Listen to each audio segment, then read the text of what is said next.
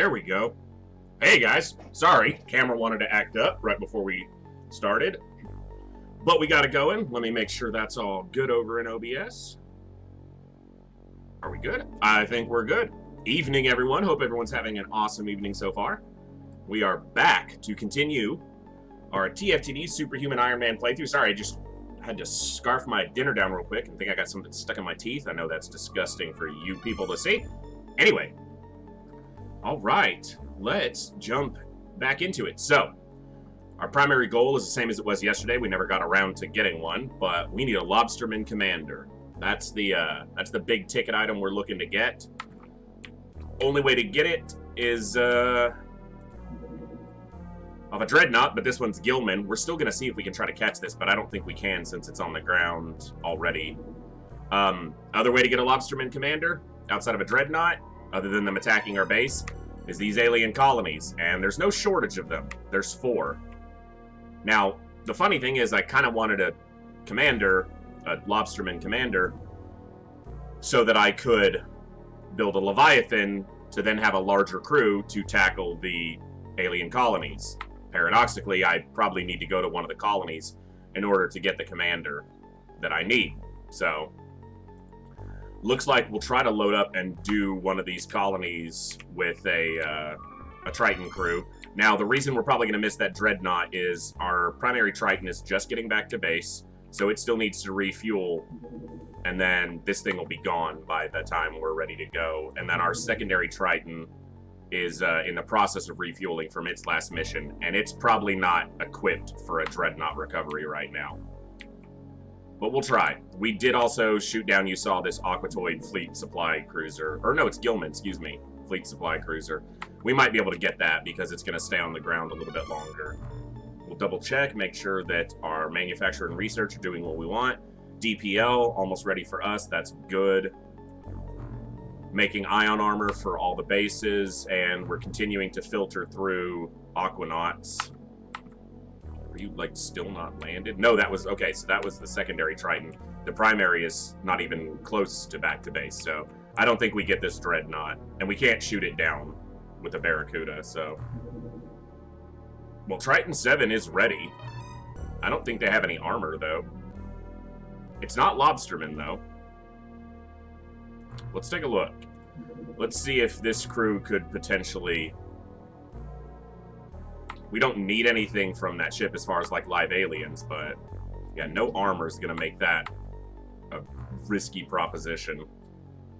And only ensigns, because all the officers are wounded, and only 8 crew. Yeah, I think we wind up, as much as it pains my greedy soul for Zrbite, I think we wind up ignoring this Dreadnought unless somehow it either lands again. Hey, Kuro.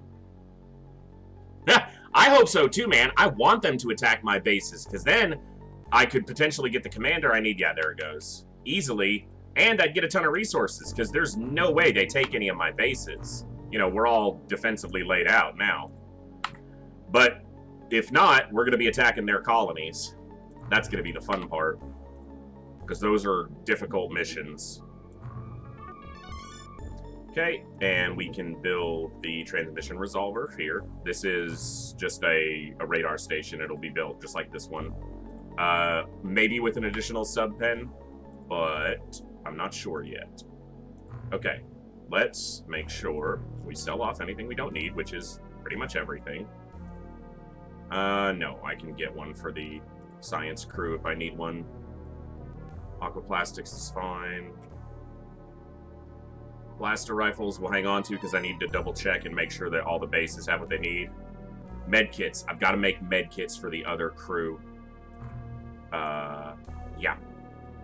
Got to do that as soon as this armor's done. We'll give that the 2 days to finish, then we'll make medkits, and we'll actually disperse medkits to all the bases so that even the defensive crews have medkits so that if someone gets wounded, you know, maybe we save them. So there's 10 Aquanauts here. This doesn't have living quarters, so we'll need 10 more there. There's 10 Aquanauts here. These have all... Wow, there's a commander here. Your soldiers will voted already, and they all voted for base defense over base attack. Hey, I would love it. So Woojin Sim here has... I think I transferred him when he was wounded. but he's the commanding officer for the base defenses at Fate Station. We need more Aquanauts here because we actually lost 10 out of 10 soldiers on this Triton on a mission yesterday. We got out of that mission with the Sonic Displacer with 2 health on it, is the only reason we didn't lose that Triton. That Displacer needs a medal. So we need more soldiers here so that if this Triton is out on a base or on a mission and this base somehow gets attacked, there's soldiers to defend it. And yeah, we're filtering all those soldiers through here as we have been. We've obviously got a lot on order. They're going to come in batches. All right, fleet supply cruiser. It's probably worth trying to go to that as soon as we're refueled here, 10 hours. Because that could be a lot of Zrbite. I'm going to send the ensign and the seaman to the front. This is out of MC order now, but that's how I want them ordered on the craft. Got a lot of wounded people, which is actually a good sign. And I mean that because normally if they get hurt, they're dead for me. So wounded means they've... Yeah, like, this is our captain. He's actually got good stats. Shit reactions, but a great shooter. And actually more kills than missions. That's pretty rare around here. Yeah, this is normally what you see. And then the Commander Juarez just got wounded in the last stream pretty badly. But we had medkits, so thank God. Alright, I'm not going to go to this with the secondary Triton, am I? It is only Gilman. Vash the snake. If it hurts, it means you're still alive. Absolutely, I agree. And welcome. Thanks for stopping by. Yep. If it hurts, you're lucky. Because normally around here, if you get shot, you don't feel it because you're dead. You're in the Echo Afterlife. Okay, what was I about to do? Oh. No, I want them to have armor, even against these Gilmen. I mean, they do have a displacer, though, right? Like... And it's only Gilmen. Alright, let's do something stupid. Good way to start a stream. We'll send Triton 7 after this fleet supply cruiser. Because I'm greedy for the potential Zrbite. You gonna make it in the day? Yeah, they'll make it daytime. Aquatoid cruiser looking for our base. Because it's on a floating base attack. Vash the snake. Are you an XCOM enjoyer as well? An XCOM player? Most people who watch have played, so... And enjoyed the horrors that can be... particularly TFTD, but UFO as well, for sure. I still can't believe they did this. And, like, stacked these 2 colonies on each other.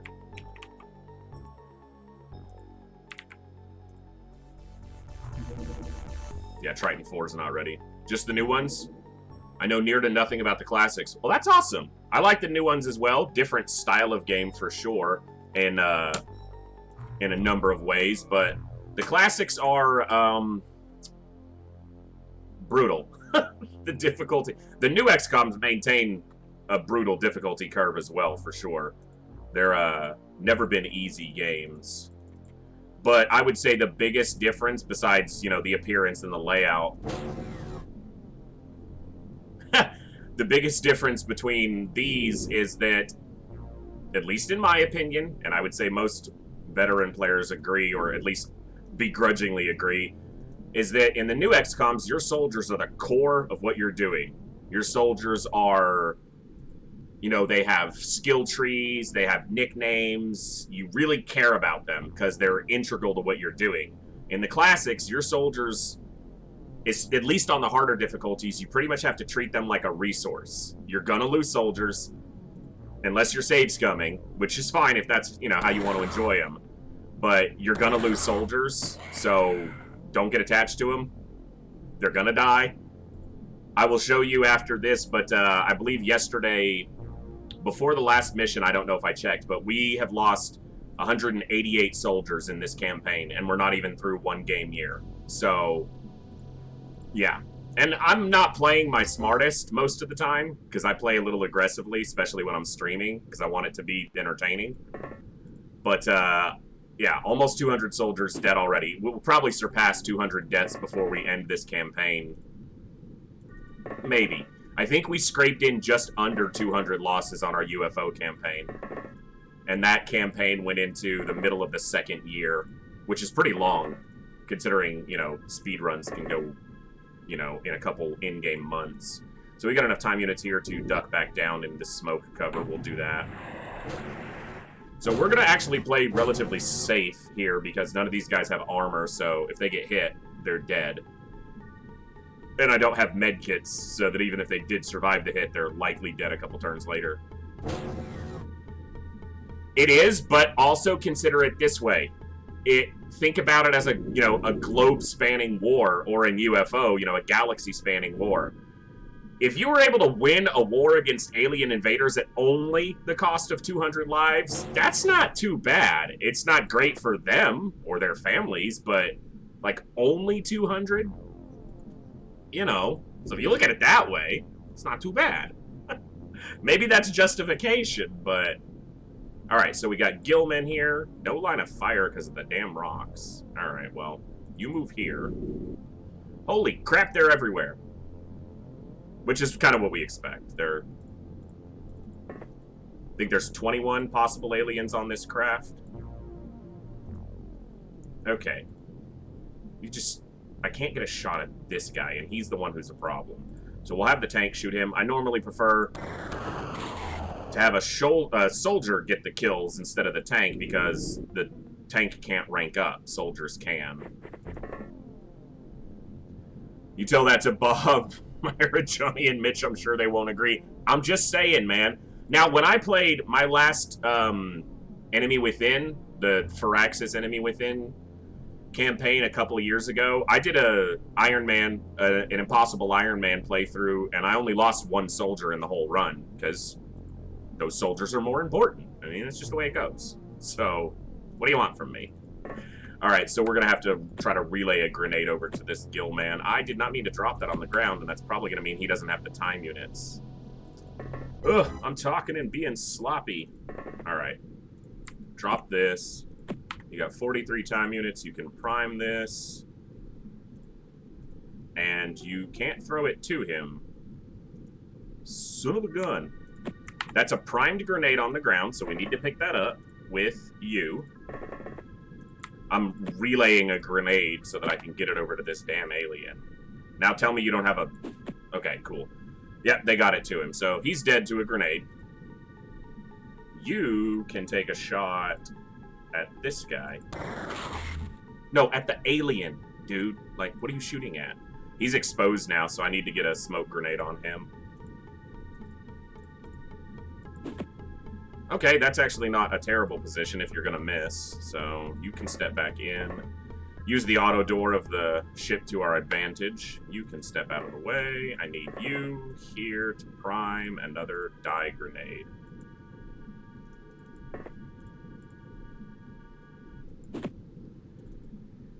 Alright, so this Gillman's dead. We've got 3 more that are visible. Door. This guy over here. Yeah, pretty much. And we need to get to the roof and get visibility on the roof as soon as possible with the displacer, because there's going to be an alien on the roof with a DPL. And they actually have some visibility of us now. And we have 3 guys who can't get back into the ship, so... Possible we take a DPL shot here and lose some soldiers, but let's see. Smoke, dead. I like how the terrain is really destructible, too. Compared to UFO, where stuff floated after being demolished. The tank took a couple shots, but that's what it's there for. It has a lot of armor, so it should soak those shots.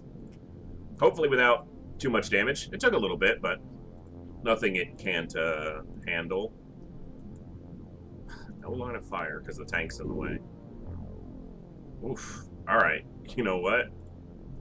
Screw shooting. You got an arm. Yeah, he's got 43 strength, so we're going to prime this bad boy. And we're going to chuck it right about there. Nice! Those 2 guys should die. Gillmen aren't particularly tanky. They're, you know, tougher than an Aquatoid, but that's like saying you're, you know, better in a fight than a 4-year-old. So, you win, but no one's impressed. You guys are going to need to shoot these bad boys, because I definitely don't want to deal with them. I hate how standing up takes 8 time units. Kneeling only takes 4, but getting off the ground is... You know, I guess that's kind of more realistic, but... Okay, I know you guys are, like, the junior varsity team, but I really need you to start, like, landing some shots. I guess we're going to be depending on grenades a lot here. He doesn't have enough time units. And there's no way he gets a shot over the wing, right? I guess the guy who was up at the door walked back inside. Nope, he's still there. Okay, we might be able to get a shot on him with this soldier. No, the corner of the craft is blocking it. Well, that's unfortunate. Walk over here. I didn't think there'd be anything over here because we killed this one, but,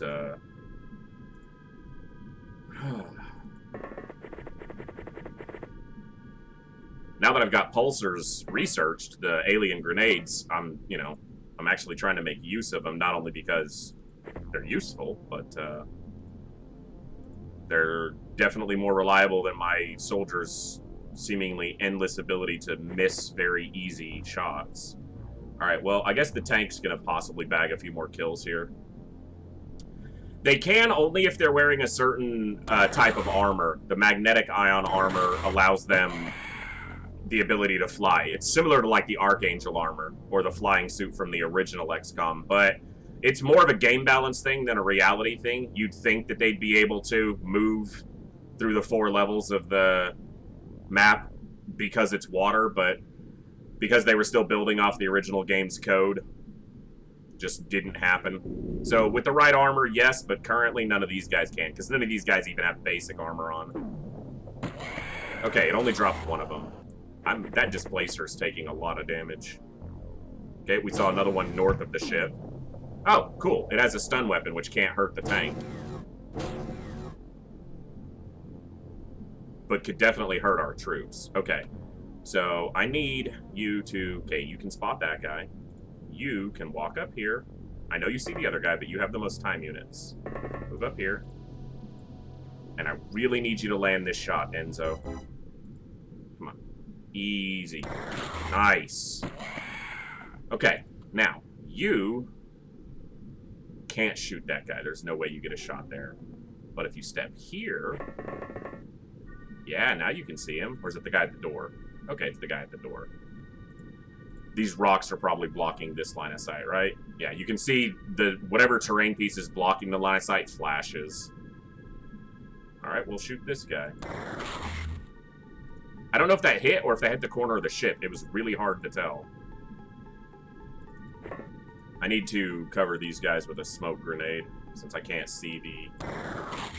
That definitely didn't hit. Okay, you... Since you're using a crappy sonic cannon anyway...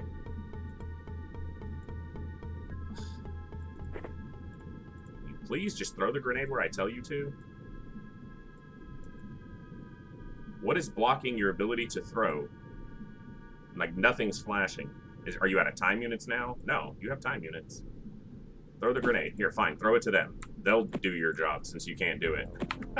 He just does not want to throw this smoke grenade onto the ship. Thank you. Now the roof of the ship will have smoke cover on the half turn.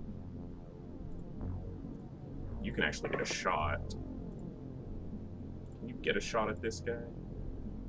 Please scroll up, mouse wheel. That's just a weird angle. I need to stop trying to have them make that shot. And then this guy's just going to prime this grenade. And drop it at his feet. Okay, I'd like to not cycle soldiers. I keep hitting the wrong keys. Okay. Alright, so he'll be covered. Okay, well, let's hover up. Okay. Yeah. And yeah. Oh, come on, tank. Wow, the tank's super hurt. I just looked at its health after leaving it floating in the air. It's down to only 8 health. If it gets hit again and it gets a bad roll on the damage roll, it's gonna get destroyed. So that was a little bit foolish, but that's what we do around here. We do foolish things. I really wish you guys would shoot that alien. But they don't wanna. Alright, what about this? How good's your arm? Not great.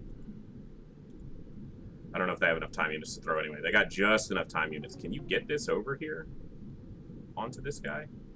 Out of range. What about onto this guy? That's going to be way out of your range because you're weak. Alright, who's got... Anybody have time units left? No.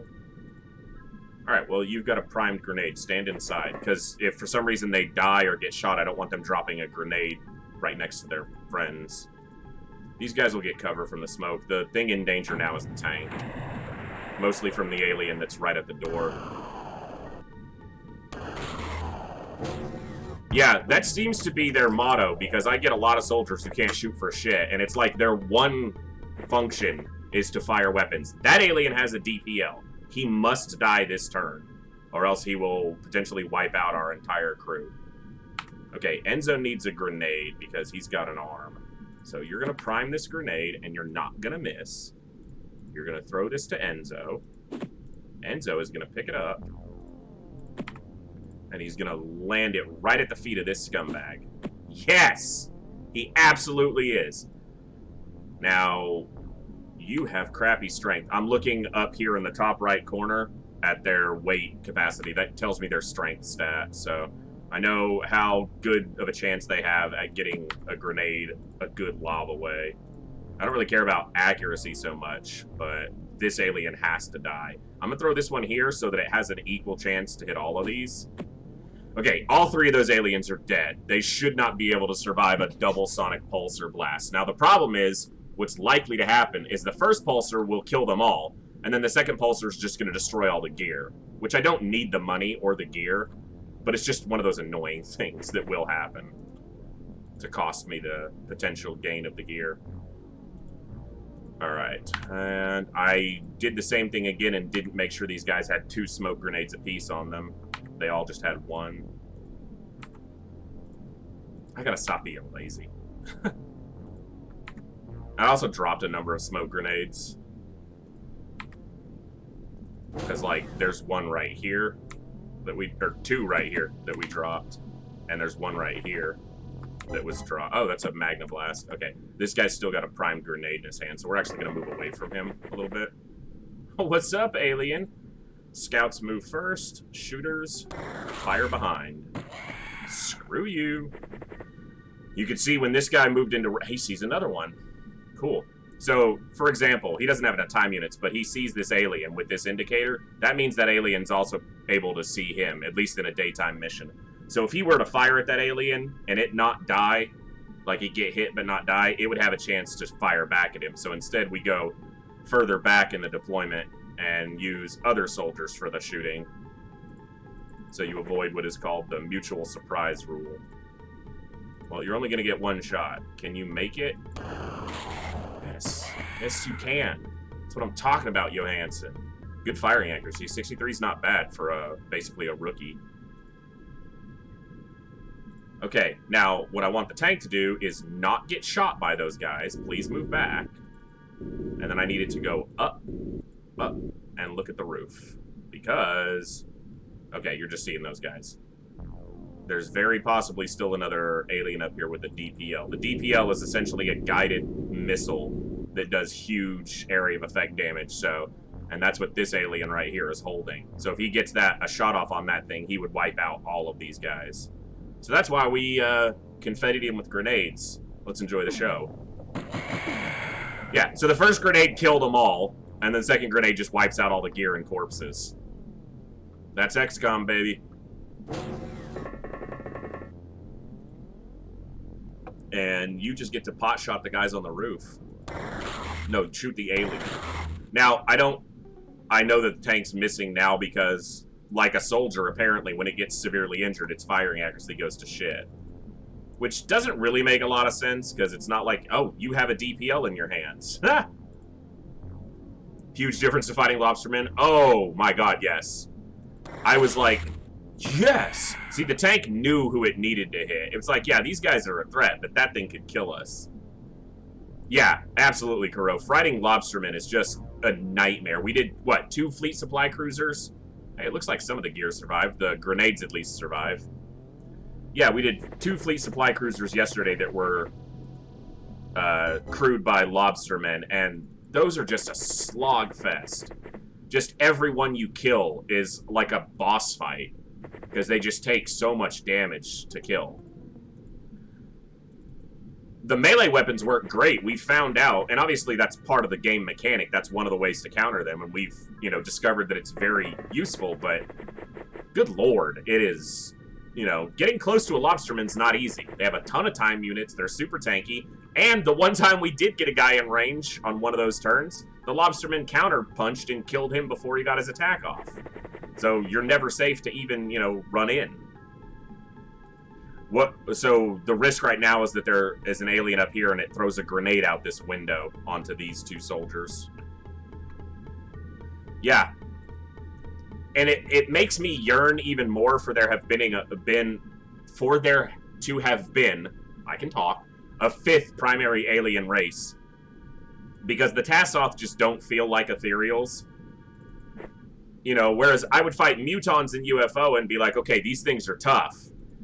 But then I'd fight ethereals and be like, I'd like to go back to fighting the mutons, please. Whereas in this, I welcome fights against Tassoth instead of fights against Lobstermen. Like, Lobstermen are the bane. Right? Give them stealth. Yeah. Give them stealth and the ability to zombify your soldiers like Tentaculats with their melee attacks. You know, just, come on. Make them God mode.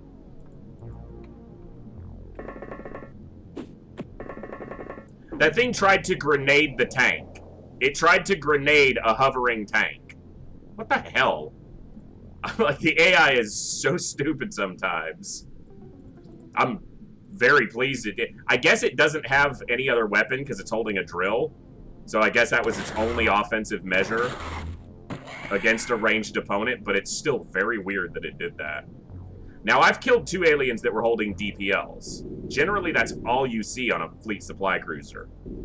So, would have been cool if the grenade actually landed on top of the tank. It would have been cool. I would have been annoyed because it would have destroyed the tank, but it definitely would have been cool. But it would have easily blown up the 8 health tank, so... And it's funny because the aliens rarely use grenades against the displacers, but they are by far the most efficient way to kill the tank. If they throw a displacer or a pulsar, a sonic pulsar under the displacer, it'll kill it every time. And they rarely do it. So they'd rather shoot at the thing for some reason. I wonder if I can get a grenade like here. Oh, cool. There's usually an alien standing over there, so maybe that kills somebody. We should do that on the other side, because normally if there's an alien in the ship with a DPL, they stand right underneath here. They stand in this lower room. So I can get a grenade through those windows and into those lower rooms, into the lowest deck.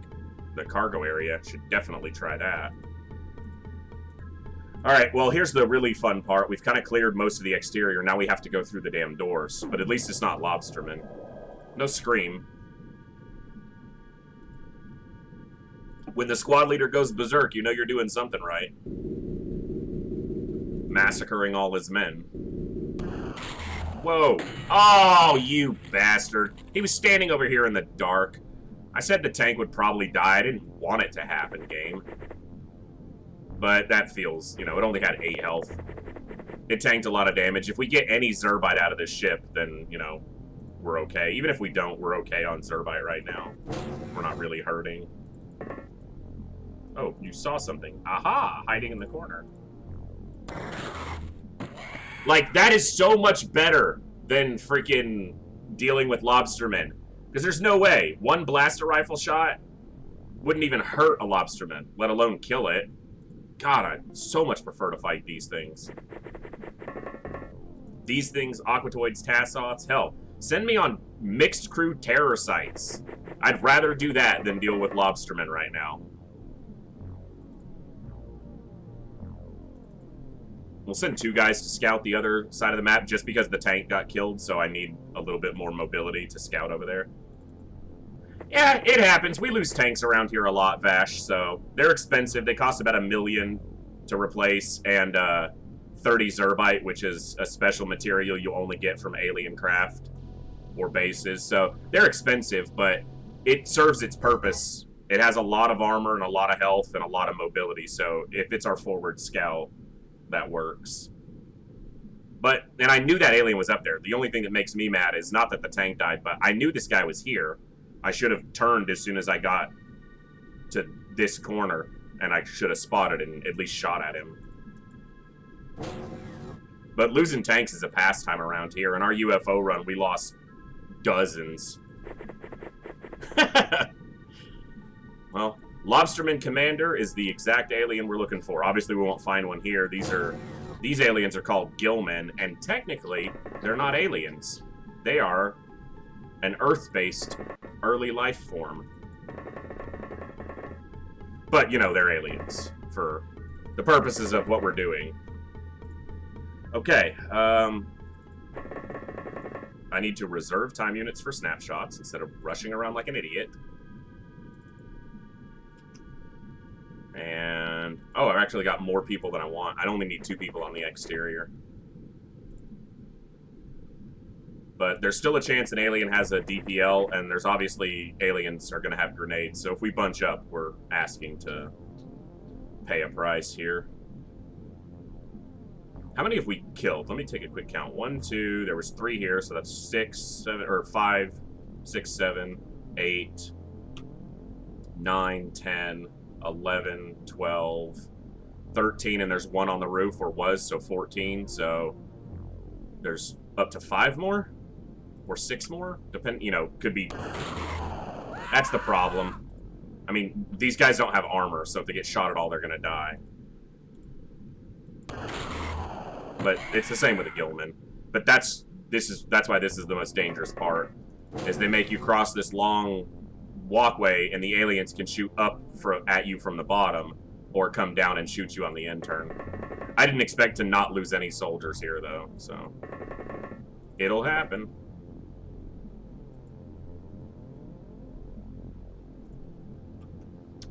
Well, I mean, we're pretty far into the late game as far as the game mechanics are concerned, so... That guy using a sonic cannon, he could one-shot a soldier in the best armor. These guys literally have no armor on, so their armor stats are pathetic. If they get hit by any attack, they're probably dead. So, we expect to lose a few here. We're making armor for them, it's just hasn't been transferred yet. And like I said, coming to this mission was a pretty stupid thing to do, but... So far, it's not too bad. 1 tank and a soldier sucks, but it's acceptable losses. Especially if we get any Zrbite out of this, which it looks like there's a chance. The ion accelerators are blown up, but there's still a chance we get Zrbite. Now, if someone comes down this lift and grenades these 3 guys, that's going to be really bad. And in fact, since they're probably not going to reaction fire anyway, I'm going to spread them out. So that if a grenade does happen, it should only kill 1 of them. It just sucks because I need them to move up, and moving back is kind of the opposite of that. Let's reserve this again.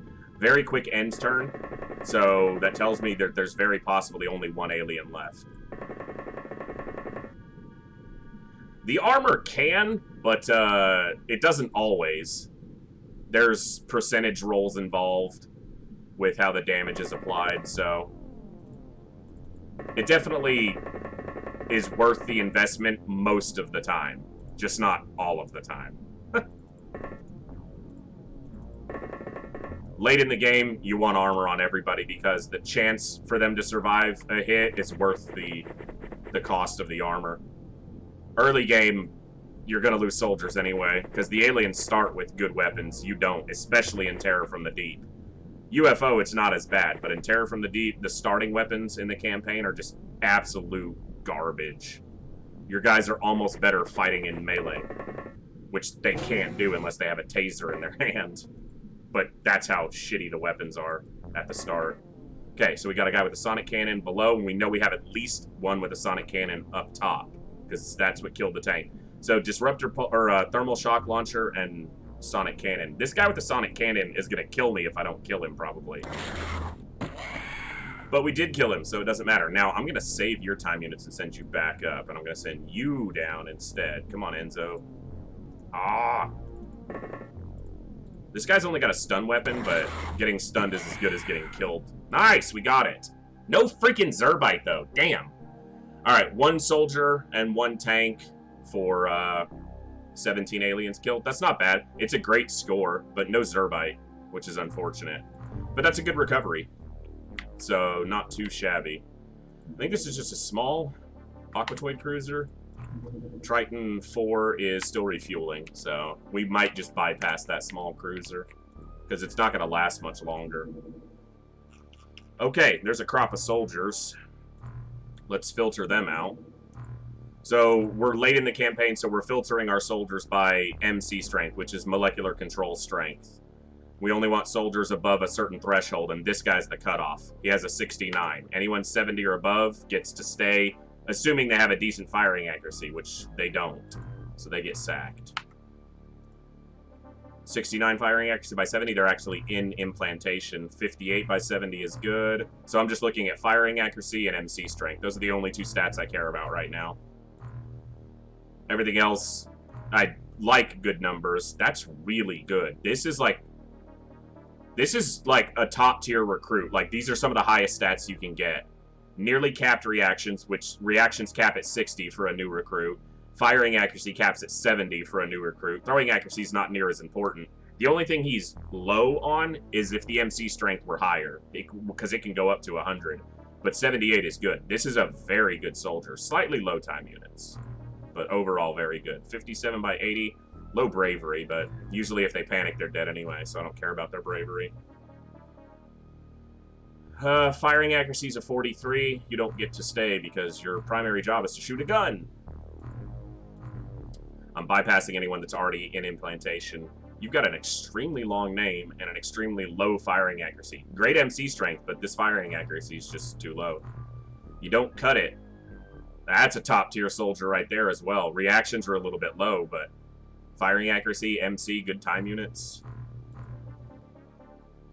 Manasi, I remember we already had you. Another top tier. Okay. Looks like... Why are you guys way up here? Oh, does that mean like a lot of people had a... Okay, no, this is the cutoff. Never mind.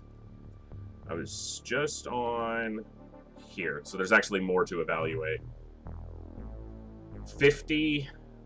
Alright, we'll keep you for now. 50 is like the hard cutoff for firing accuracy for me.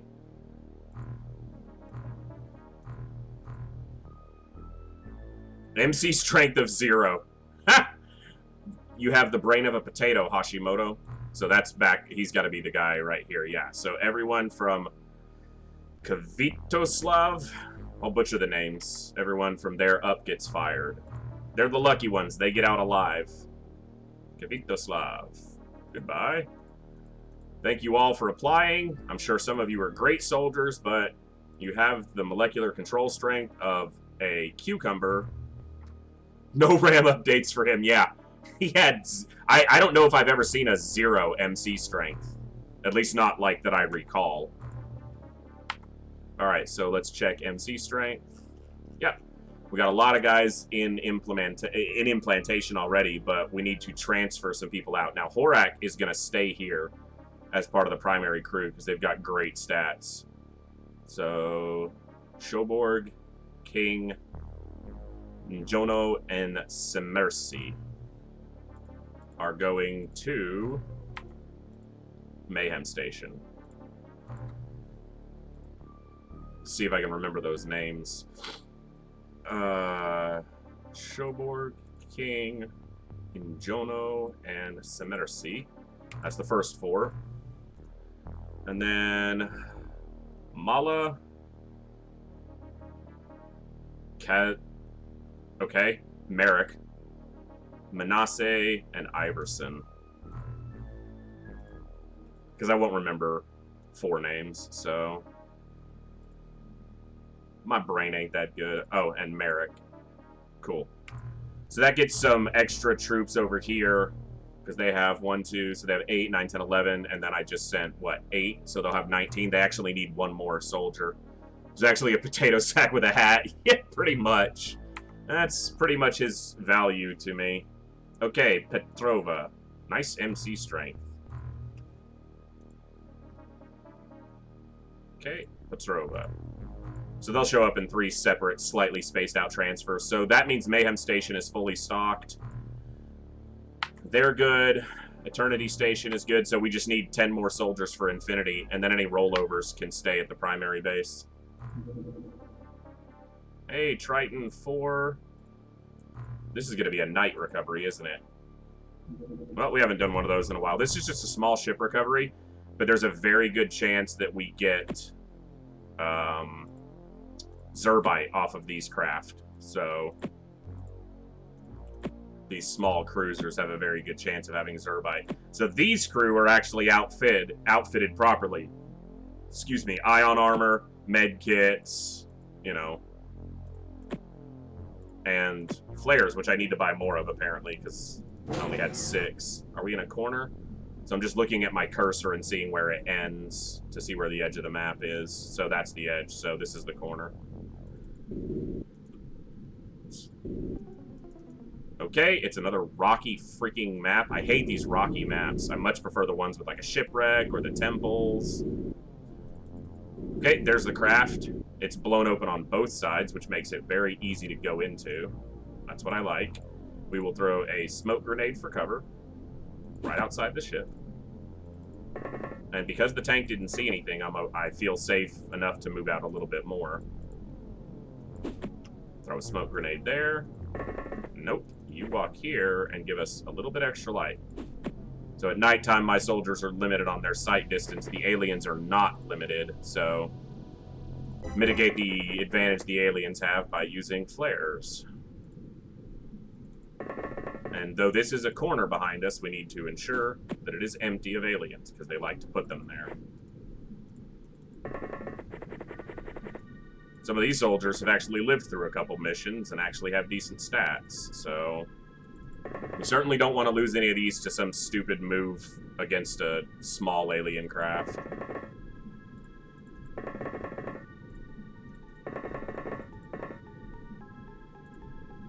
So we're just moving up closer to the door, make deployment early next turn easy. Smoke and smoke. Very nice. Pretty much. So basically the way it works for nighttime missions, during a day mission, every unit of the game has a line of sight of 20 units.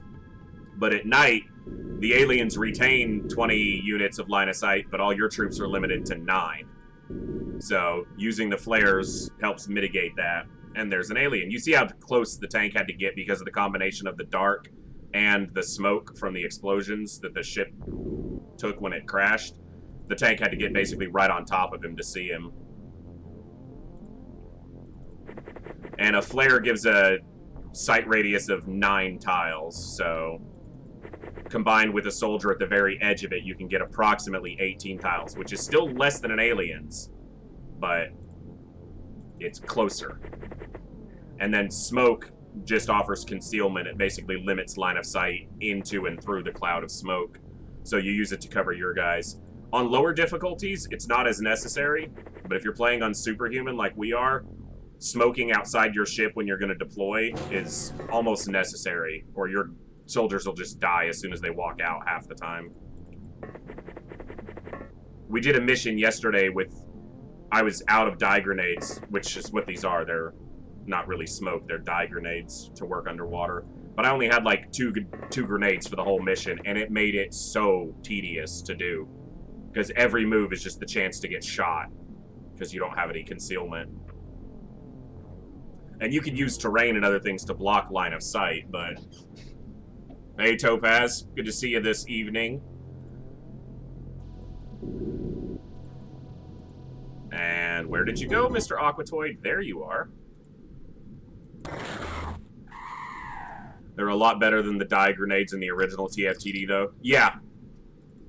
That's true.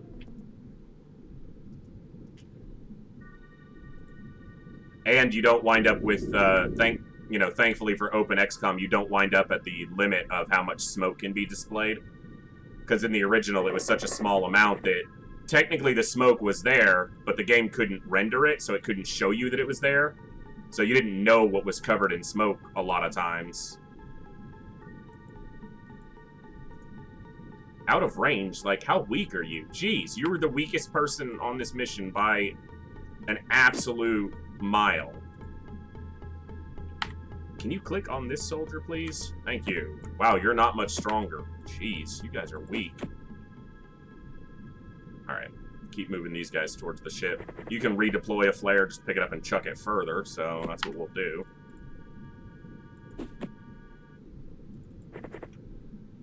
And here.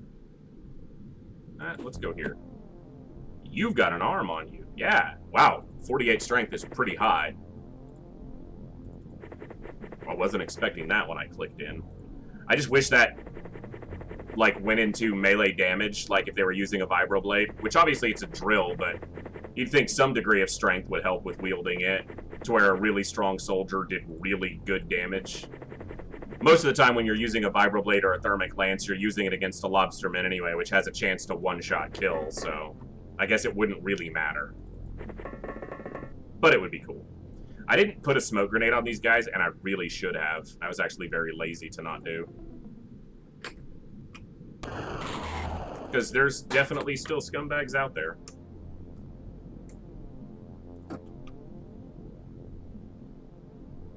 Let's see if we can get it killed on a soldier instead of the tank. These things will die to even a Magna Blast grenade, so a Sonic Pulsar, that thing is complete toast. It has literally a 0% chance of surviving that. We'll drop the smoke, we'll pick it up next turn. You can't even throw that, so instead we'll just pick this up this turn.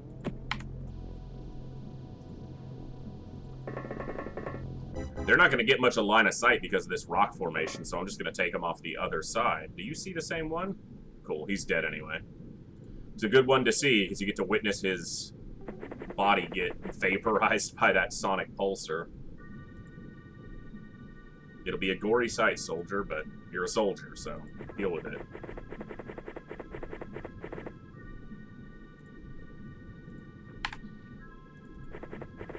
I did the same thing I did on the other craft. I need to make sure these guys have double smokes instead of just one, because a lot of times I'm going to want them to have two in a mission. So cover these guys with some concealment in front of them, and do the same as we approach the craft, even though I doubt there's many more inside. In fact, just go up and over. Because that one over there is dead, so there's no point in continuing to look at him. Hey, but this one's not dead. Alright, let's actually see if we got anyone with time units left. Yes, we do. The guy with a beefy arm is ready to use it to eviscerate this little scumbag. Ha! That's a hell of a throw, too. Must have decent throwing accuracy. Yeah, he's got horrible firing accuracy. The only reason he stuck around is because I needed soldiers when I first evaluated him. Otherwise, he'd have been fired. And yet, he's made it to lieutenant, so... I guess there's value in some soldiers regardless of if they shoot like tomato cans, but couldn't hit a tomato can if I needed them to.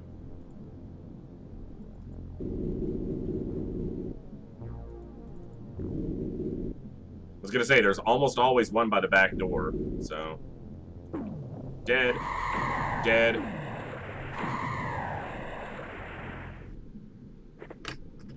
Yeah, that guy's got an arm on him. And 73's not even, like, a super high throwing accuracy. A rookie could start with up to 80, so... 73's not bad, but a rookie could potentially start with more. Where did that alien go? Like, there was one back here. I thought he walked this way. Alright, apparently this is going to be a grenade mission, because these guys are not in line of sight of my soldiers. But they're in arm's reach. Man, we are nailing these guys. Apparently we recruited some soldiers who didn't get the scholarships they wanted for, you know, going to college. So instead they signed up and they're putting that athletic prowess to use here. Got some former high school quarterbacks, a couple pitchers in this. Yes. I've definitely had an SWS get one shot. And then we had one mission where the first hover tank plasma that walked off the ship in one of our UFO games, we had 2 on an Avenger. The first one that walked off got 1 shot. The second one that flew off the ship got shot 9 times and didn't take any damage. So that shows you the variance in the damage rolls. But yeah, we've had a couple SWSs get 1 or 2 tapped, but yeah, it's never fun. You're like, seriously? That thing's so damn expensive. And Vash, since I know you didn't play the originals, the SWS is this thing. It's a submersible weapon system. So it's called an SWS, or a tank, or we call them a displacer, because that's what it's called. And then in the original XCOM, they were called HWPs, heavy weapons platforms. They're like the shivs in the new XCOM, basically. But we use them for scouting, whereas in the new XCOMs, I tend to never use shivs, because I'd rather have a soldier, most times. But these things are invaluable for scouting. They have way more mobility than a soldier generally has. Yeah, shivs and tanks are definitely expendable, so they have that going for them. And I guess that would be one argument to use shivs in the new XCOM, is you don't want your soldiers to be expendable, but a shiv certainly is. So maybe that's something I should look into in the future. Using one as a scouting option, or as, you know, to soak up some damage. Kind of like how I use a tank here. It's a thought. I see you. I can't shoot you, so I'm gonna step back. Alright, Clark, let's kill something with a gun. Yeah, boy! That's a hell of a shot right there. With an average firing accuracy. Don't all... Clark, getting it done. Now, these guys I'm being a little bit reckless with. They should definitely be in smoke cover. But, oh, that landed up top, didn't it? Yeah, well, thankfully it has a 360-degree radius. Or a full globe radius. So it goes in all directions. I don't think there's anything back here, because I think the tank would have seen it. No! Fuck, I remember. I was wondering where this alien went. I found him. And of course, you're in the way. What's it take to shoot? 23? You can't shoot. Alright, well, get out of the way. What do we got? Ha ha ha ha! This is gonna... You're not gonna be able to get the shot, are you? Alright. We got a grenade. We got a grenade. We're gonna throw it behind this alien. Okay, that should be close enough to kill him and not hurt this soldier. Because this is actually a soldier we'd like to keep. It's a lieutenant with good stats, and I was super stupid. But you can see how much the smoke and the darkness blocked our ability to see him. We had to basically walk up to him before we spotted him. And the soldier's got armor on. I mean, if the thing shoots him in the front, he's, you know, got really good front armor, so maybe he survives anyway. Doesn't have to. Screw you, Aquatoid. Glad we had a couple soldiers who hadn't done anything yet and were able to actually be useful there. Alright, now, there's definitely a chance there's still one or more in the ship, but... looks clear. We saw one panicked over the intern, so... there's very possibly an alien running around without a weapon. They have a 50% chance to drop whatever is in their hands when they panic. And they lose all their time units. Usually they run around. So hopefully, if there is one out here, it's not holding a gun. But it could still have a grenade. So.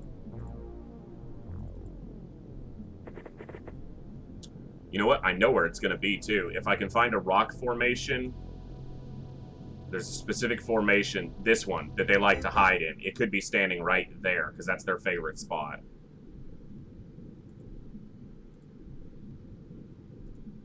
I'll keep you on Overwatch.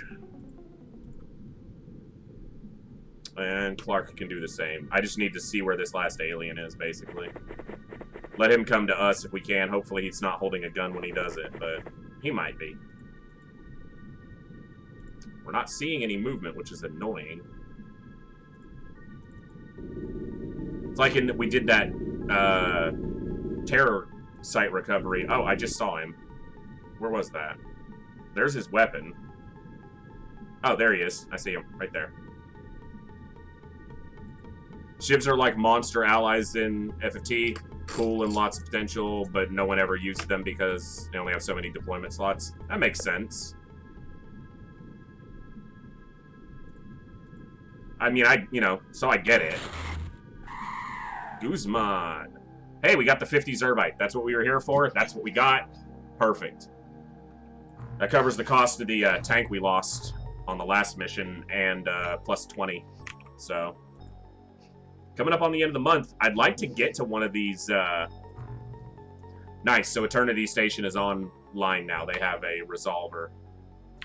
So that should mean we have pretty good radar coverage over most of the oceans we care about. We could still get some coverage down here for Antarctica, but there's not a funding nation down there that I care about. We've got the U.S. is mostly covered. Arabian Bloc, Alaska, and Free China. So we've got most of Free China's waters covered. We've got the Arabian Bloc pretty well covered. We've got most of the U.S.'s waters. As soon as this comes online, we have all of the U.S.'s waters. And we've got all of Alaska's waters covered. So that gives us pretty good lock on our funding nation's ocean front. Okay, that's everyone transferring to Mayhem Station. Good.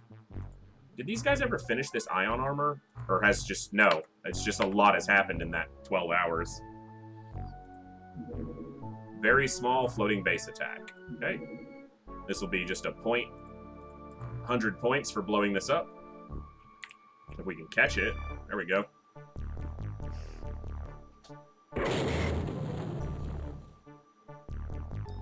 There we go. Very large. Full speed. Is it floating base attack? Are you coming at us? Where did it say it was going? South Atlantic? Well, it's not heading towards the base. This isn't in the South Atlantic. So... And it's... Where are you going? I don't know where that one is going. More troops to evaluate. We'll do that in a second. I want to see where that very large ship went. I swear if it attacks the undefended base... We had that happen earlier. They had destroyed a base that wasn't operational yet, so it was undefended. But South Atlantic, like, we don't have... Whatever. I want a floating base assault. Like, come at me. Dreadnought Gillman for alien infiltration. That means that probably lands somewhere, so we should have Triton ready to go. Because that could be a big recovery. MC strength.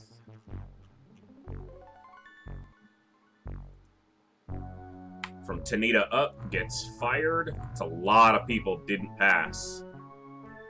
Like most of these people. Holy crap. We might have gotten 1 or 2 out of that recruitment.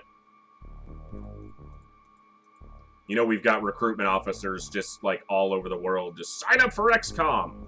All you have to do is be able to pass a proficiency firearms test and an IQ test, basically, which is the MC evaluation. Now, alien infiltration, that ship should land. Okay, they made the ion armor. How much Zrbite do we have? Actually, not that much. I know what I wanted to make, though. I actually want to make... I have to use some of that Zrbite, but I want to make some sonic pistols. Because I want these when we do the colony assaults.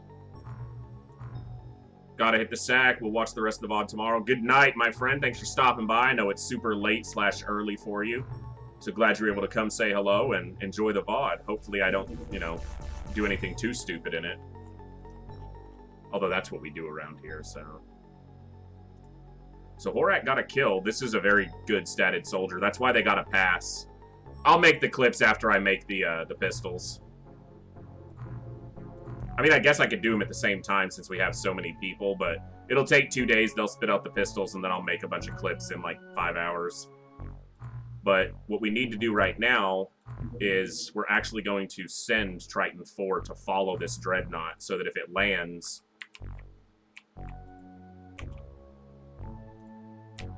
Because it's doing an infiltration mission, which means it should land somewhere. Floating base attack. Like, bring it, please. They're still searching because they're not moving full speed. Okay, we got another sub-pen. This is going to be for the Hammerhead. We're actually going to build and use a Hammerhead. I need to build a Manta soon, too. Are you going to land, Mr. Dreadnought, so that I can perform a mission? Land at the Maldives. Yes, thank you. So, we're created a Dreadnought recovery for ourselves like this. Okay, now this is a dangerous mission, so... we need to take this one very seriously. It's Gilman, though, so we have to deal with Zarquids as the terror unit, up to 6 of them. But it's not Lobsterman, so we have medkits, we have smokes, we got plenty of grenades, plenty of clips, and some of our finest soldiers. And I know that it replaced the displacer because we had multiple displacers at the base. And we don't need melee weapons or tasers because we don't need any of these guys alive. We're going to take this mission very deliberately because it's another Dreadnought recovery that can get us 200 Zrbite. What's up, Zarquid, you pain in the ass? You gotta be looking right at me. It didn't do any damage. It still didn't do any damage, and we killed it. Well, that's a good way to start a Dreadnought recovery. As good as I'm gonna get anyway. Kill a Zarquid for 0 damage. There can be up to 6 of those here, so we need to be cognizant of that. Holy shit, a Pokemon. Pretty much, it's basically a giant Nautilus-shelled squid with a sonic cannon shoved in it by the aliens. That is hilarious. Holy shit, a Pokemon. My brother is a big Pokemon fan and always has been, and I was telling him the other day, I was a kid when the first Pokemon came out, so I remember playing Blue. I got Blue for Christmas. My oldest brother, got Red, and that's it. Past that, Pokemon just drifted off for me. One of my work buddies, though, streams Nuzlocke runs of Pokemon here on Twitch, so whatever that is. Alright, 6 Zarquids. The Moose Assassin! Speaking of one of my brothers, thank you so much for that subscription, bro. Hope you're having a good day. That is my youngest sibling right there, and he also streams occasionally on Twitch. We were talking over Easter weekend. He's looking to get back into it and be a little more active. Thanks, bro. Hope you're having a good one. Yeah, shoot back, you piece of dirt. You derpy squid monster. The only problem is I can't really move out of the craft now, because there will be, at minimum, 3 aliens on this Dreadnought that are holding disruptor pulse launchers. AKA smart missiles that do big damage. Yeah, that's kind of what my understanding of it is, but, you know. I turned on my buddy's stream. I actually didn't catch his stream, so I watched the VOD yesterday, and I was kind of clicking through it. And I clicked to a spot where his, like, favorite Pokemon got one-shot by a Hitmonlee, and I was just... I couldn't help but laugh. I walked to him at work this morning, and I was like, so, how'd the stream go last night? And he was like, you know, not too bad. And I was like, are you sure about that? He was like, shut up, man. You watched the VOD? And I'm like, yeah, of course I did. So, yeah, we're going to be... That is a disruptor pulse launcher that it just shot. Our tank got destroyed by that. But the only reason our soldiers didn't get destroyed is because I left them inside with the door locked. And apparently the door to the sub is impenetrable. But I heard our tank pop. Which sucks. Because now we don't have it for scouting. Or damage. Because it actually does good damage. And now we know that there's an alien over here with a disruptor pulse launcher. You see the scorched ground? That's the blast radius of that DPL. And there will be at least 3 aliens with DPLs in this map. So... It fired... It looked like it came from over here, but it doesn't mean the alien's over here. Because that thing can fire from pretty much anywhere. It could be pretty much anywhere. That's a Zarquid. This mission just got way harder with the loss of the tank. Like, substantially harder. Zarquids are weak to explosives, but they're up off the ground, so we can't explode them. Is this going to be a hubris mission? I was seriously just now considering pulling out. Like, we lost a displacer, we just cut our losses and go. But, shut up, moose. I wish I knew where that DPL shot came from, because it didn't come from over here. We'd have seen the alien when we walked over. But, you know, it could come from so many places. Ah, this is risky. Yes, I know you can see that, but if you shoot at it, you can't move, so...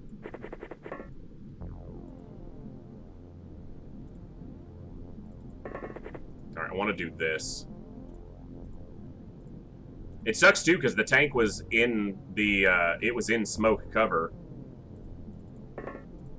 But, they had a bead on its location because it fired shots off. It came from inside the Triton.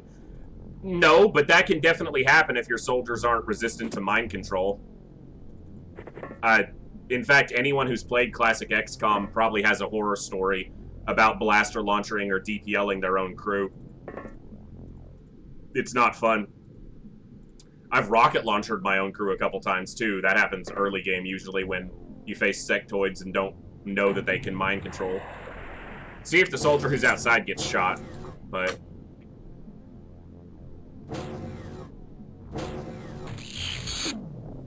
Oh, it came from the other side!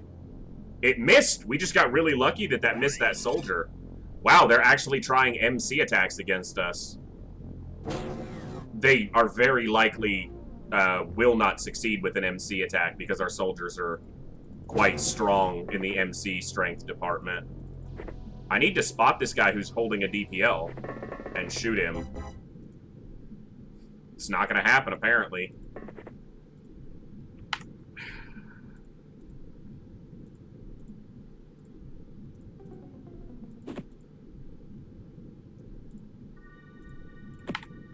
Relaying a grenade out. I'm not moving, like, more than one crew out at a time until I find this alien with the DPL. That means I'm, you know, risking one soldier, but one's better than 10. I've already lost the tank. If I don't find this DPL within the next couple turns, then we just bail on this mission. We lost the tank, no big loss. But if we can kill a couple units and get some momentum, you know, this is 200 Zrbite waiting to be recovered. That's a lot of replacement tanks, because they take 30 apiece. There you are, you scumbag. Alright, Blom. He shot at you before. Revenge time. No, you suck, Blom. Alright, Vinaya. You've landed some good shots. Nice. Absolutely. If you, from the player standpoint, you always make the last shot of the blaster launcher or the DPL. You make the last point move straight down so that it always impacts the ground. Because otherwise you see shots like what the alien did there, where he hit over here when he was aiming at me, because his last waypoint was in a straight line instead of down at the ground. But the AI's got to have some deficiencies, damn it. That DPL's already nasty enough. Okay, so that's one major threat dealt with the DPL down.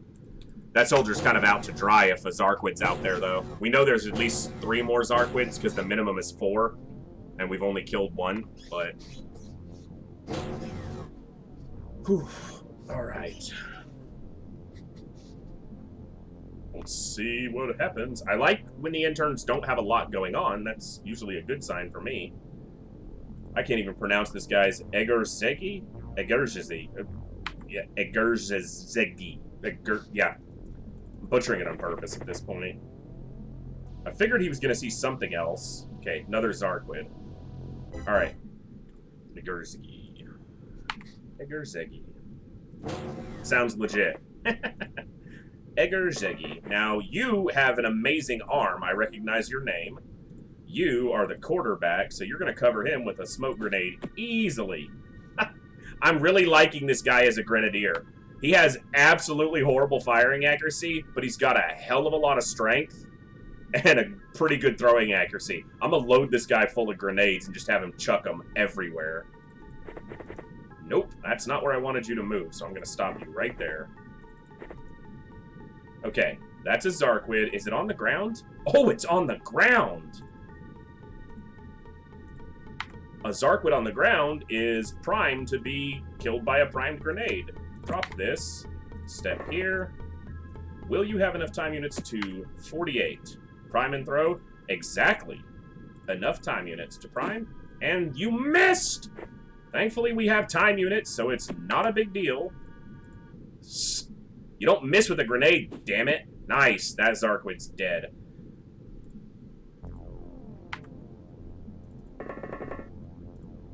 Okay. I did the same thing I kept saying I needed to do, and I did not make sure they all had double smoke grenades. Now, just because we killed that one alien with the DPL doesn't mean we're safe. There's minimum 2 more aliens holding DPLs. So... And one is usually on the roof of the ship, or they have these observation windows that they can shoot out of. But it's most likely there will be one on the roof. Now, the problem is, we can't search the roof from the exterior. None of our guys have a magnetic ion armor, and our tank died, so... But we can get shots at that Zarquid if we're at the right angle, so... Well, you're the only one who's going to get a shot. Everyone else is blocked into the ship by people who can't move. Okay, nice and easy mission. You can take a shot, but no, you can't. Anyway, that's fine, because he'll get covered by smoke.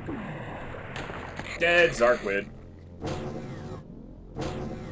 I can't use it yet. The research wasn't done on the rounds. The research is still in progress on the DPL round itself, so we won't be able to use it. Otherwise, I'd be firing that thing like crazy. If I could use DPLs, I'd just be shelling that ship. But we can't use them yet. We got put way behind on our research when our primary base got destroyed a couple streams ago. That definitely hurt us. Are you on the ground? No, you are above the ground. So we're going to shoot with everyone back here, obviously. Zarquids are moderately tanky, but they're very tanky if you don't shoot them. I know he has low firing accuracy, but come on, man.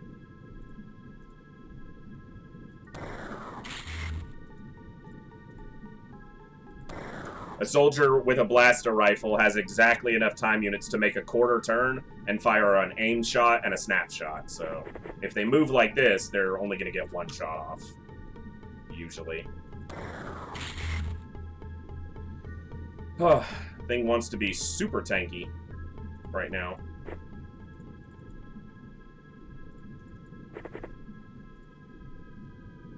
Okay, you have a grenade in hand, which means you're going to be able to, both of you do. That's fine. They'll be a little bit less accurate because they're firing a two-handed weapon while holding a grenade, but it's a big target. Jesus. Okay. I was trying to give you the benefit of the doubt, guy. All right, Donald Clark. He landed a great shot on the last mission. He's gonna nail this guy, right? Nope, not quite.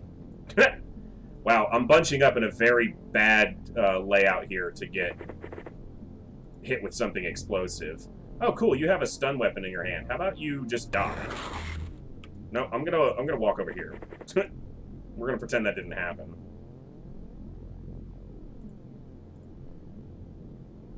All right, just come off the ship, but actually get away from everybody.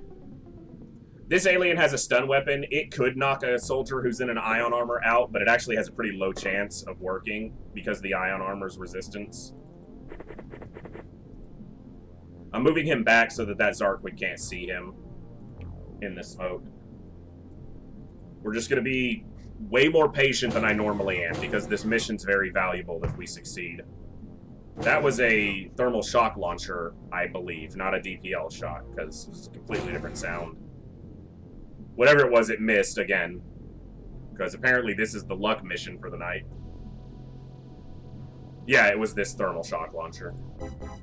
So it probably wouldn't have been bad if it hit anyway. That didn't miss, though. That's a thermal shock launcher. Most of the aliens will be wielding thermal shock launchers or DPLs. Because they're efficient. They either knock you out or vaporize you. They don't care too much about trying to get through your armor, basically. Come on, Vanea. Easy shot. Seriously, you have good firing accuracy, damn it. And that was an aimed shot. I really needed you to land that. Alright, Clark, I've been talking you up. What is wrong with you people? Fine. We're just going to go back to the old standby. Sedlacek here, rather, because that's what it would be. Is just going to grenade the fucker. Wow, he missed by one spot. It doesn't matter, that thing's dead, but... That's the first time he's chucked a grenade and missed by even one square. So we know there's more Zarquids because we've seen... Well, we know there's one over here, minimum, but we've seen 2 more. Okay, well, can't see that one now.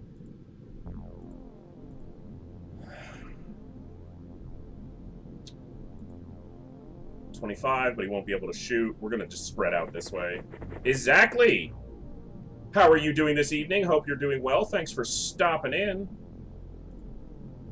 We're doing our normal fumbling approach to killing aliens. Oh no, I missed my grenade. Yeah, exactly. He's just like, oh darn, I missed by 1 square. Whoops. He's like, it's a grenade. I didn't miss. We're like, yeah, but you're 1 square off. And he's like, yeah, and it's a grenade. I wanted the guy to see it in front of him. So he's not only a great, you know, great accurate arm, but he's also a little bit sadistic. Dead Gilman. Yum. I need another drink, but I can't let myself have another soda tonight. I gotta cut back. I'll get water in a minute. Well, see, this is how you're supposed to play these games. Meticulously, slowly, tactically. Normally, I throw smoke grenades and then run through them. Like, we're trying to survive, though. That's a live Zarquid. I don't need a live Zarquid, but that one's alive. When it spins around and falls like that, but there's no scream, you know that it survived the damage. What do you see? Ah, und another Zarquid. Yeah, that's a Zarquid. We're gonna throw a smoke. Wow, you missed, but at least you got it where it needed to be still. Is that guy hovering? Yeah, he's above the ground. Damn it, that means a grenade can't do it. So, we'll just start shooting at him.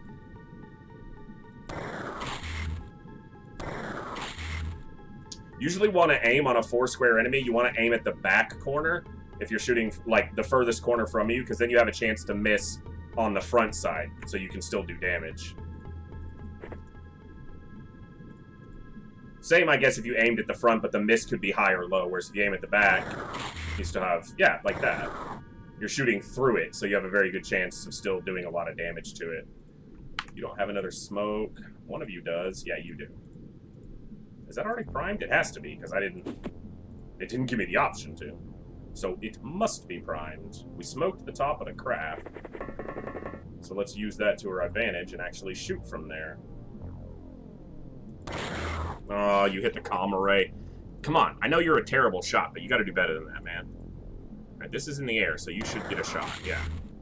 Nice, dead Zarquid. And that's the death scream. Which varies by alien, but that is apparently how a Zarquid screams.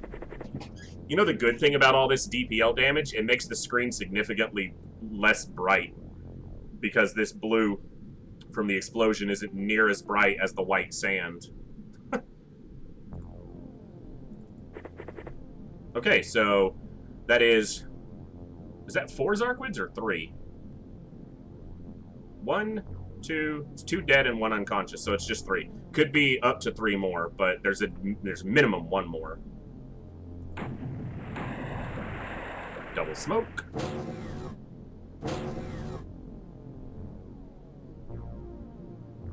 Come on.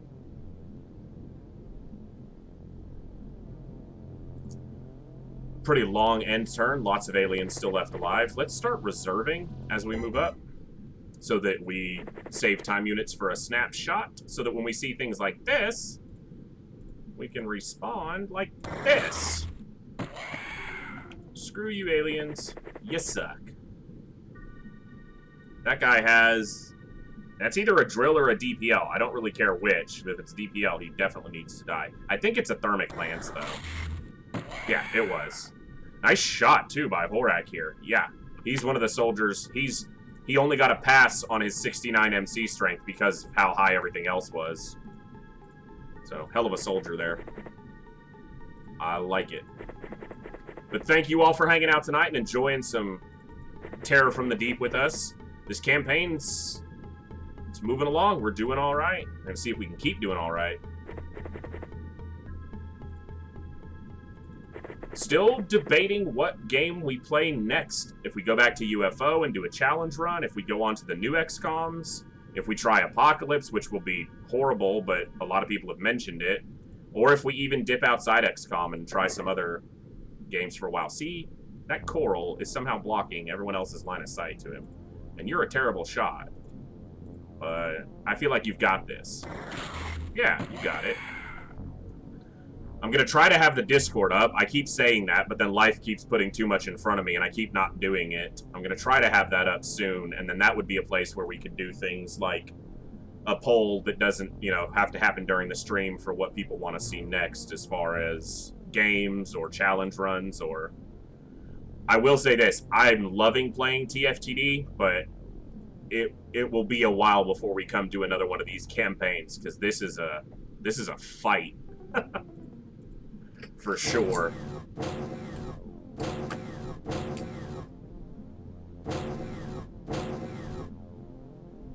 Now they've arrived at the intimidation tactic of opening and closing their doors repeatedly. A very common alien tactic on their very large craft. Over the intern, you just hear the doors over and over and over again as they try to artificially inflate the number of soldiers they have on board by making you think there's 30 of them moving around when there's only 4 guys left walking back and forth through the door. Alright, Donal. You're only gonna get... No, you can get both. That's 2 unconscious Zarquids. Problem with the Zarquid being unconscious is if it wakes up, it's still a threat. So we're gonna deal with that threat because we don't need those bodies or the Zarquids. We're just gonna grenade them. What the fuck are you throwing at, dude? Okay, fine. You kind of have a mediocre throwing accuracy, but, like... Seriously? I guess I'm going to use another grenade to ensure that this gets done. Yes, but it's... Maybe they don't. I thought it might be different in openxcom, but I'm not certain of that. But it only cost me a couple sonic pulsars, and I'm likely to get like 50 of those out of this mission anyway, so I'm okay using a couple just to make sure.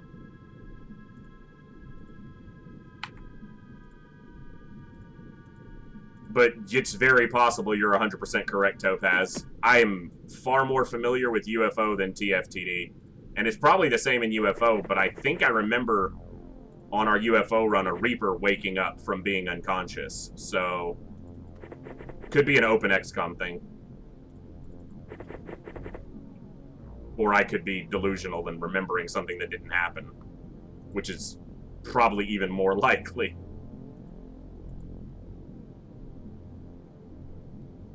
I'm gonna leave him here just for now to watch this door. See if anything tries to walk up that way. All I know is they're 2 dead Zarquids now, so...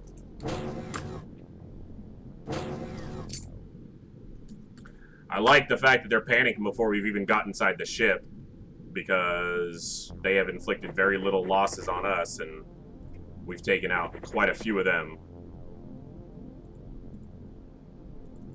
We're going to continue to scout the exterior, because normally that's what the tank would have been doing over these last 5 turns. But instead, the tank decided to get blown the F up. But I'm really glad that I decided not to pull the tank or soldiers off the craft until I did a little more scouting, because that would have been nasty. Easy shot right in the head. Thank you. That's what I'm talking about, Vonia. Doesn't matter. That soldier. We're just standing outside menacingly.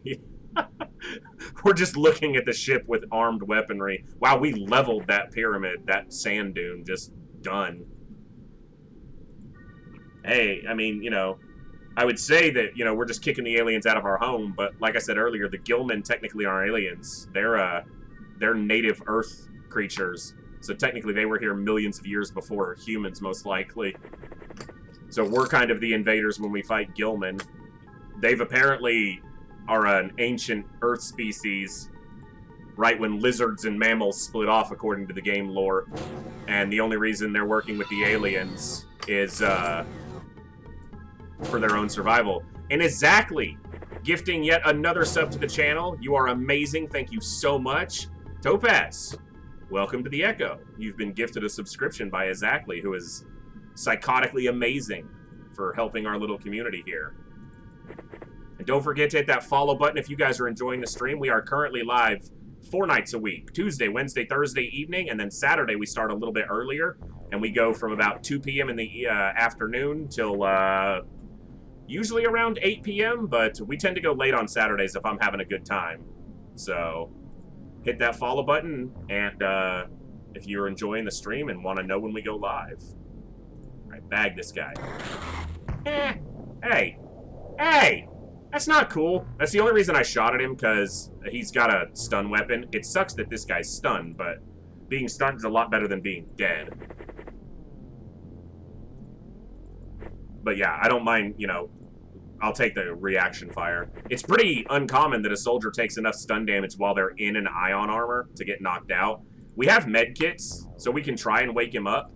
But the last time we had soldiers who got knocked unconscious by thermal shock launchers, and we tried to wake him up with stimulants, we pumped 24 stimulants into one guy, and he still didn't wake up, so it's like, I guess he just needed a nap.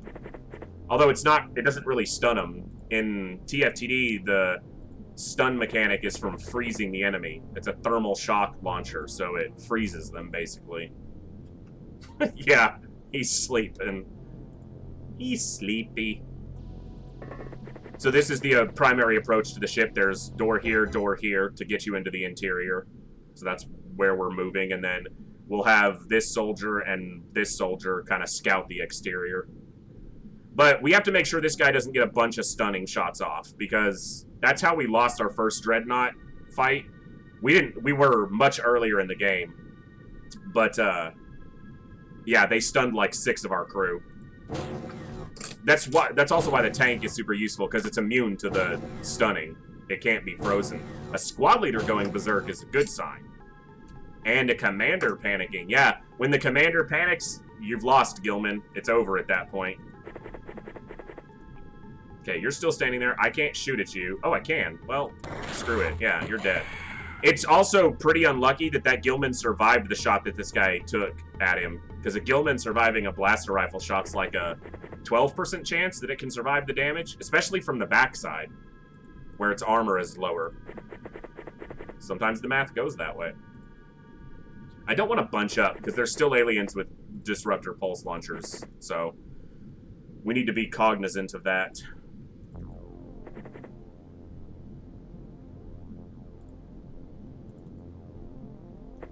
Alright. He had buttons of steel. Yeah. Apparently, he got shot in the ass and he was like, "What are you doing, man?" Fired his gun at us. He's like, "That was rude." I guess I can send one of these soldiers who has a med kit. We'll send Hunter over to this guy next turn, because there's a chance a single stimulant could wake him up. And if he's back in the fight, you know, that's obviously a good thing. Alright, let's not bunch up more than that. Let's even still a little bit too bunched up. But the commander panicking, usually the commander is holding a disruptor pulse launcher, so him panicking is a good sign. He could have dropped it. Usually it's a technician. Usually the ones holding DPLs are technicians and or squad leaders and commanders. Like, leadership and engineers. Whoa! See? These freaking... Yeah, I'm a better shot, bitch. That was a risky shot to take, because he had no time units to move if it didn't work, but I figured maybe I could get a smoke grenade on him if he didn't land that, but he landed it, so I'll stop pretending I had a plan in mind if he didn't, because I didn't. It was whatever. If he died, he died, or if he took a shot. But I knew the alien wouldn't be able to fire again because it had a sonic cannon, and it had to quarter turn to shoot, which means it's only going to get one shot off, so, because sonic cannons are ass. Like, they hit really hard, and they have absolutely terrible time unit efficiency. Okay, we're going to send you over here. Make sure there's nothing in here. So we killed 4 Zarquids, right? 1, 2, and then these 2 got grenaded. So that could be all of them, but there's still a chance that there's 2 more. Up to 2 more left. Oh, fuck. Duh. I wanted you here. I completely forgot I just talked about waking this guy up. You come here. I don't know if I'm sending him to the exterior or to the interior. I really want more people inside. Because it's very likely that the rest of the enemies are in the ship. And, of course, that's where it gets really dangerous, because it's very close quarters, and the aliens are prone to throwing grenades or using those thermal shock launchers, which do AoE. So if your guys are all standing in a really tiny area... Well, there's not going to be much more ship to search. I guess I should have realized that, because there's a lot of open space over here.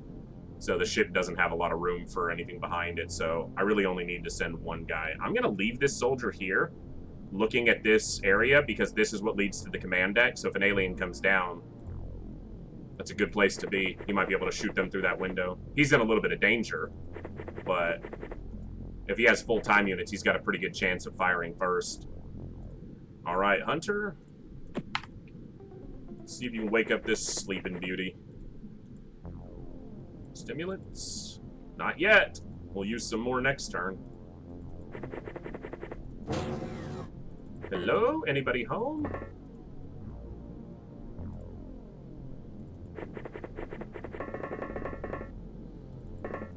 This is always the dangerous turn. The first turn we move into the craft, and I'm not reserving time units because I need to get them in, like, properly into the ship, so there's a chance people die over the end turn from aliens walking through the doors or coming down a lift.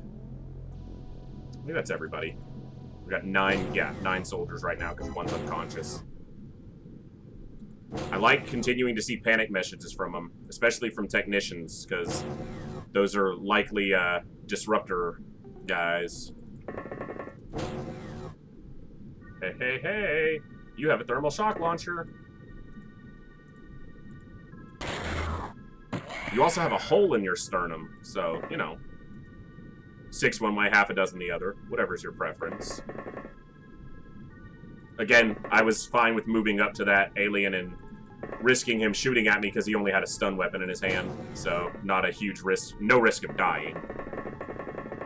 We'll send a guy down to each of these corners just to double check them. Make sure nothing sneaks up on us. And if they're standing on the lift, nothing can come down the lift. And this is the quarterback. Probably put a grenade in his hand and have him walk upstairs and just drop it. Have fun with this, aliens!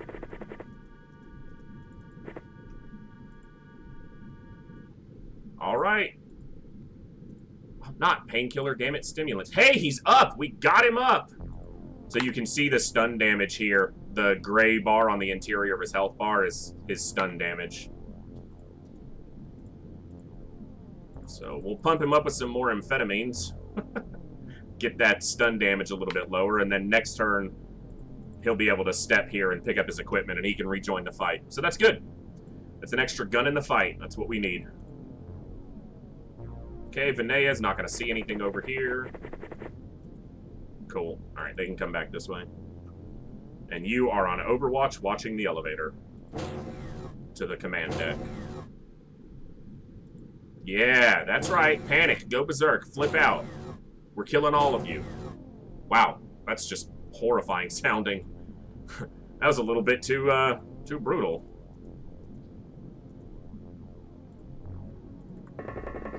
I mean, it's true. We're here to kill all of them, but I don't know if I needed to be so mean about it. Alright, we'll double check in here just to make sure. Yeah. So these are the ion beam accelerators. These are basically the power supplies to the ship. Go up. Don't see anything. Never do. But if I don't check it, we'll get ambushed from behind. Lord knows. Okay, nothing there. You face this way. You step here and face this way. And you can come back this way. And Vania, you can hoof it back to the door. These guys have been trekking outside the map a lot. You can see that their energy's really low. They regenerate a percentage every turn, but if you move around too much, your guys get exhausted and it's hard for them to do anything. So keep panicking. We're coming for you. That guy had a DPL in his hand and he fucking died to reaction fire. God, I love it when it works. He wouldn't have been able to fire the DPL because he'd moved so far, but yeah, that would have sucked. Okay. Most likely place for them to come from is obviously here, because this leads to the command deck.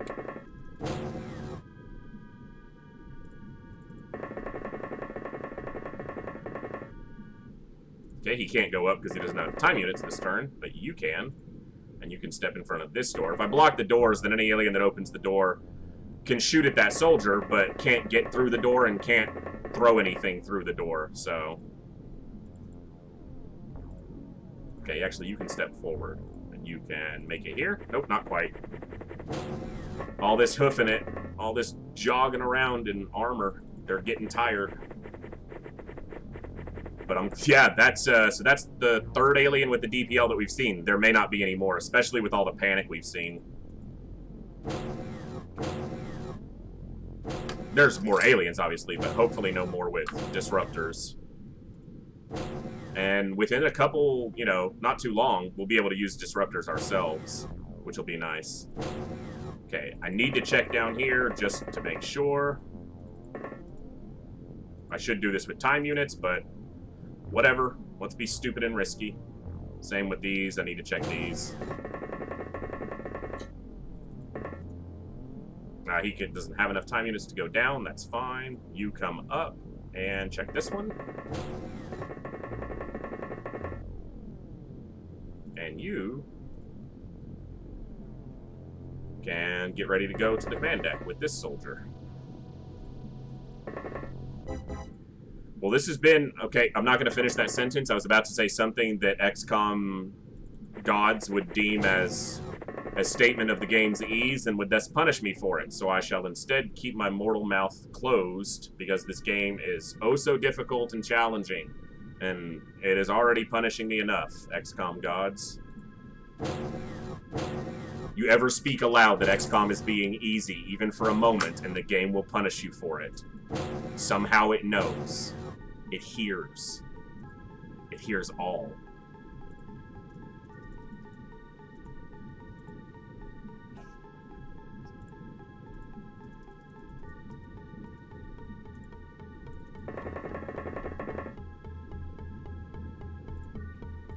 Okay, pretty thoroughly searched everything downstairs except for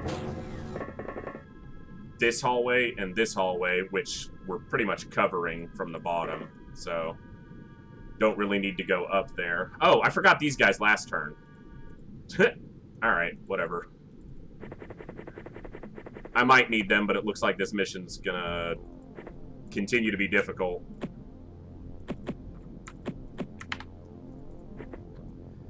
I almost did it again. I almost said something.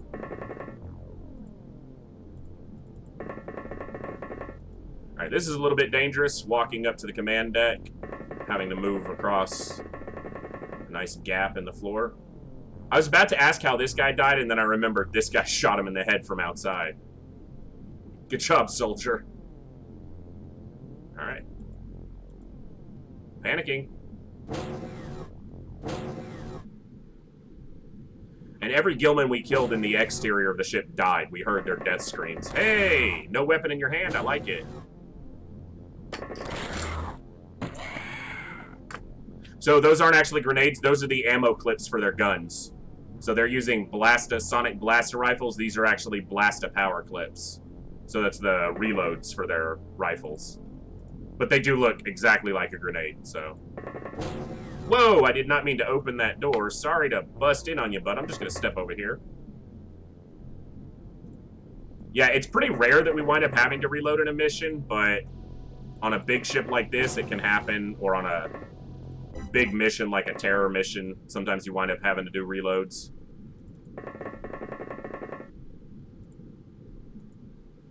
Oof, this is dangerous. I hate the final approach.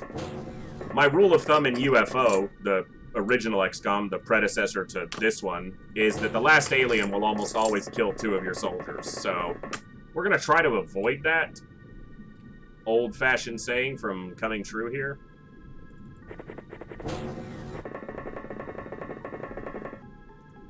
It's like the last guy always makes a really tough fight at it. We know that the one in the room up top had a thermal shock launcher. Oh, what the hell? We fired a thermal shock. No, hold on.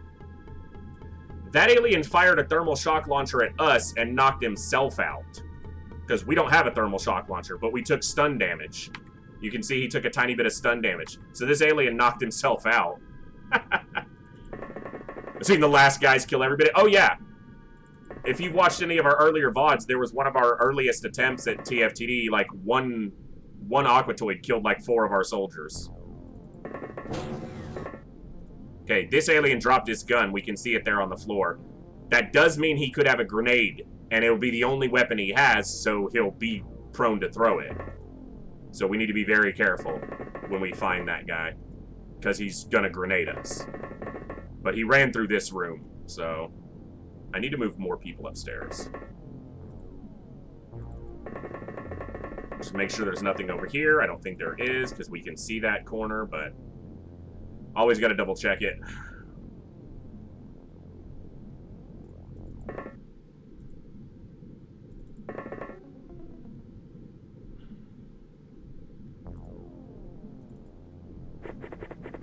Might as well bring these guys inside just in case I need to send them up as reinforcements.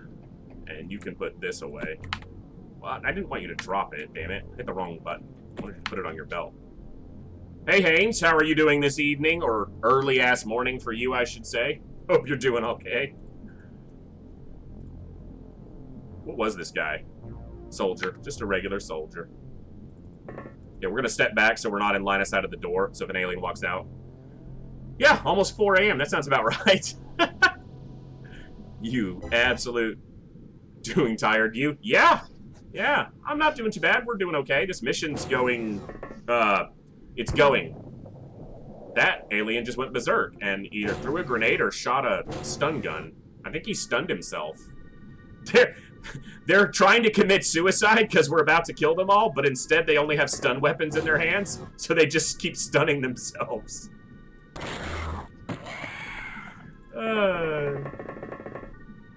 Gotta love it. Alright, this is where it gets really dangerous. Now, we could wait, and they might come to us, but because they're panicking, they're not going to have much chance of moving towards us, so we do need to go find them.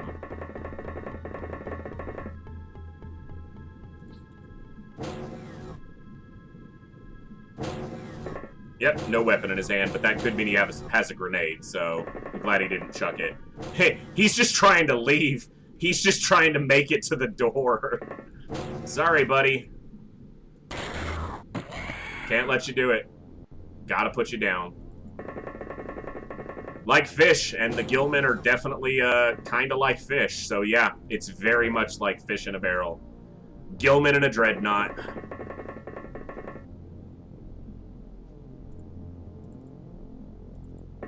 Alright, quarterback, what you see? Okay. Now, I really wish that that one of these commanders would work, but I have to have a Lobsterman Commander, which is just going to be such a nightmare to capture alive. I need to research the MC reader, which means I need to research a Tassoc. That way I can use the MC reader to tell which one is the commander next time I fight Lobsterman in a commander possible mission. So I can get one. Pretty sure there's an unconscious alien. I think I see a weapon on the ground right there. Yeah, there's a thermal shock launcher on the ground. I can just see the corner of its silhouette. You can actually see the silhouette if I hover over it, so there's a stun gun on the ground, and of course that could have been this guy that ran all the way up here.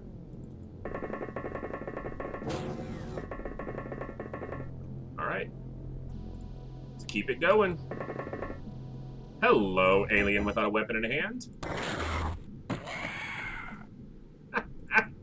Oh, they've panicked so many turns in a row that every turn it's a coin flip. Whatever they have in their hands, they drop. Which means not only have they dropped their guns most likely, but on the next turn, if they didn't panic, they would pull the grenade out because they don't have a gun. And then if they panicked again, they would drop it. So, yep. He's just trying to make it to the door. He's just like, please let me go. Can't do it, friend. There's a sadistic pleasure that comes from having a mission go like this. This guy had a DPL. That's not a thermal shock launcher. That's a freaking DPL. I'm glad he dropped that. How about you sit down? I don't need none of that shenanigans. Now, there is a mod available in openxcom. If you just go in here to the game options and advanced, to where you can go to the battlescape and, where is it? Aliens pick up weapons is one of the options. So that even if they panic and drop a weapon or get knocked unconscious, they will seek out weapons to pick back up and rearm themselves. That makes the game significantly harder. So, this guy had a DPL as well. No. Just no. Yeah, you can see how lucky we got by inflicting so much panic on them early because they've dropped a lot. You can see there's 3 weapons on the ground in here. There was the DPL, there's a thermal shock, and it looks like that's a sonic cannon, probably? Oh, absolutely. Fear's the one that'll get you. And Lobstermen don't panic as easily, which makes them another big, another one of their big dangers. Is that it's much harder to make them freak out.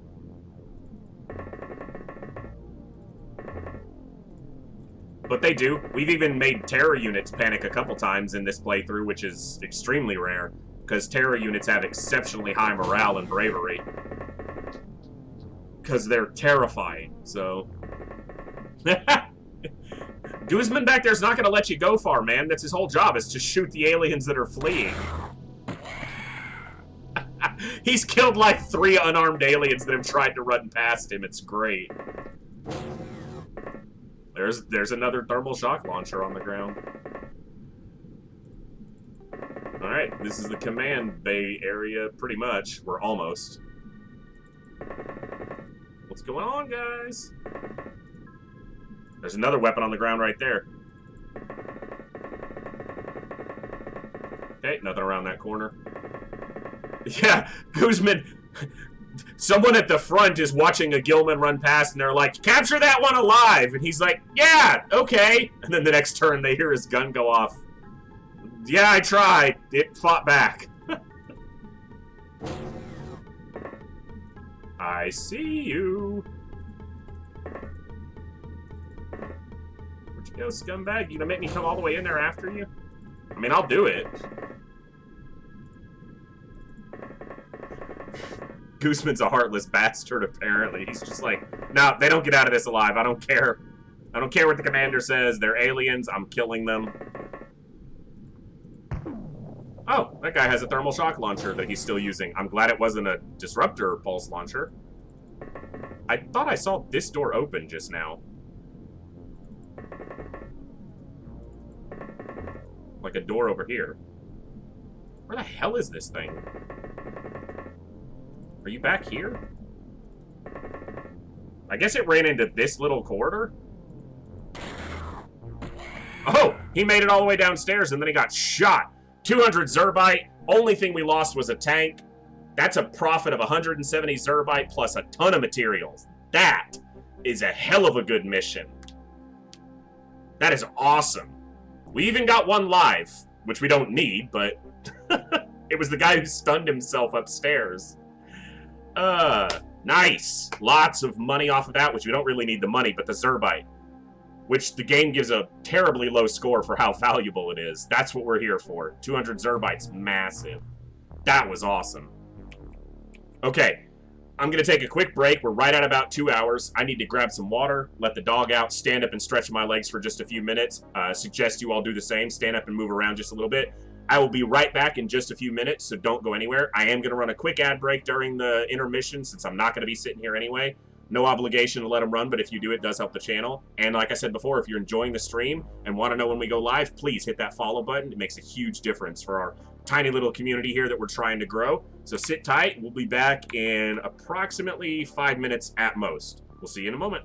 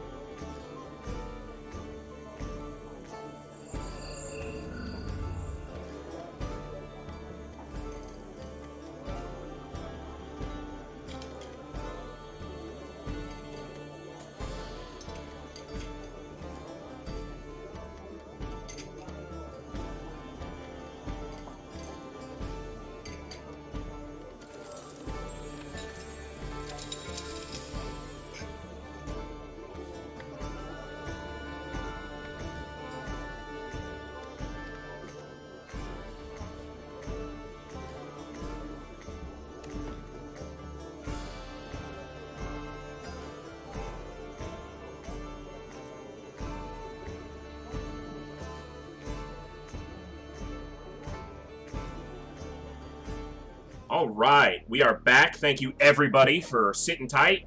I just let the Triton meander back to base while I was on a quick break. And it looks like there's another Dreadnought looking for our base, but you can tell when they found your base, at least one indicator is they'll be going full speed, which for a Dreadnought is 4,800 knots. So this thing is going to be looking for us, but it hasn't found a base yet.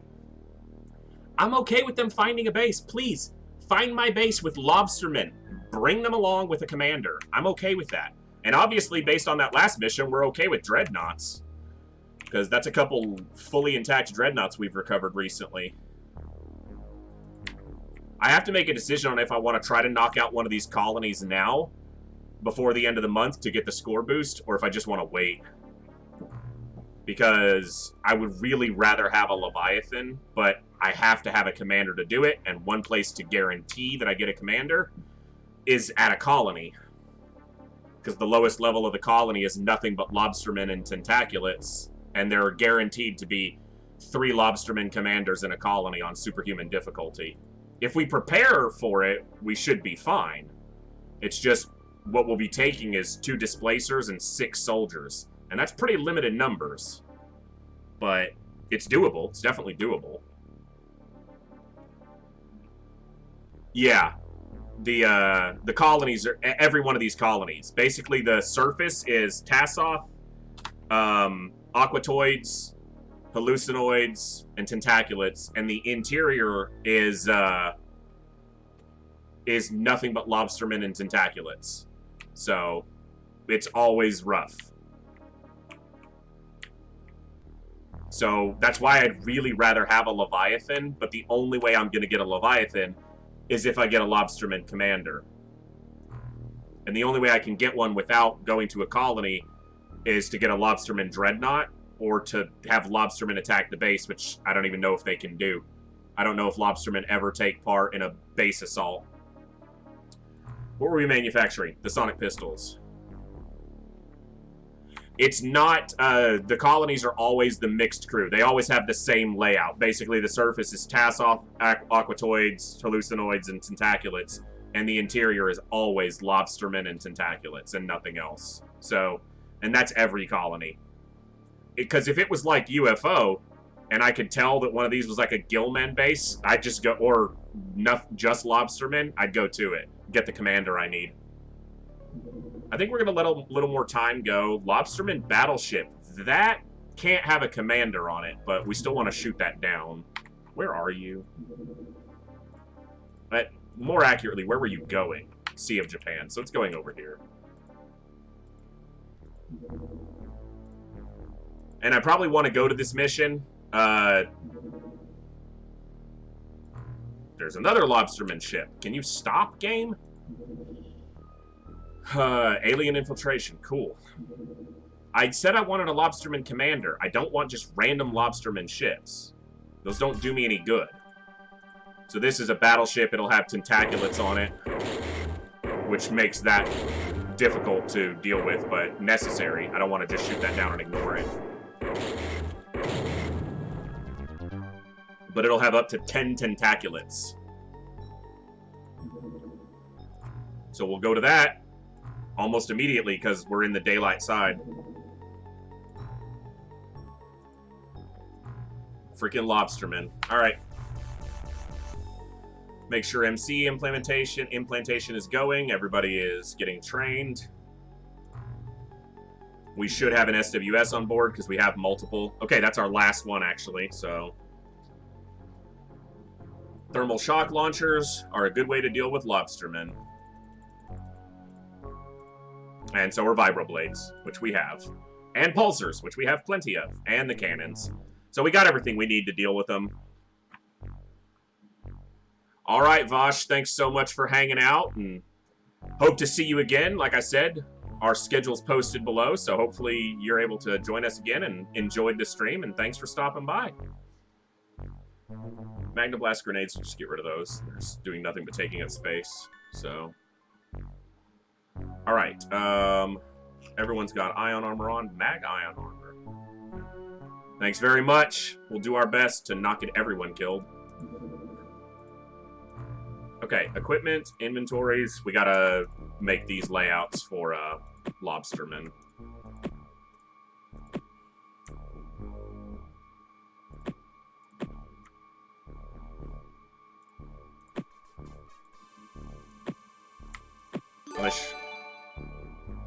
Thanks for that follow, Vosh. Thank you very much, my friend. You guys are all amazing. Okay, this template's not going to fit for everybody, but a lot of these soldiers have gotten quite strong because when they move around in heavy armor for multiple missions, their strength score goes up. They learn to carry the load. So once these soldiers have survived a little while, which these finally have, they're actually able to make it. And it's funny because the first guy I equipped was actually one of the weaker ones because all these guys can carry an extra clip.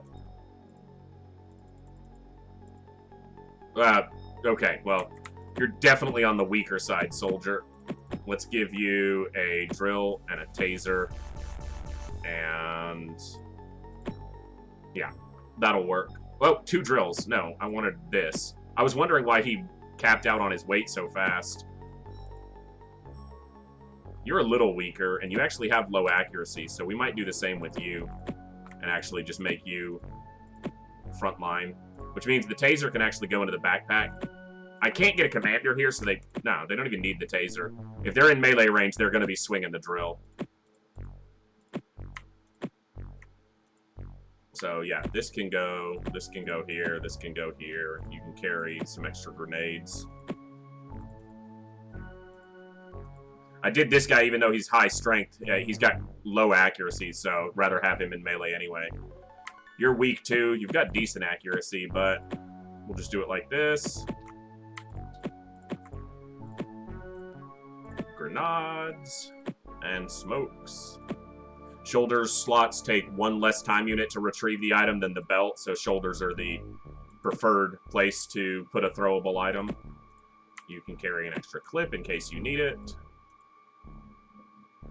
Nice. Most of our soldiers are strong enough for this. Okay, so this is definitely a crew that's capable of handling lobstermen. It's just never fun to have to deal with lobstermen. Okay, they're still making pistols. And Tentaculats. I gotta remember there's freaking Tentaculats here. Man, they are swarming that fleet supply cruiser. They're like, nah, you don't get to supply this base.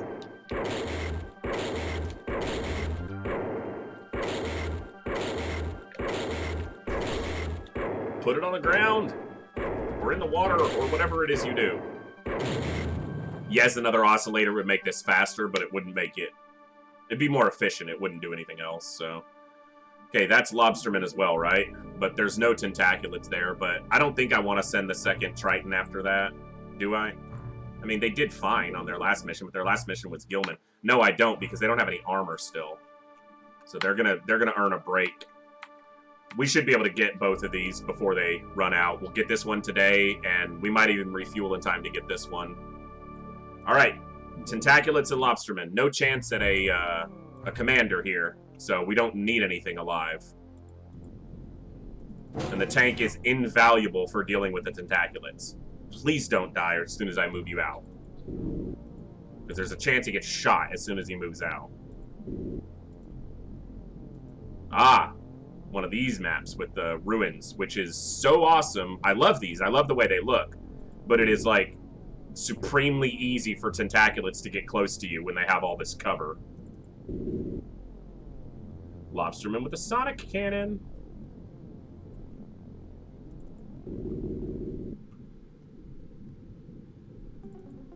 If I had to bet money, the ship will be over here.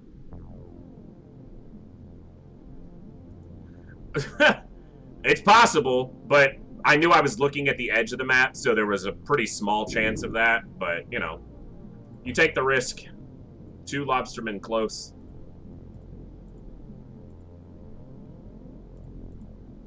Oh, I don't doubt it. I don't doubt it at all. And when it happens, I'll just laugh. I mean, it's nearly as bad as what did happen on one of our missions. I think I told you about it, where a biodrone stood right here and opened the door, and then these 2 soldiers shot it, and it blew up and killed, like, everybody on a terror site. That was super fun. I enjoyed that moment a lot. That was a good one. All I could do was just laugh, and I had just come back to TFTD, so I had completely forgotten about biodrones. So at first I was like, what, did an alien drop a primed grenade when we killed it? And then I rewatched and I saw that it was a biodrone, and I was like, son of a bitch. Yeah, I mean, you can get mad, but it's not going to change it, so just laugh. Hey, why are your weapons backwards? Because auto-equipped decides to do that. Cool. I prefer weapons here, to the right, because I'm a righty. That's probably why.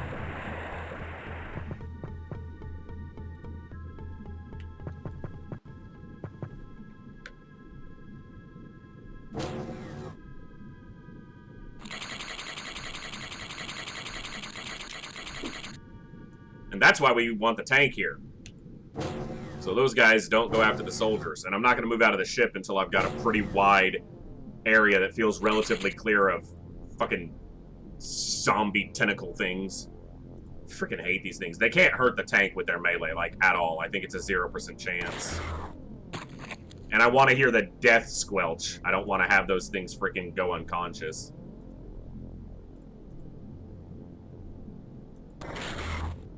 How is that a shot anywhere near the alien? You duck. You duck. That way if something opens the door, we get as many reaction shots as possible at it. But they shouldn't go towards the ship. They can see the tank, so they're going to prioritize the tank. Which means it's going to soak a lot of sonic cannon fire if we don't start killing aliens, but I got to make sure there's not a tentaculate close. Yeah, chrysalids could destroy a tank. We lost a heavy tank, or a hover tank plasma to reaction melee from a chrysalid in our UFO run. We moved the... Jesus, he's already down to 13 health. Alright, well the tank's not going to survive very long.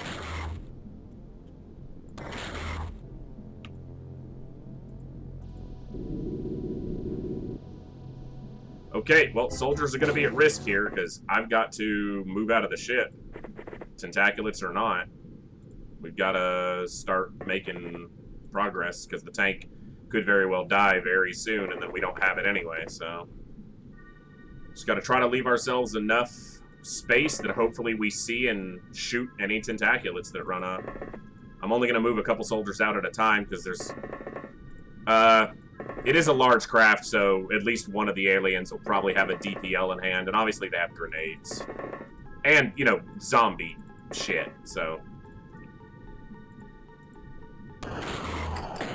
I was about to say if that tank dies, I might just take off. God, that sucks. We've only killed one tentaculate. And I'm in a really weird position of deploying against an edge, which would normally be great against any alien that's going to shoot at me. But a tentaculate that rides right up on me and starts, you know, zombifying my face...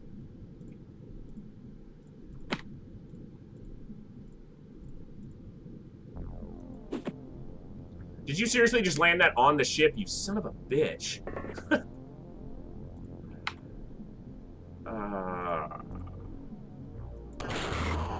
Risk a reaction shot with that. Thankfully, that grenade is up a level, so its explosion won't hurt any of my soldiers, but if I missed worse than that, that'd be really bad. Like, don't miss worse than that. Thank you. That's the throw I wanted. And these things will survive a single sonic pulsar. So, that doesn't guarantee that it's dead.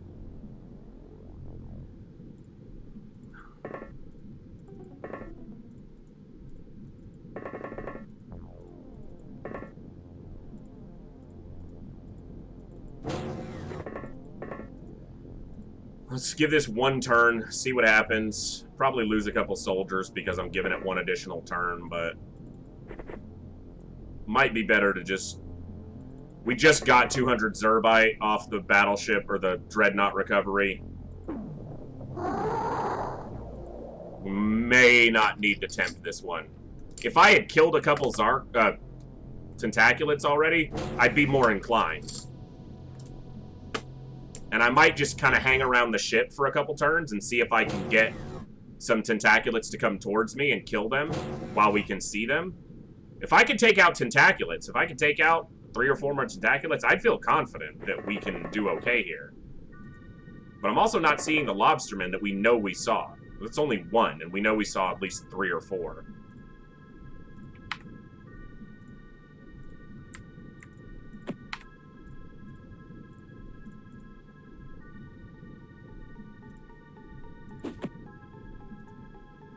Oh, of course you see something. What do you see? Ha ha ha ha! Hey, hey! Hey, you scumbag! I'm glad I turned around. Jeez. And that's not even dead. It's fucking unconscious. Well, there's only one thing to do with that.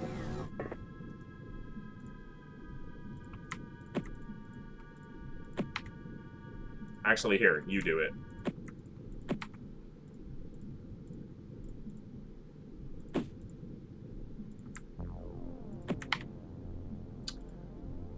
Fucking not on your belt, damn it.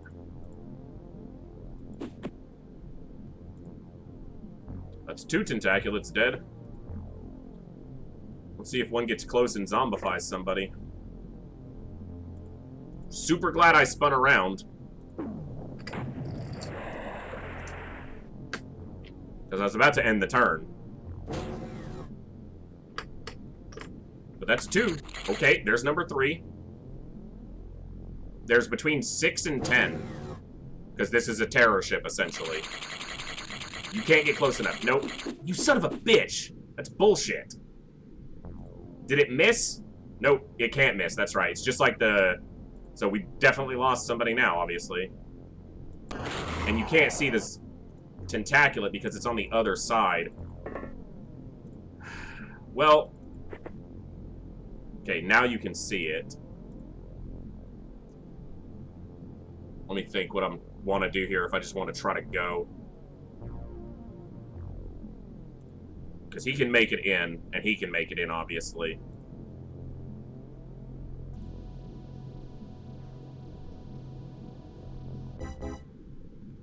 Because I need to be able to shoot the zombie, get the Tentaculat in it to pop out, and then grenade. And... Yeah, I mean, it's, you know, the smart thing is to run, but I don't know if, you know this. I'm not smart. Like... We don't always do the smart thing.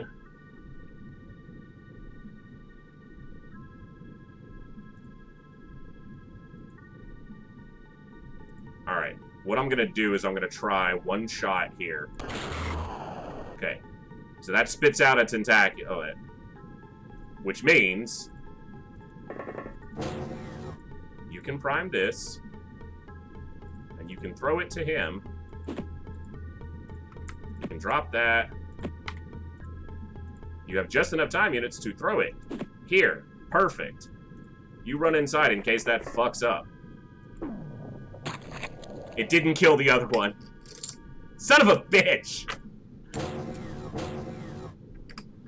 I don't know how it didn't kill it, but that cost me at least one more soldier.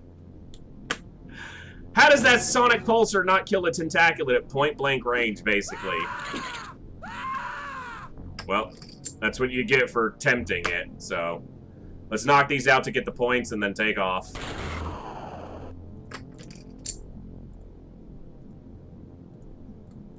That's such crap that doesn't kill those. Can you please kill? Thank you.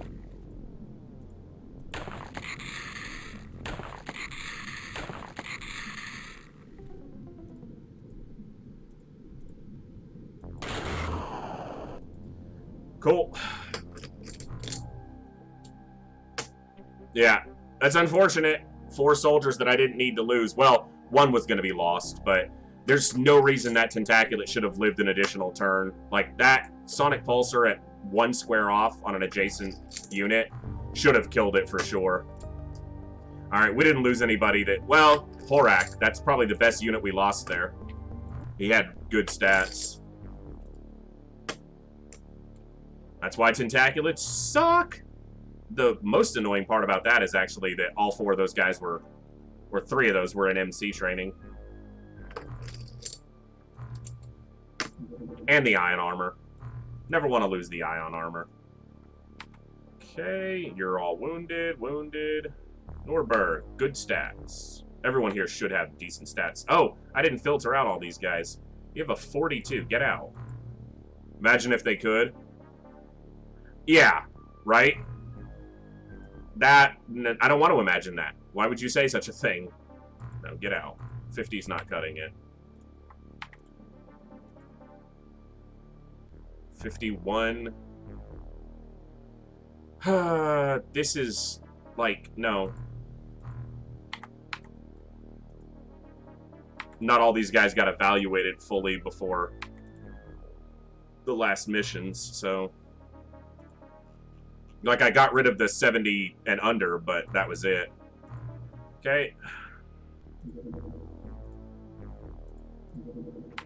I mean, that's what happens. Anytime you try to extend a mission that you think you should probably just be smart and take off, it's always going to go against you. So, and I did it because, you know, why not? Give it a shot.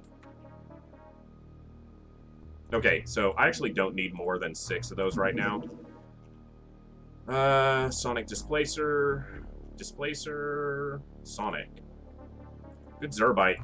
That Dreadnought recovery was definitely nice. We're gonna make 4 of those puppies. I'm just baiting on if you even want to go to this fleet supply cruiser. It's not gonna give me a commander, so I think I'm just gonna let it go for now.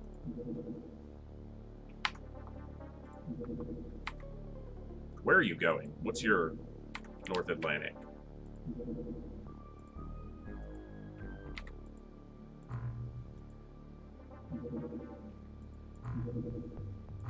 Okay.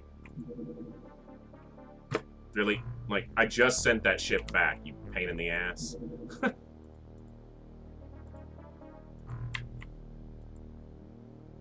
And lose it.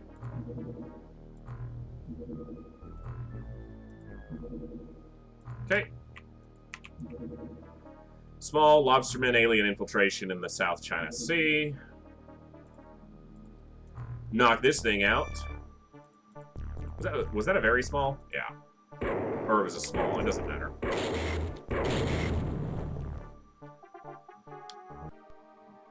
We'll go to that just for the... It's most likely gets us 50 Zrbite, because that's the right sized ship for it.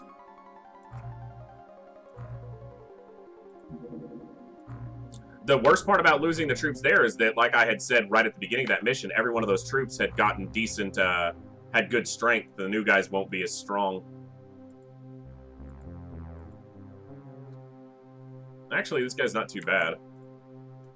I can tell he's a new guy because his layout is not done properly. Oh, he also has a blaster rifle. Sorry. We're fighting Lobstermen currently. Yeah, you're weak. That's kind of what I was expecting to see, was a lot of that. Drop that. Take that. No med kit for you.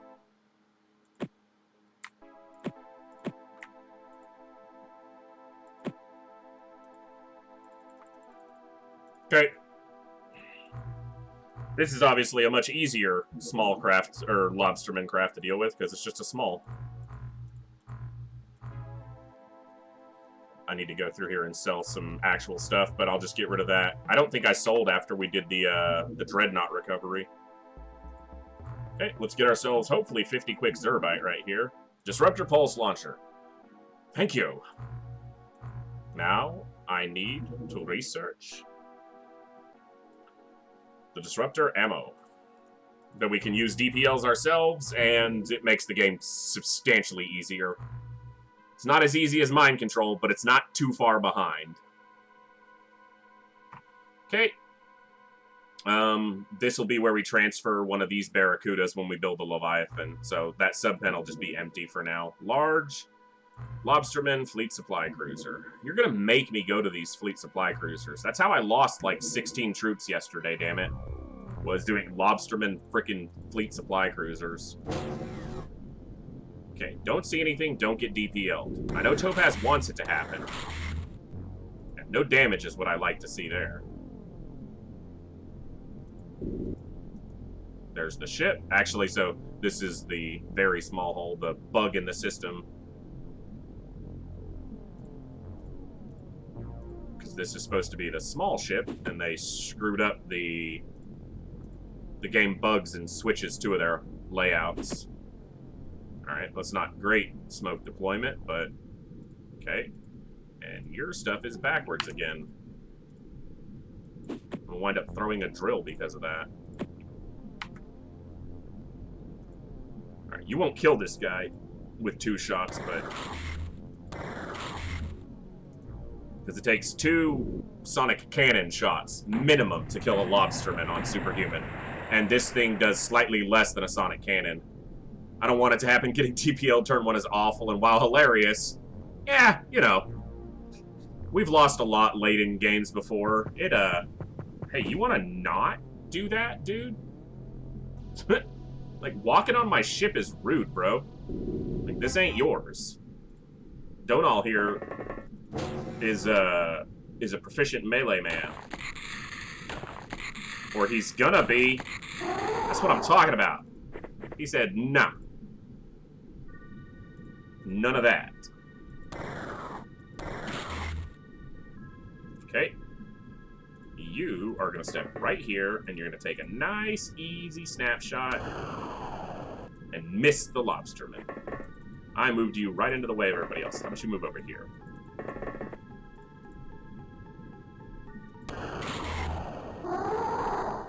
Dead lobster. Yum. Nice.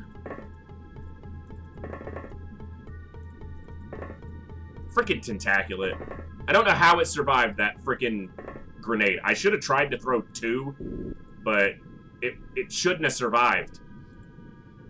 Cost us, what, 3 more soldiers than it needed to because of that stupidity? So. Rough. Hey!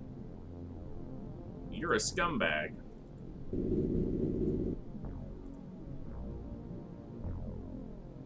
Alright, well, you're gonna scout this way with you and your badass drill because... Oh, and you found one. That's awesome. It has used all your time units, so let's try to keep you alive. Oh, because you opened the door. Damn it. I hate the frickin' time unit inefficiency of sonic cannons. So much. It is my least favorite part of this game. I was literally about to say, they're going to shoot him in the back of the head is what's going to happen. I was forming the words in my mouth. Fucking hell. The biggest threat to an XCOM operative is another XCOM operative.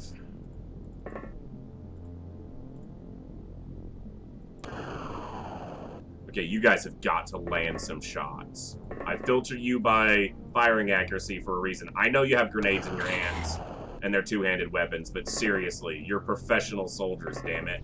This is the guy with shit firing accuracy. Watch him hit. Nope. Too much to hope for.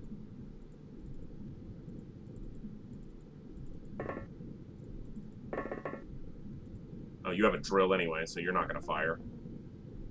Cool.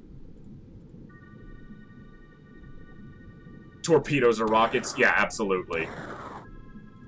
That definitely seals the deal on that one, on that equation. Yes, exactly. They were forming the words in my head, and instead, now there's a sonic round in the back of his skull.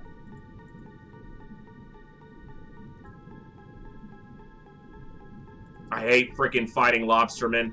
Did I mention that?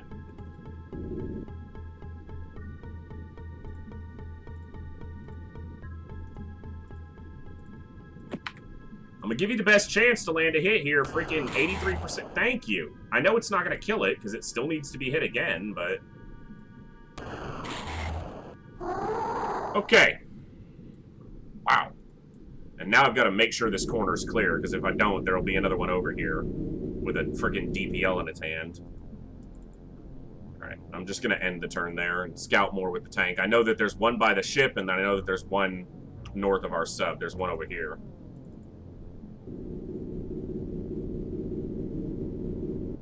I was gonna say, there was. There he is. Alright, you got a hell of an arm. Nice and easy. Nice.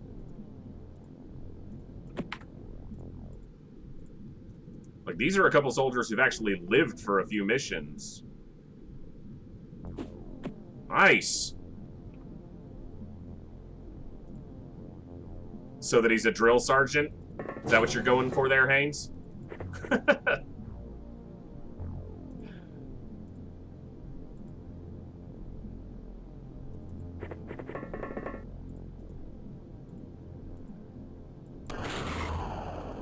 Screw you, Lobsterman filth.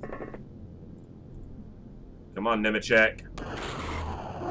That's right. Sometimes it works. I didn't even look at... okay, quarterback's still alive. I was going to say, I didn't even look to see if this guy died. What's his strength up to now? 51? Freaking beast. I'll give him a grenade and let him stand out here in the open water. Wow, double pulsar didn't kill it. You gotta love the tankiness of these monsters. And the time unit usage. Jesus, run at me more? Fucker cleared half the map in one turn. Seeing the performance of some of your soldiers there in dire need of one. Fair enough. Yeah, I was like, I want him to spot the one that's right behind the damn ship. Who survived 2 grenades. You know what? Throw it at this guy.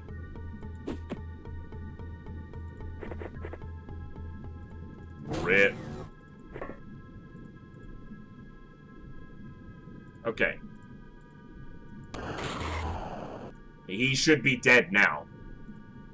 Like, this guy's the one I gotta deal with, though.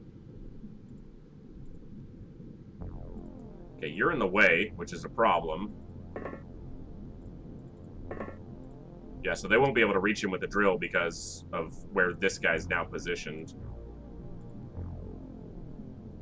Alright, step inside. What do you see? Yeah, okay. I know he's there.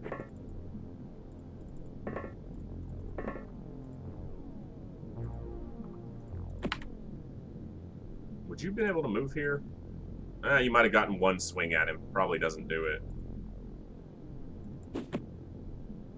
On the ship again? Of course. I actually need to make sure that I move this back so that that grenade doesn't hurt it. Now, the concern here is this guy walks around and opens the door and does some stupidity. So, let's actually try to do this. No, move back. I want this guy.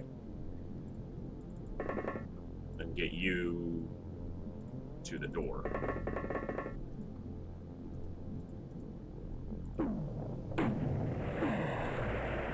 Wow, they both lived.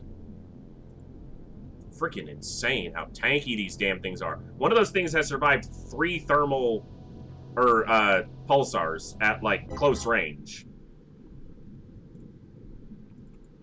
I know they have high explosive resistance, but still, like, come on, game. And 2 sonic cannon shots for that fucker. You want to not do that? Yeah, you didn't survive that, bitch. Sneak up around this guy. Get your drill out and get running. Wow. Tough freaking Lobsterman. And this is why are they are the bane of this game. Mutons are way less tanky. And they're the, quote, you know, approximate equivalent. They're so tanky, especially on freaking Superhuman. So damn tanky. Alright, how bad's the tank hurt? It actually hasn't been hurt yet. Oh, cool. That was no Zrbite, but I knew that as soon as I saw the ship hull that it was. Donald Clark actually had 3 kills in his last couple missions. Yeah, landed at the base. Whatever. Okay. I gotta decide if I'm trying to go to this fleet supply carrier that I shot down, because that's more Lobstermen. And I gotta replace another soldier. Garrett Decker, Wow, we're getting into the lower part of the MC strength here. Which means we got lucky, because a lot of our highest MC strength soldiers got wounded, but not killed in a couple of these missions. Alright, Commander, you're healed. You come back out. Let's get you some armor befitting your station as a second highest rank. But what that does mean is, yeah, we have MC capacity, and we're a soldier short of filling it. Time to do some more recruitment rounds. Yeah, that'll work. Let's sell off from that Dreadnought recovery. Those can go, those can go, those can go, those can go, those can go. 2 of those can go, and 6 of those can go. Actually, most of those can go. Sarquids, Lobstermen, Tentaculats, Gillmen, Aquatoids. Wow, we're just floating in the bodies here. Thermic Lances can go. I'm just going to use Vibroblades if I'm in melee at all. Aquaplastics can go down to 500, because we don't need that many.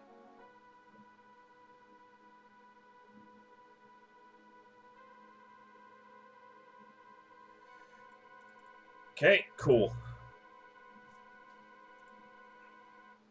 Oh, I should have started this other workshop as soon as that other, as soon as this other general stores was done, but I forgetted. And I'm gonna need more living quarters here, because, yeah. So we'll do living quarters in the last row. I hadn't initially planned on putting workshops here, but I realized I want secondary manufacturing available, since just doing it with just these guys is not working. Freaking another supply cruiser. 2 DPLs for sure on this. No chance at a commander, but if anyone has watched for even a little while, or any of our UFO playthrough, you know I don't do well ignoring ships. I want to go after them. If I put it in the water or on the ground, I want to recover it, damn it. Who's the new person? Oh, they're not entirely new. They were a previous commander, so yeah, so they already have a layout, because they got wounded on the Lobsterman Dreadnought that we did, so they're actually prepared for a Lobsterman fight already. Okay. What's up, Lobsterman? I know you're looking right at me, both of you sons of bitches. They're gonna reaction fire when I throw this grenade. Should hit the tank. Or the coral. Haha. Because you suck.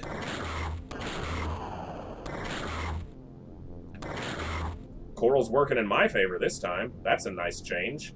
Don't shoot the tank. Nice. Commander's back with a vengeance. He said, nah, I'm gonna shoot that guy in the head. You can't shoot from there, but you can shoot from here. Nice! Bagged one before we even got off the ship. I should have thrown a grenade with this guy, because then this person could have shot. Alright. It's a good way to start a Lobsterman ship. Recovery.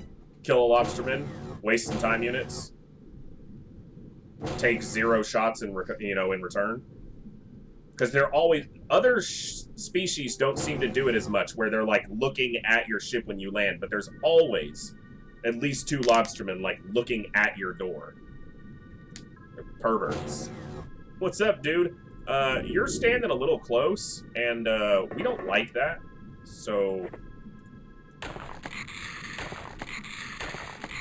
Come on. That's what I'm talking about. Alright, let's take a look around. Are we in a corner? Nope, we're on an edge, though. Ah, we're not close to a corner. Okay, let's look at the roof for the inevitable DPL-wielding soldier. Ha! See? Always. There's always one on the damn roof with the DPL. I'm pretty sure it's a spawn location. Like, the game is like, yeah, put one on the roof with the DPL. Every time.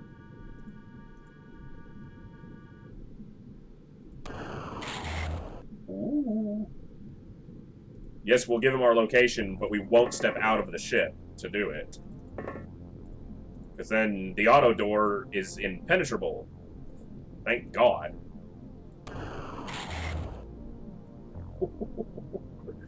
Some good shooting, please.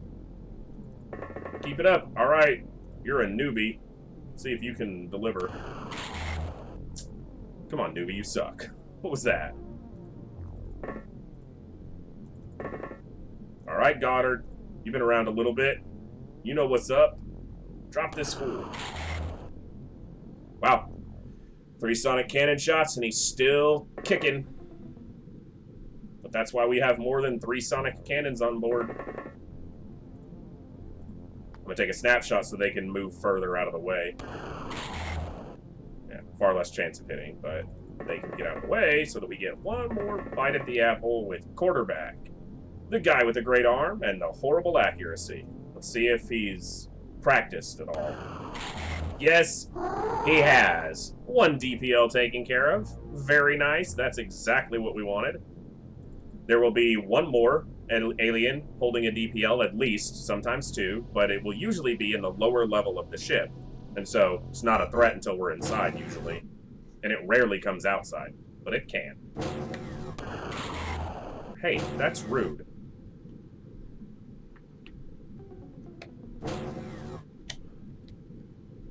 It's not cool, man, to just shoot at me like that. Like, what did I do to you? You're invading my planet, you scumbag.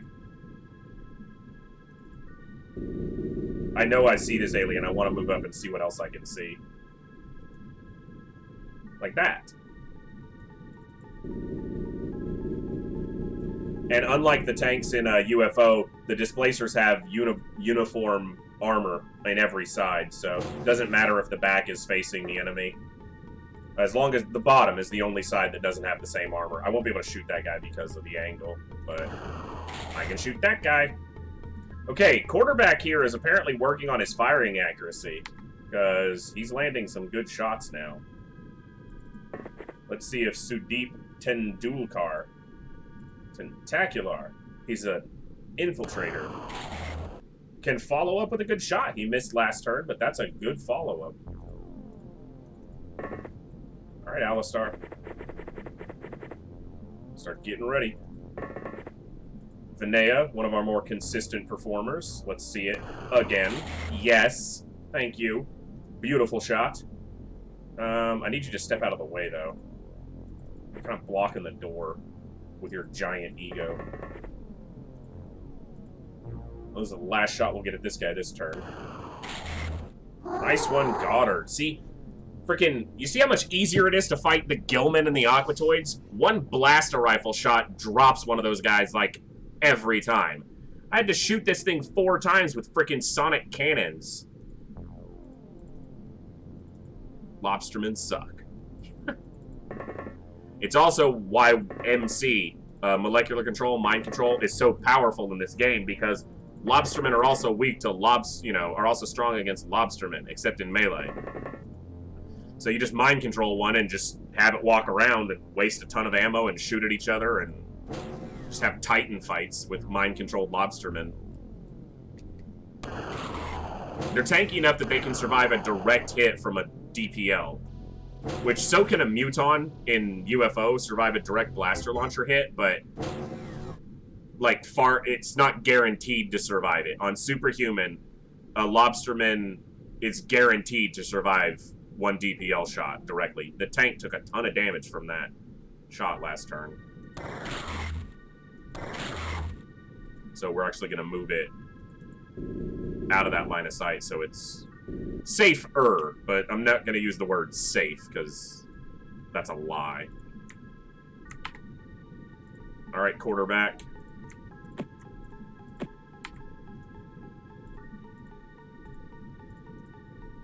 It's going to be a hell of a throw right here.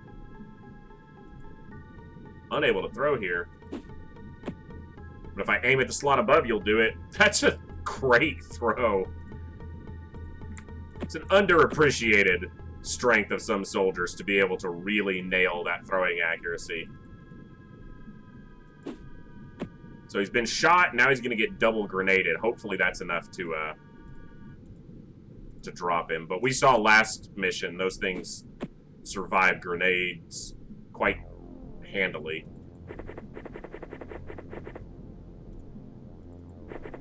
Alistair here is itching to get inside and start swinging that drill at something.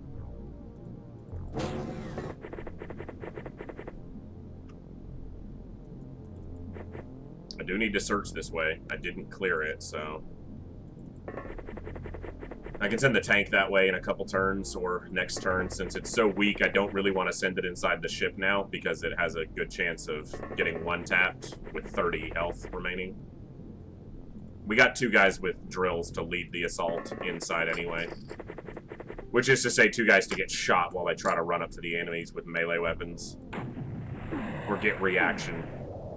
It survived. Yeah, those things must have really high explosive resistance. I haven't looked at, like, the raw numbers for those, but there's a reason melee weapons are useful against them. It's their one weakness.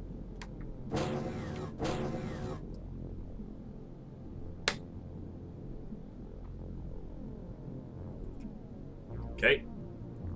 You can't search around there because it's narrowed. It's rare that the ship is 1 tile off of the edge of the map like that. Normally there's a 2-tile space. Alright, Commander, you spotted him. Let's deal with him. Come on, Goddard. I'll expect more from you. Maybe we can get a 2-shot kill for once on these things? It's theoretically possible. Yeah! That's what I'm talking about. Sometimes it works. And you both dropped smokes at your feet, right? Yes. I did it again. Put it in your hand, not the belt. Not enough time units. It's because he put it in his damn hand. Or on his belt. I did that. It's not his fault. Throw this here. Thank you. Give DeGraff here a little more cover as he searches this exterior side with Nemechek. GG. Yes, indeed. We finally got a 2-shot kill. That's the minimum it takes to kill a Lobsterman is 2 sonic cannon shots. That guy has a DPL. Son of a bitch. Okay. This is really dangerous now. I gotta take 2 snapshots. This is... I'm gonna say it before I do it. This has a very good chance of shooting one of my people. He had to make a quarter turn, so he's 1 time unit short of making a 2nd shot. I hate sonic cannons. Have I said it enough? Is everyone aware that I fucking hate these sonic cannons?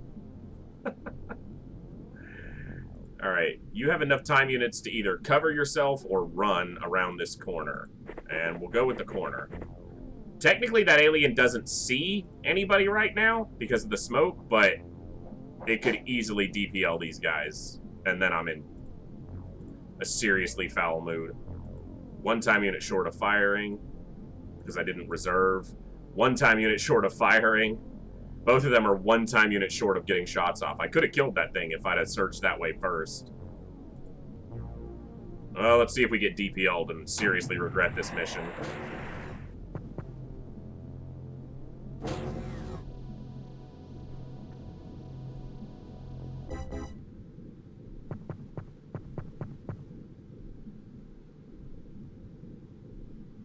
Oh, thank God. Oh, that's lucky. That's so lucky. Alright, you need to scout that thing quickly. Okay, that's one with the sonic cannon. I need the one with the DPL. You see the one on the roof? I know! Where's the one with the freaking DPL? It either walked around this corner or it went inside. Okay, you can take 2 shots? Are you gonna have to quarter turn? I think he's gonna have to turn, so I think I have to take an aim shot. Yeah, no, he didn't have to turn. I could have taken 2 snapshots there. Annoying. Don't shoot the graph. Wow, okay. Apparently don't shoot the alien is what you heard. 2 snapshots because these guys don't have to turn. You are gonna get shot. Well, if it happens, it happens. I gotta shoot at this thing. Okay, don't shoot at him, though. Like, shoot the alien still. I didn't say he's gonna get shot, like, as a goal. Thank you, you hit the alien. Alright, let's try some aim shots. Another 2-shot kill. That's super cool. Definitely what I needed too. Alright, so what we're gonna do here with freaking Constantine the super arm is chuck a smoke all the way over here. God, that's a hell of an arm to get a multi-pound grenade that far. Okay, nothing in the corner. Didn't figure there would be, but we know we've got the one on the roof who can probably see some of our soldiers too. He did a lot of shuffling, so I don't know how many time units he has, but I don't think it matters if they're not going to kill him. Alright, who do I have with time units left? Sadit, you can get one aim shot off. This alien has been hit with grenades and cannon fire already, so you can get an aim shot off, and then quarterback can get an aim shot off.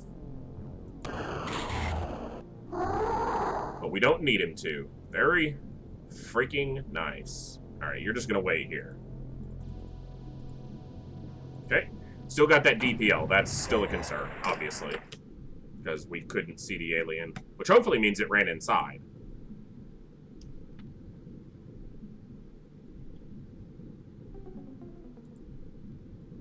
Alright, I'm gonna have to scout it with the tank, because the movement's just so much better. If it dies, it dies. Like, hey! Wow, that's how close we were to seeing it last turn. Nope, not gonna happen with that. I need you to move over here, though, so you're out of the way.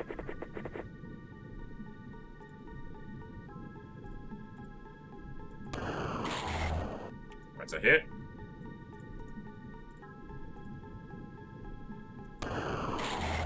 That's a miss.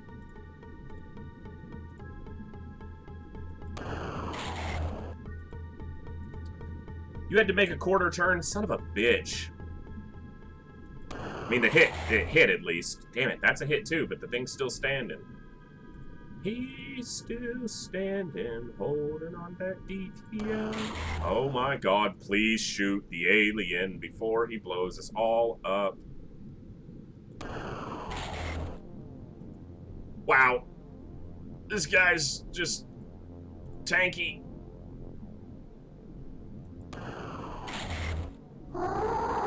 Finea coming through. That firing accuracy's climbing. They're landing a lot of good shots. Whew. Alright. Fucking hate freaking Lobstermen. Takes the whole damn battalion to kill. You just got yourself killed, DeGraff. Flying in the air like that's a really good way to get shot. Because there's no cover. And he's not in the smoke anymore because he's one layer above it now. Yeah. Takes the whole damn crew a whole turn to kill one damn alien. Or two, I guess. That's why I'm so hesitant to go to those to any of those colonies without a Leviathan crew, because just 10 soldiers and a tank, or 2 tanks and 6 soldiers, just, man, that's not enough firepower to deal with freaking lobsters. Now I'm being a creeper and peeking in their windows. Okay, see, 2 guys with sonic cannons. I wish my DPL research had been done here. I could have used, could have just launched some DPLs into their ship against them. Okay, go back to the ground so you have a little more cover. There's still potentially stuff over there. Was that? Okay, it's just coral. Couldn't tell what the feature was that was in the silhouette there. Alright, it's time to start moving towards the ship. Gotta get inside. Especially since the tank's relatively weak right now. But if I can get close to the lobsters with the tank, sometimes they're more inclined to try to melee it, which they can't damage with their base melee. At least they never have yet, so if they can, the chance is tiny. And we got 2 guys here with drills, so they're ready to walk inside and start preparing the lobster for dinner. All the other soldiers have drills in their backpacks too, or at least most of them do. But those guys, that's all they've got. Alright. Here we go. So that should be the only 2 DPLs, but there's still a chance there's one in the lower level.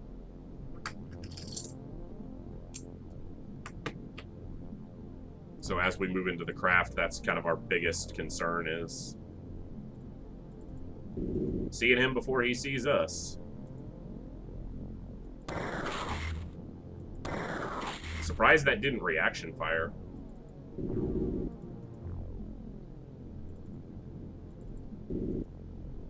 Cool, nothing over there.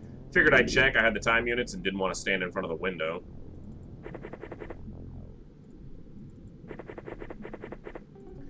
There's a chance that something walks out that door and grenades them or shoots them, but I'd rather get them as close to the door as possible so that on the next turn they can go through it. They've done a lot of running, so their energy's low, so I might actually have to wait an additional turn so that they have enough energy to move as well. Because if you run out of that, doesn't matter if you have time units left.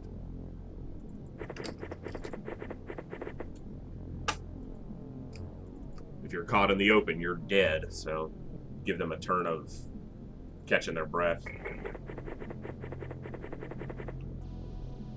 And we'll use this guy, DeGraff, with his mag ion armor, which allows him to fly to be able to scout the rest of this map. Which doesn't look like much. It is a large ship, so most of the map is the ship. It's like 40%, right? Yeah, like a huge portion of the map is the craft. Wrong button. Okay. Where the hell did... Oh, that shot came from the roof, most likely. I don't know who just died, but I'm not happy about it, because all these soldiers are good. It also sucks that it was a side shot, where their armor is the only side it's weak. Where did that shot come from, though? There's not a window over here, so it had to be either the roof, or it was over here, and I missed it. It's the roof. Yep. Unfortunate. Especially if we can't kill it. Was that Vanilla that just died? It was. You serious, game? I spoke aloud that I had a good, consistent soldier, and the game was like, no, you don't. You have a body bag.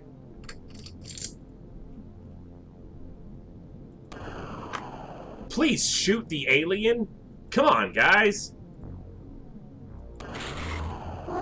Thank you. It's my fault. Normally I have the tank scouting the roof to spot shit like that. But it got hurt, so I pulled it back a little bit, and I'd have rather lost the tank than that soldier. That was a good freaking soldier, damn it. That's why I don't get attached to my soldiers. As soon as I care about them, they're dead. Because the tank can not only scout the roof, but then it can park right here and stop anything from coming out. And now, of course, it's open to the door. The door will close, but that thing will probably shoot it next turn, because now it knows the tank is there.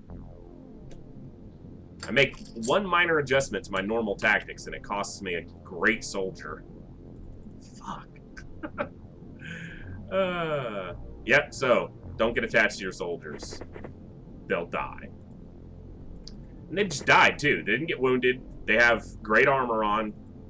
Instant kill. One shot, one kill.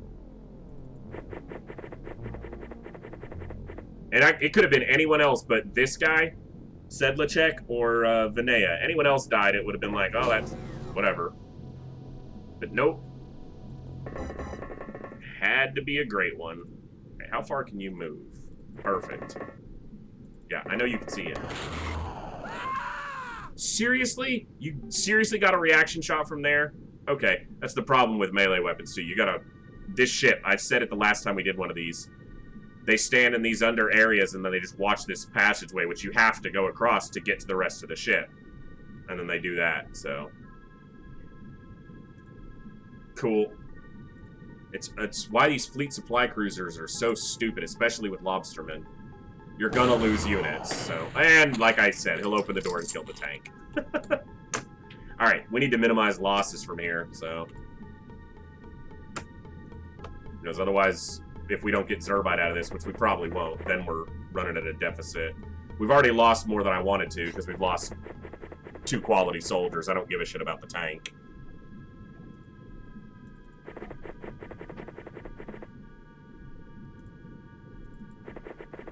Damn, we had a great Dreadnought recovery earlier, and then a couple missions where we've lost way more than we should have. Which is to say anything. But that terror ship with the freaking Tentaculats, I shouldn't have lost anything there. That was just stupidity. Or just not, you know, I should have ran. I said I should have ran. I didn't run. I tried to give it one more turn, and it cost us 4 soldiers.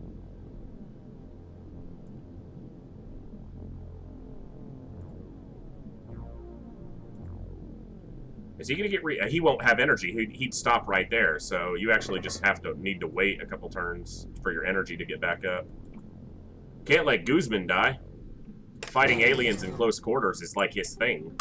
Usually he does it with a rifle, and he prefers Gilman, but...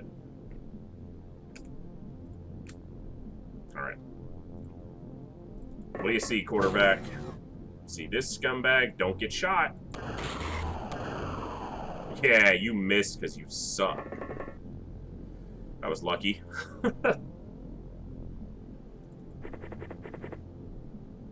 You can see him, but can you shoot him from there? No, so don't tell me you can see him. I don't give a shit if you can see him if you can't shoot him. I already knew he was there. Alright, this is asking to get grenaded, but there's nothing that's close enough that should be able to get to the door. So I shouldn't be at risk of getting grenaded. DPL shouldn't happen either because the door's going to close. I clicked on the wrong unit like 4 times there.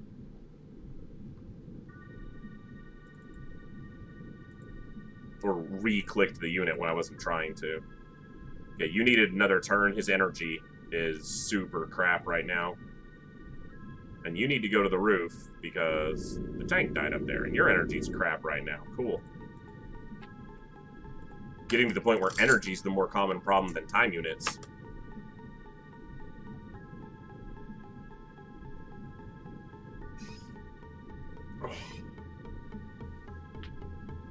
Okay, a turn where nothing died. It's probably a good thing.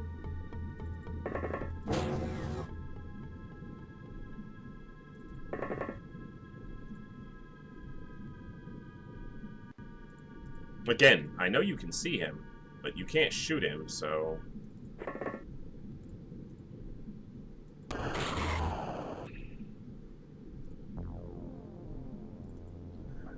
They started off this mission doing pretty well with some of the shooting, too. You see 2. Oh, there's still the guy over here. Cool, that's fine. This is probably the guy that killed the tank on the roof. Which, I was about to say, means he'll get another shot off. But he's turned and shot now, so he can't do it again. You missed. I know your accuracy sucks, but come on, bro.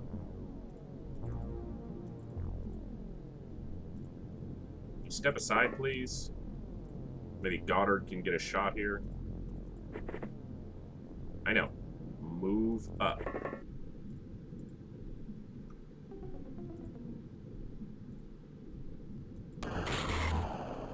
The door will close, so the soldiers outside are relatively safe. He is in a bit of danger of being spotted by that guy, but I still need him to get his energy up. You can come over here. And you need energy restored as well, and so do you. So you're going to go to just the roof, and hopefully not see anything, and then wait there. Now that one on the lift could walk to the door and cause problems. Seriously, another shot from the outside, and it was a side hit again. It must have been from the roof. It's 2 attacks that people survived so far this turn. Okay, you got meleeed, but it didn't do anything to you. Yeah, look at the alien. Scumbag. Alright, and who shot you?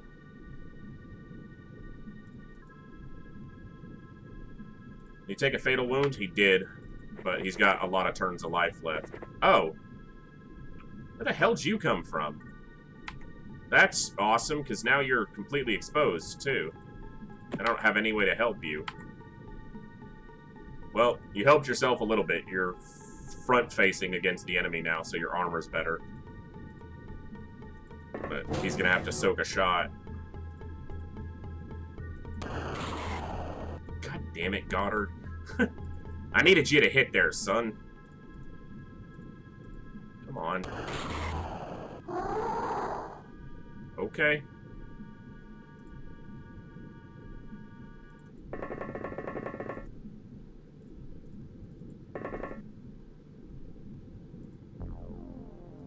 Rough mission. These freaking supply cruisers. It's just like the supply ships in UFO. We fought those things all the damn time, and they were always a pain.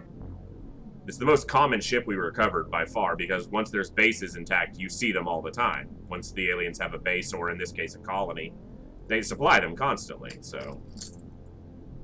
Guy outside is probably going to get shot and killed here. Ooh, unless the alien couldn't spot him because of the smoke, but... Wow, you had to shoot them, right? Did you hit the wall? Looks like you did. That's lucky for me. 2 snaps. Come on. Okay. Now you open the door and take an aim shot. Cool. I like it. I love it. I want more of it. Okay, there's an alien downstairs with DPL. And you got shot on the exact same spot. That means that alien hasn't moved. This soldier is severely wounded now, needs med treatment immediately, and is likely to die to a DPL on the end turn anyway. But for now, we're going to try to keep them alive. Okay, so at least they're healed. Actually, we can get them through the door, can't we? Okay. So the only soldier at risk of getting DPL currently is Berkness. Now this alien's going to reaction fire when we shoot him. If we shoot him. Okay, cool. We're gonna miss twice.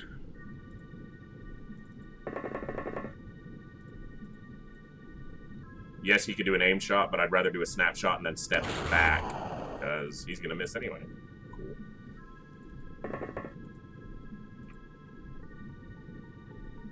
Goddard's got time units, but there's nothing for him to do with those time units. You can put this back on your belt. What if we do this, though? What if you face here, you drop this, you prime this, and you throw it to quarterback, who then relays it onto this scumbag.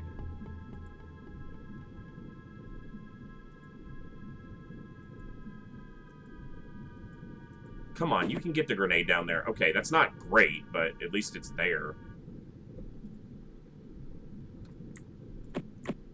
That's not what I wanted to do, but we'll go with this one.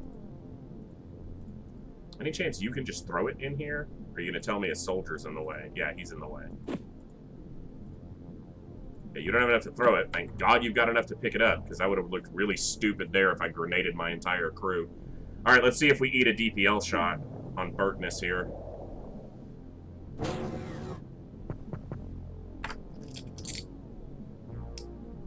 Apparently, I just need to run up to that thing and melee it. He's too far away. Yeah.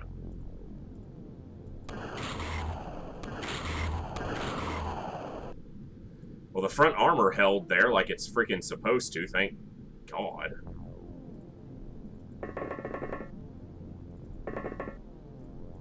Come on. Drop him, please. Nope, you missed. Congratulations, you played yourself. Alright, we've got to get this. There's 2 down here. There's one with the sonic cannon and one with the DPL. And we've got to find a way to get shots on them without risking ourselves. Guzman here took a big hit, so I think we just pull them out of the fight. If I get shot walking across this same spot again... You know what? I should have smoke grenaded this last turn, and I didn't. So now I'm just going to be reckless with a soldier I care about. Not that far up, please. How about you go back to here? Perfect.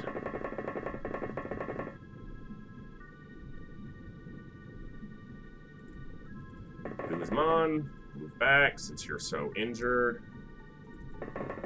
This is where a DPL shot. Okay. That's the guy with the DPL. You kill him? Nah, you can miss and leave yourself exposed. Cool. Yeah, this is where we're at severe risk of a DPL shot. These 3 guys, because there's a hole in the wall here, it can get a DPL up to us relatively easily. And this guy outside is still at severe risk of getting mauled by this lobster because he can't seem to shoot it. Alright, Guzman will go help him, as injured as he is. Maybe he can get into that fight. Oh, you had a cannon. Yeah, now you're dead. That's kind of what I was waiting for. Son of a bitch. Seriously?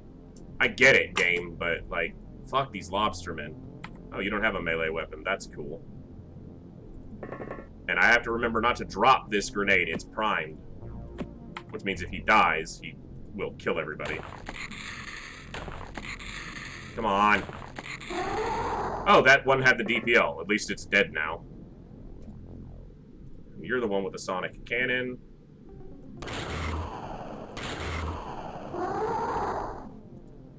What's the over-under on that being the last one alive? Because it's definitely possible. Oh, and you had to turn, so you can't shoot him again. Wicked. I freaking hate the lobstermen in this game. Because they're unfairly difficult to kill, considering they don't use any mind control. Which actually wouldn't be a problem for me. My soldiers are good against that. There's more than one alive, because that was a long end turn. Alright, Guzman, go scout him. Show me where he is. Perfect.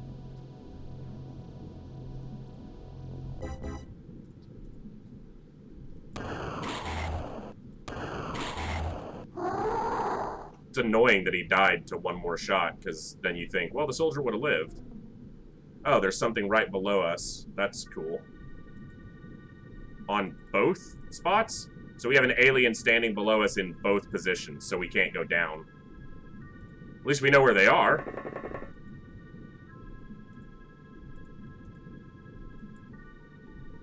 Oh, no ammunition loaded. Cool.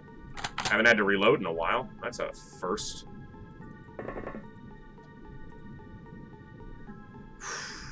I was gonna say that we can see the other one, right? And then step back.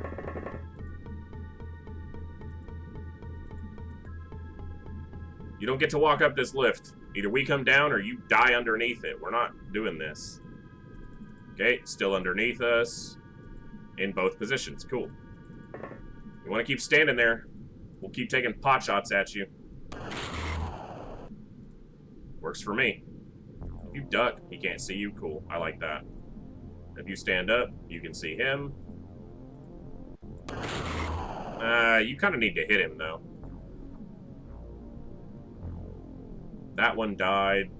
Guzman's just going to go chill in the Triton. God, this has cost us so much, and we're not even going to get Zrbite out of it. You know that. That'd be too good.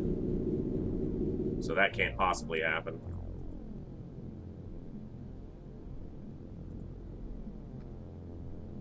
You letting us down yet? Yes, you are. You moved away. Is the other guy right next to me still? Hey, what's up, buddy? I think you need to die. And I'm really tempted to run up and punch you, so I'm gonna...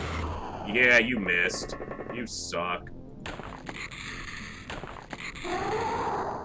Not the last two. That's a little surprising. Man, definitely not great for that soldier. Quarterback's at risk. I'm betting over here. That's where they usually are.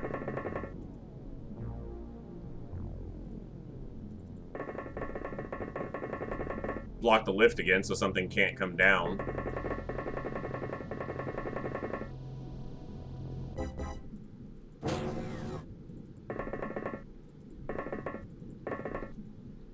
Okay, nothing back there. Look this way. Rough mission. But that's kind of TFTD in a nutshell. Everything's fine. Then Lobsterman. Of course you're in the corner. You're holding a DPL too, so that's... No, you're holding a drill. Well, this is going to be a drill fight. Don't melee me. Fuck you. Oh, you better knock him out. Last one. Last one got somebody. So we lost 5 soldiers there. And a tank. And no freaking Zrbite. Never. Never Zrbite off those damn things. Alright, who'd we lose? Vanea is the big one there. That was a really good soldier. The rest, not bad. They were all good soldiers. But Constantine was one of our better, longer-term soldiers. Memorial's got to be close to 200 now, or over. Right at 200. Yeah, they had great stats. Stamina was way up, health was way up, bravery had actually increased. Firing accuracy had gone up from a great start. Strength, yeah. 15 and 15. It's the problem when you're late in the game. Every soldier you lose is a good soldier. At least if you're filtering them like I am. We got more coming in, though. And we've got good soldiers at the other bases as well. So, it's not all bad.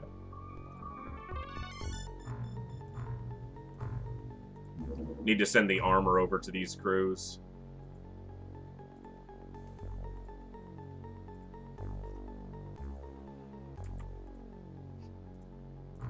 And apparently they need a tank.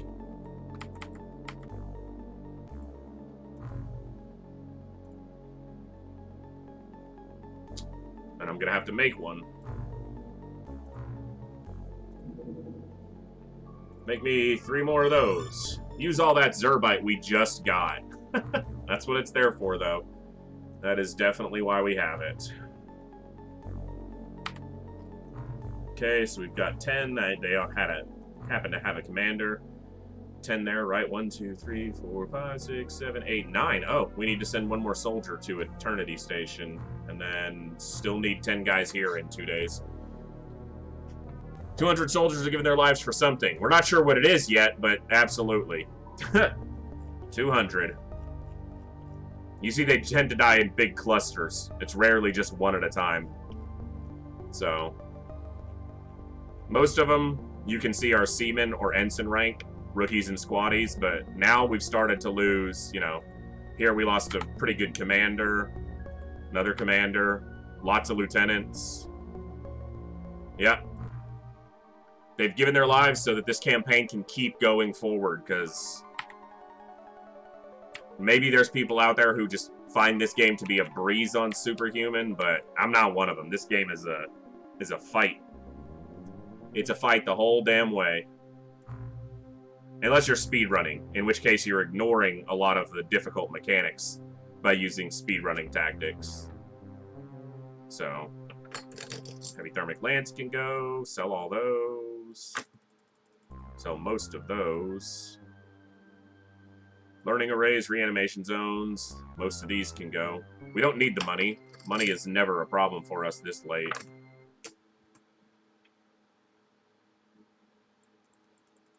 I'm actually going to have to make even more ion armor because I need to send 20 here, and then I need to send 10 here, 10 here, and 10 here. So I need 36 more suits of ion armor. That's a lot of Zrbite. And our stores are full here. Sonic cannons, right? Blaster rifles and cannons? Yeah, that's what's taking up our space. Okay, do you guys have equipment yet? You have blaster rifles, cannons, and pulsers. Okay, what about you guys? You have cannons, blaster rifles, and pulsers. So you have what you need. Because these are just defensive materials. You guys have cannons, blaster rifles, even a thermal shock launcher. And you guys actually have aquaplastic armor. So it looks like I'm good to just sell off a bunch of freaking cannons and send some blaster rifles to Mayhem Station.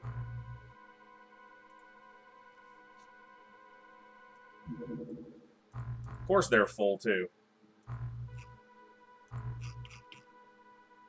All but one, because they actually need to research these things still.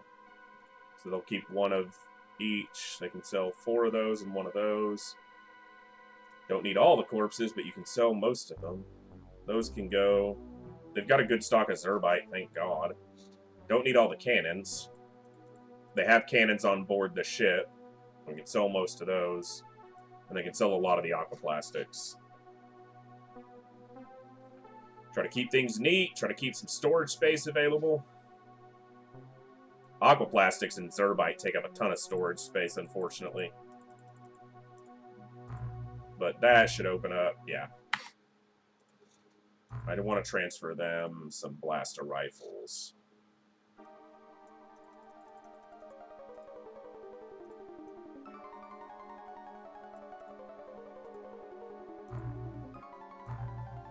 And then we're going to sell a ton of cannons here, too.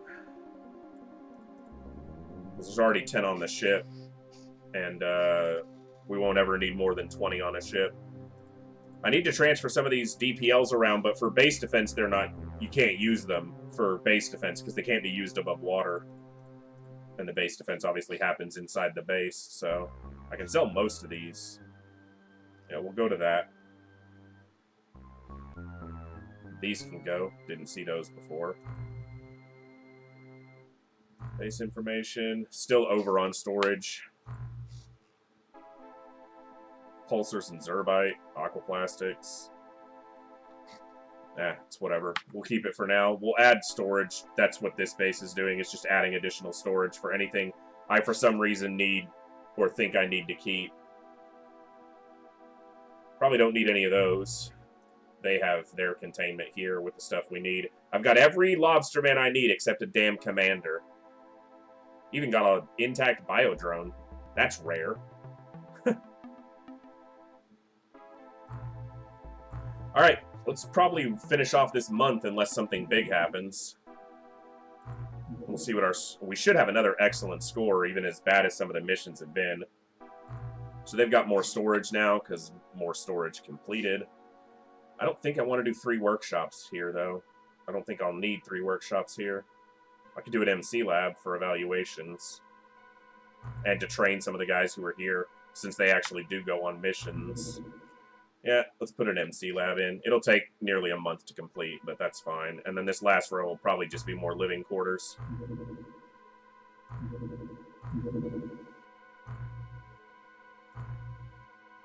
Okay, they're almost ready for staff. They have staff. And their Barracuda has no weapon on it. Cool. I should probably remedy that situation. Their Barracuda has a sonic oscillator. Okay, they're almost done with the displacers. Let them finish those. Floating base attack. Where were you headed? Sea of Japan? North Pacific? Whatever. And that also means that they are going to need a Barracuda and a sonic oscillator. What species was this? I didn't even look. Aquatoids? I think it said aquatoids.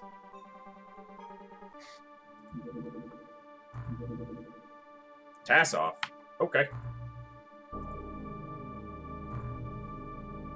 What always kills my runs, the game is just way too long. It is definitely long. Way longer than UFO. If you're doing, like, a full playthrough like this. Ion armor. 10 suits, please. Transfer. Done. We're going to wait for those to show up. Wait for a new day to roll around. There's the ion armor. Excellent. Triton 2. Oh, I should have freaking sent them a displacer. God, I'm stupid sometimes. Armor.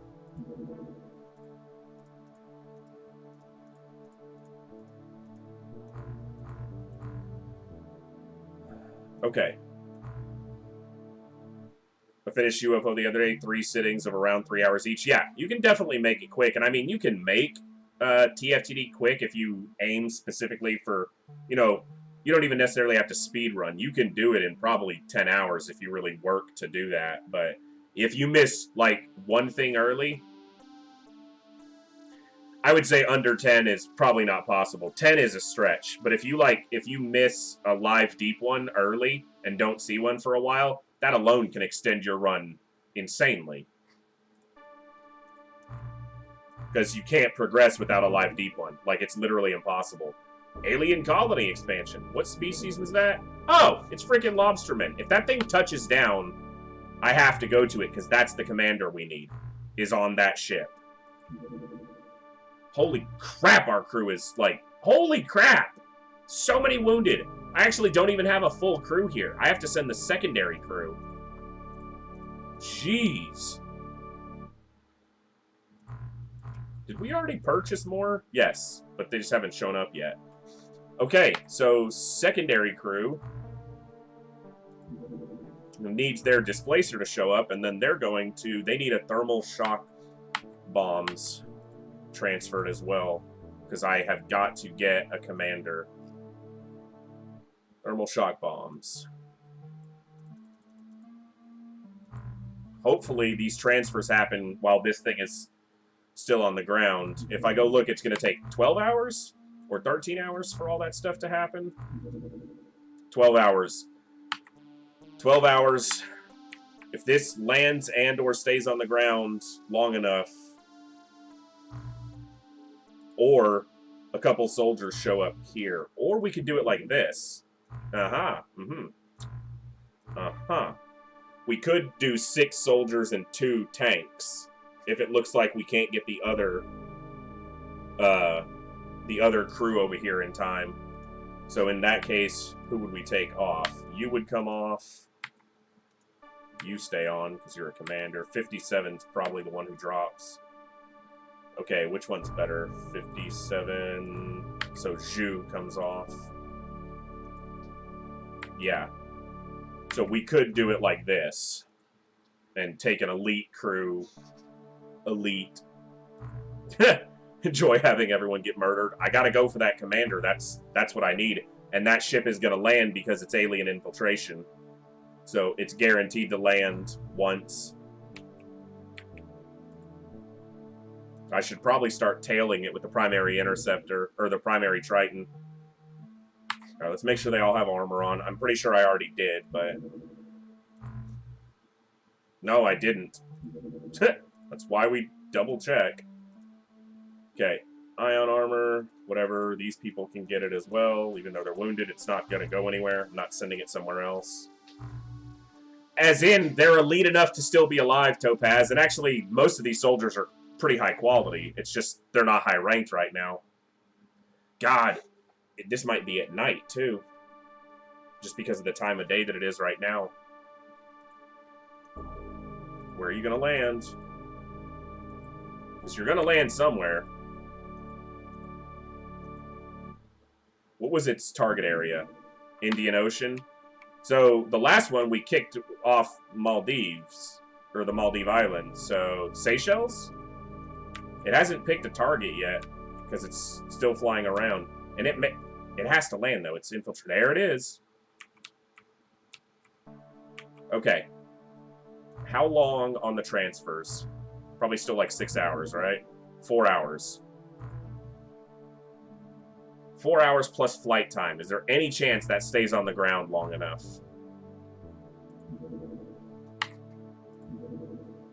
I don't think so. I don't think there's enough time. I could put 4 more units on and then try this without a tank.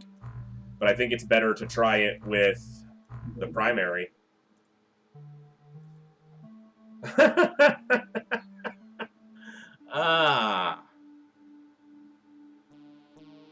Tentaculats and Lobstermen with 6 soldiers and 2 tanks. Yeah. This is the commander I need is on this ship, so.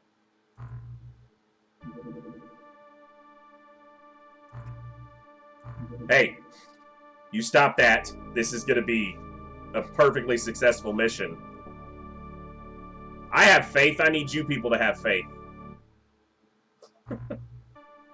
I want some mag ion armor for our top crew. So that I can be even more annoyed when it gets destroyed. It's 160 Zrbite I'm spending on that armor. Now watch, the transfers are going to show up at the other base right now. Like, it's ready to go now.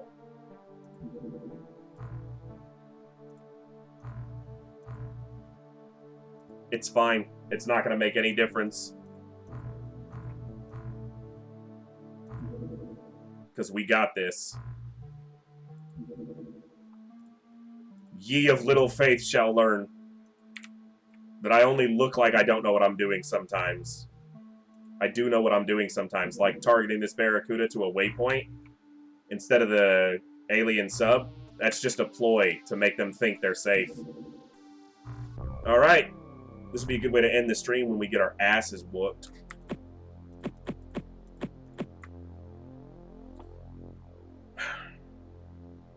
Alright, you're accurate and strong enough to carry most of that. Not strong enough for all of it, though. But that's lighter, so you can do that. And you can take a smoke because you'll chuck it first. You're not overly strong.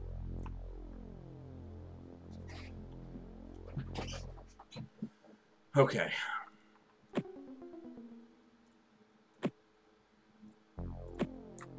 I don't even know if these grenades are worth taking. They don't seem to do shit against these lobstermen. Alright, DeGraff. It's your time to shine, my friend, as commander of this mission.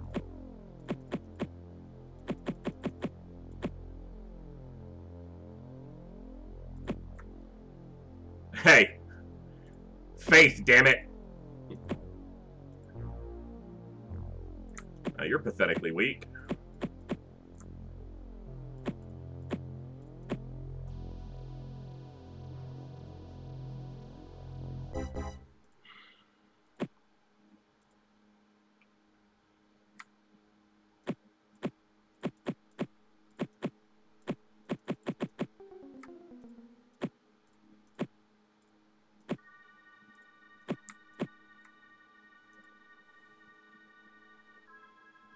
Burkness, you're actually one of my best shots. I should probably put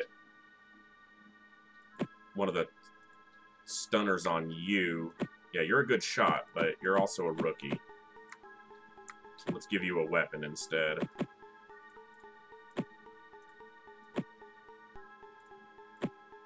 Let's give you... Oh, I need to do this. Unload this one.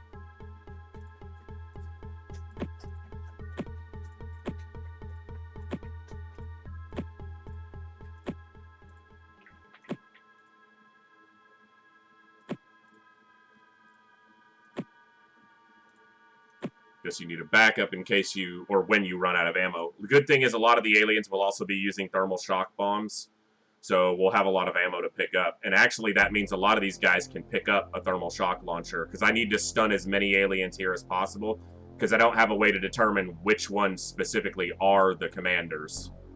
So I just need to stun everything that I can.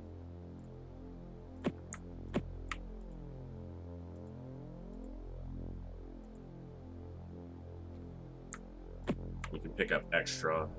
Rather you have a backpack weapon. Alright. Well, it's a shitty terrain. That's a good way to start. Right next to the craft. Also awesome. Tentaculats. That's the first problem. Deal with them, and we're okay. At least we got a, you know, a run going. Or a chance at it.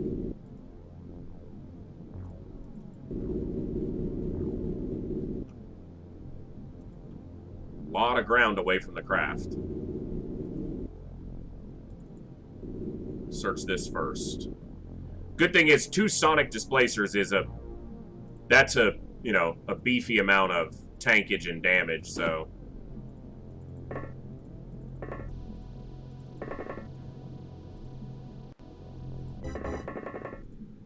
this will not be a failure of a mission. It will be our finest hour. You just wait and see. And here come the Tentaculats.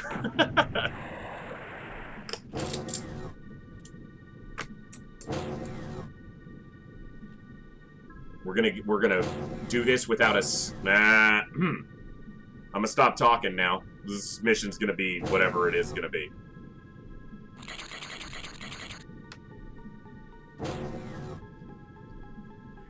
It can't be a last stand. We're not on the defensive here.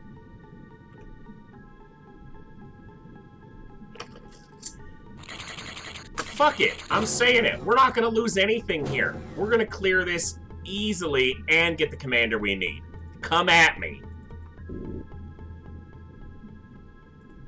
Oh, look. A dead Tentaculat. A dead Tentaculat. Shoot the freaking Tentaculat! Thank you. Now, I saw possibly 2 moving over here, so I've got to move this displacer over to make sure. It might have been the same one that I saw twice, but I need to make sure. Yeah, I said it out loud to the XCOM gods. I'm not losing a damn thing here. Nothing. Maybe a displacer. Maybe a displacer. No soldiers. Not even one. I need to look this way to make sure there's not a tentaculate over here. Like that. Oh, if he shoots at that, there's no way he has enough time units to do anything, so, but it shouldn't be able to get to us. Like, that's a lot of distance to cover, and we're still in... Am I a joke to you? Ah! Okay. It's gonna go after the tank, because the tank's the only thing it sees.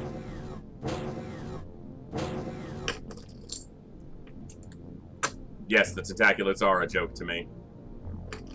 They're a horrifying joke with horrible consequences and a terrible punchline that leaves you zombified. I didn't see that Tentaculate moving towards the sub. I don't know what you're talking about.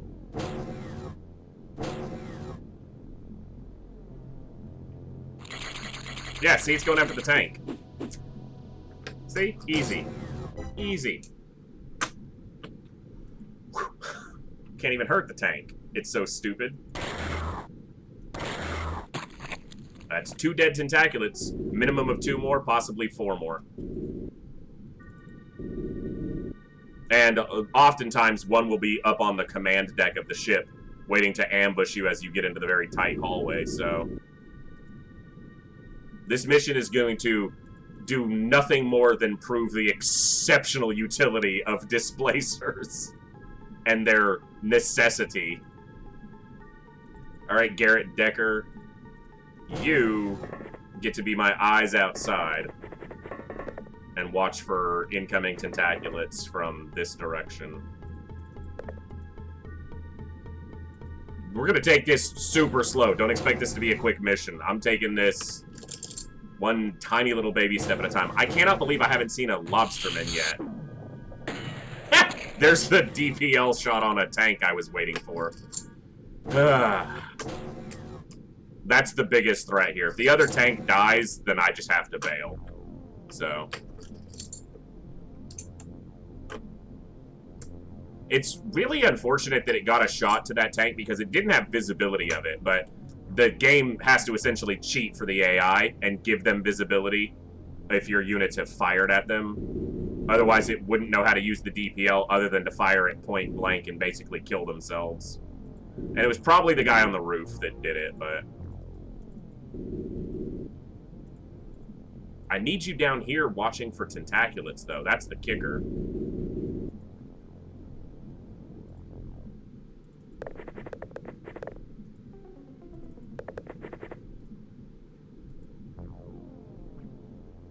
Had that with UFO the other day. It was a really close call. 2 countries already pulled out of XCOM. One very large ship raid ended a failure as the commander threw a grenade at a soldier literally 1 step aside effect. Ugh.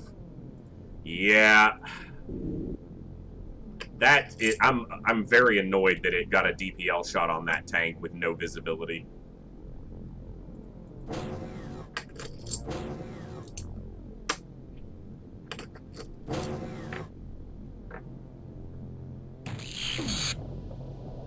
It tried for a second one, damn it.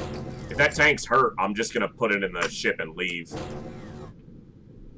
Depending on how much damage it took from that shot, because it had to have taken some.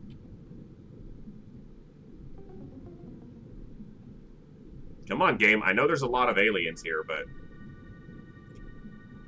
It took 50, or 40. That's actually not that bad. And there he is. There's the scumbag who's doing it.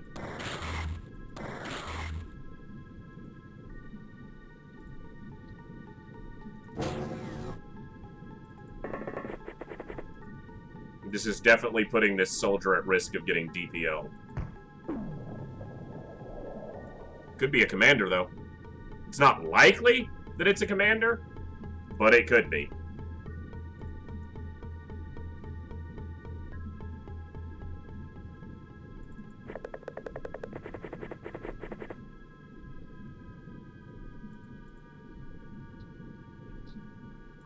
Okay. Still looking for 2 more Tentaculates. Did you just grenade my tank after it... I mean, it survived for... Okay, it still survived. Now it's probably dead. The really big kicker here is I'm like probably less than a day from being able to use DPLs offensively. They're researching the ammo right now. Because if I could use DPLs offensively, yeah, no problem. Just hit everything once. The tank didn't even take any damage from all of this nastiness. You people piss me off.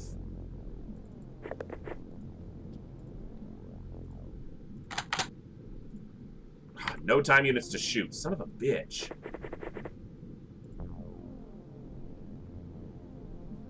So this guy stuns. He fired. That's... You see 4. Ah! 2 stuns got shot. That's why it didn't take any damage. Both of those were thermal shock launcher shots. So the only thing that can actually hurt the tank here is that one.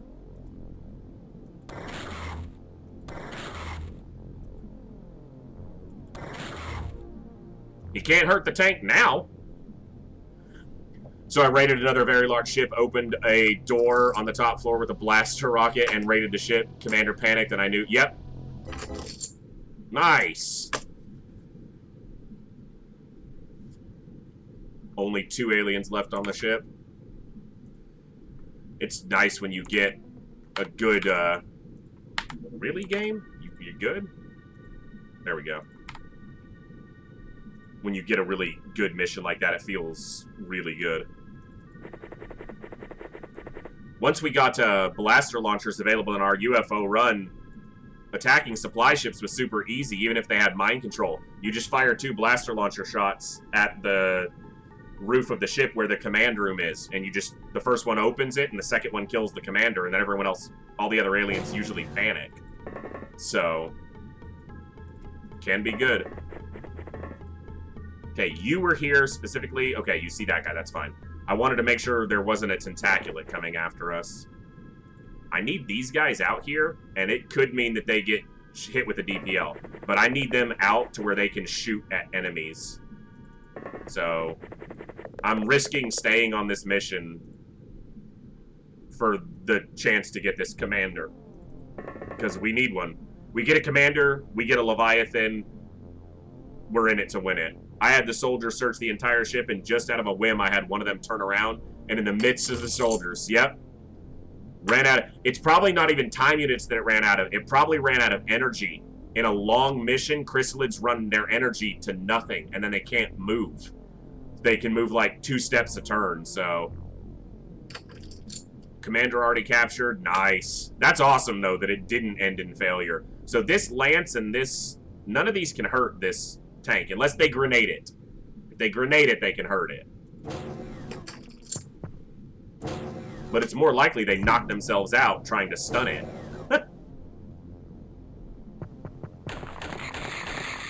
So that drill shouldn't be able to do damage to the armor at all. I'll be surprised if the tank took any damage.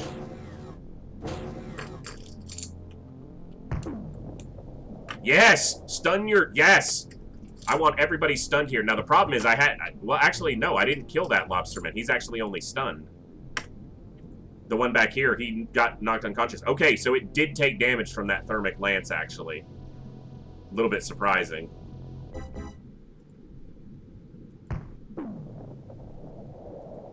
Okay, I'm really surprised that didn't knock either of them out, but it's fine, because I get a follow-up shot.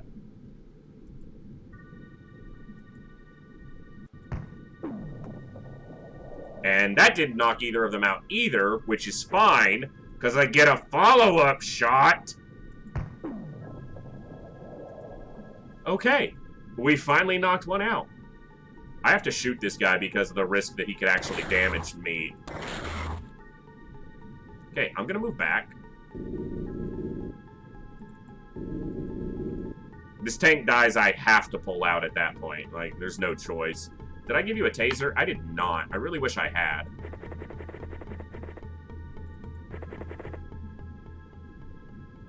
What about you? Do you have a taser? You do. Come around here. You see the guy upstairs? Fine.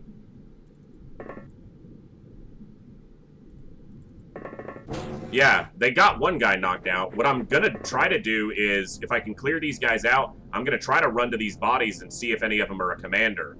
It's not likely. Usually the commander stays on the command deck, at least until you've killed a lot of enemies. But if any of those are a commander, I can just grab it and go. That's the only thing I'm here for, is a Lobsterman Commander. So...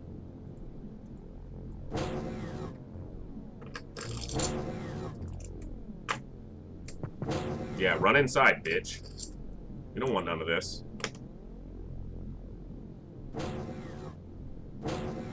And I thought we got a commander on the last Dreadnought. We recovered like 13 Lobstermen alive off of it, but none of them were the commander. Which was unfortunate. Can there be more than one commander? Let me double check. I think it's only one commander on the Dreadnoughts. Yeah.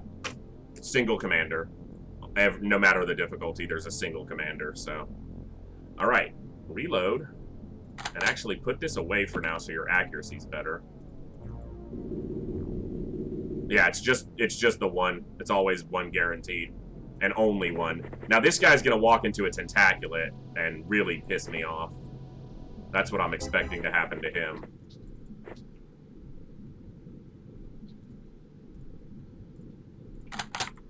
Okay, I'm gonna start moving this guy to check this body. That had a DPL in hand, which probably means it's a navigator, but there's a tiny chance that that's a commander. But I doubt it. I expect the commander is sitting on the command deck, doing command things. Being commandish.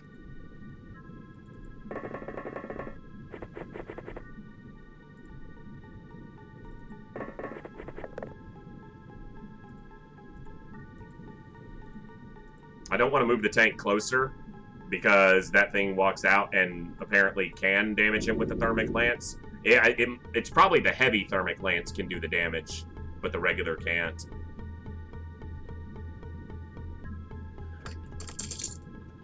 I wonder... I think it's possible for only 2 to spawn in, but because of the way it populates them, they're the last thing spawned.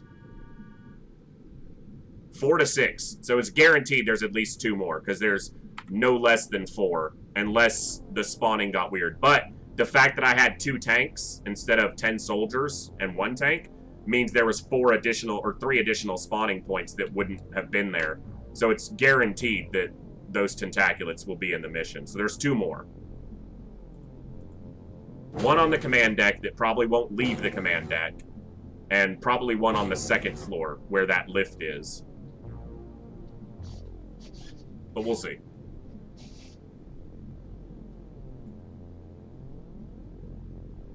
I'm going to be very deliberate and try to get this commander out of this ship. Nothing on the intern so far. There's a door. There's a couple doors. Okay. Ah! Ah! Ah! Ah! Yikes. We're going to go this way. He didn't see us, but... if you look at the wiki, UFOpedia is probably the most useful wiki. For example, what I've been referencing just now is right there. And it's accurate. Done a lot of testing myself to try to verify, but in all cases that I've seen, and that I just linked straight to the Dreadnought because I had it open, but you can see any ship, any type of mission. This Tentaculat died, right? Yeah, both of them had death screams. So yeah, you can check pretty much any type of mission, any ship, for both UFO and TFTD. And also listed on that site is the differences between the base game and what's included in openxcom. But the numbers are accurate, even in openxcom. So, good info to have. And that's why I just know that Dreadnoughts have 4 terror units, or up to 6. Which means it's the same for a base defense, plus or minus 2. So, this guy is in danger of being hurt because of where I positioned him. If something walks out that door, he's probably dead. And we know that there was a Lobsterman close to that door. But yeah, that wiki, that has pretty accurate information on all the XCOM games. At least everything I've checked seems accurate.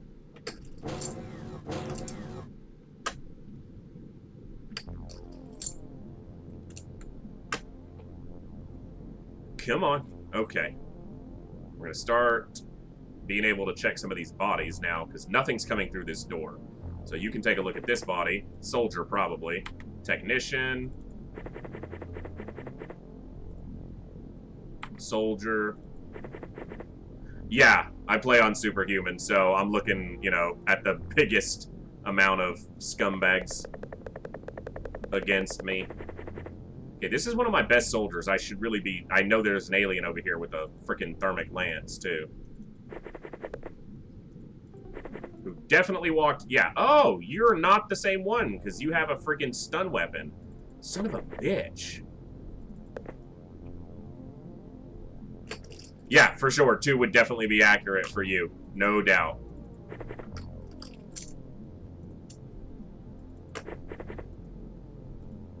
And that's the biggest difference. One of the biggest differences that accounts for difficulty is how many aliens you wind up having to face. You know, yes, they're tougher on the harder difficulties, but it's just the sheer number of them is usually the biggest problem. Okay, I want to check in here. This could get this thing killed. Okay, don't see anything. That's good.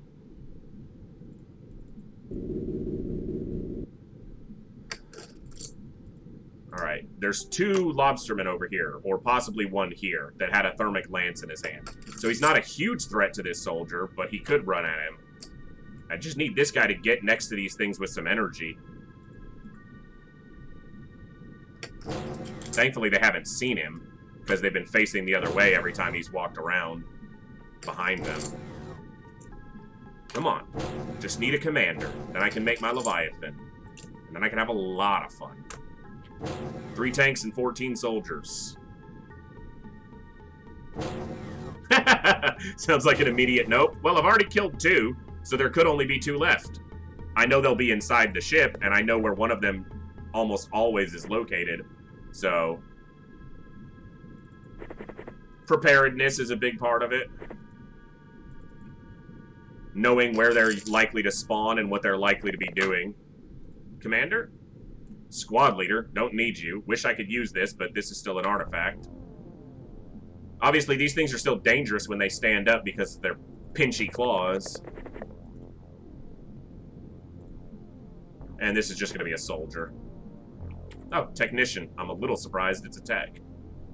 Alright, well, I gotta risk the tank first because I don't want a soldier getting zombified by a frickin' tent. So, tank will be the first thing in.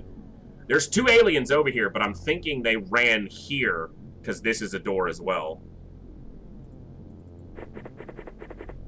Thankfully, the Tentaculats can't exit the ship anywhere but the doors. There's not, like, an upper exit like there is on the supply cruiser, because that would be ridiculous. Now, obviously, there's still a chance we get, like, hit with the DPL. I should probably keep smoke on us because it does help mitigate that a little bit.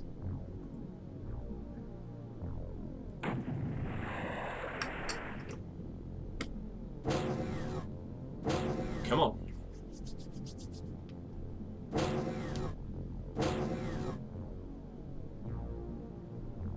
It's been slow. Like, yes, that's why the tank is at the door.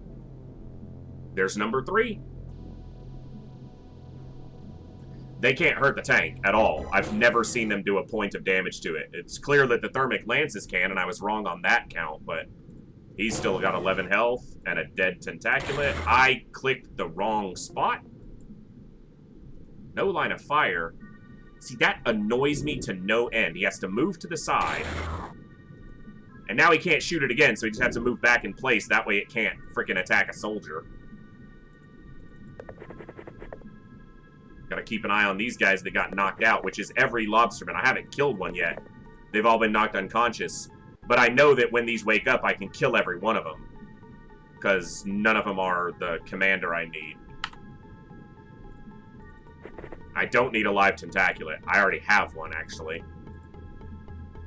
The only person holding a lethal weapon right now is that guy and this guy with his drill. Okay, I had to make sure they didn't, like, loop around here, but I'm pretty sure they came this way. Alright, he's out of energy, so he's got to wait a few turns. We're going to keep going slow. I need a commander, and I don't want to lose anything more than the tank I've already lost. Okay, he's got a shock launcher. That's fine. He's got a drill. That's fine. Tentaculat's still standing there, which is good, because I was afraid it could move to the other door. But it did move away from the door, which is a little bit of a problem. And that alien has a lance. Oh my god. Did you take any damage, Tank? You didn't, because you're a beast! Move away. Please reaction fire. Oh, you didn't reaction fire. I wanted the guy with the thermal shock launcher to reaction fire at me. 108%. Boom. Now, I need you to see that tent. Right here. Where's the tentacular? There it is. It was going for the other door. Now, this guy's got a lance, so... Oh, fuck. I should have opened this door. I couldn't. Okay, I wouldn't have been able to get into the space to open the door. I was gonna say, if I could open that door, this soldier could shoot that lobsterman with her stun gun. These aren't the lobstermen you need right now. They're the ones you deserve. Ha! I hope. I only need one of them alive. The rest of them are just, you know, bonus. Why did I move you there? Now you're not in front of the door. Ooh, that could risk me getting seriously hurt for that stupidity.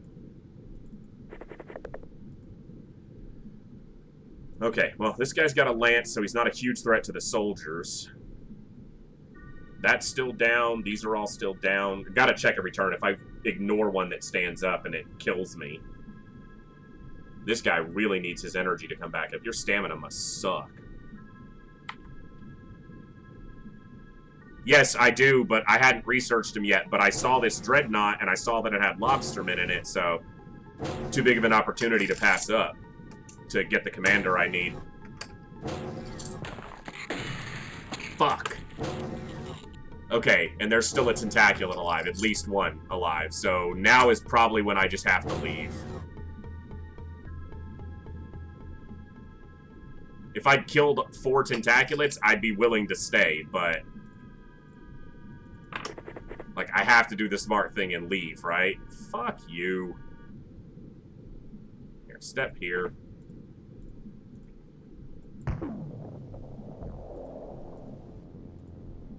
I have to do the smart thing and leave, right? Like right now, I'm supposed to be leaving. I'm supposed to be packing up my bags and getting out. Because there's a live Tentaculat in this ship still, somewhere. And I don't have a tank to scout it. So basically all this mission has done is cost me 60 Zrbite and about 2 million. And a bunch of thermal shock bombs. 1 to 3, yeah. 1 minimum. Up to 3.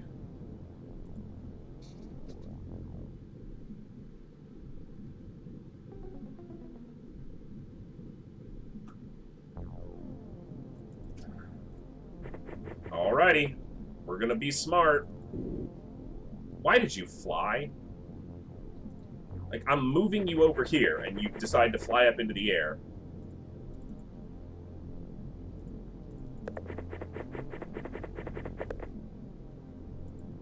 Can't believe both tanks got murked.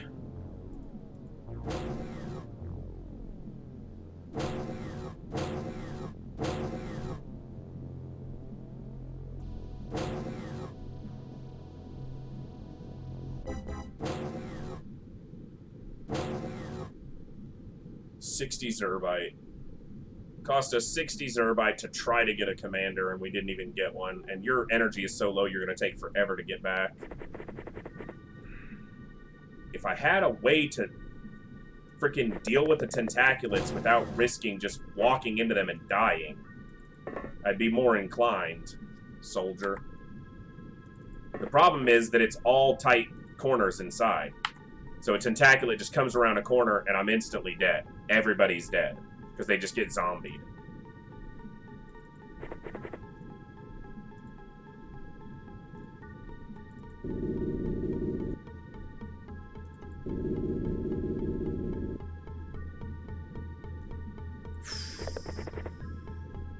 Maybe we can bait it to come out of the ship. It's gonna take a few turns to get the other guy back to the ship anyway, so.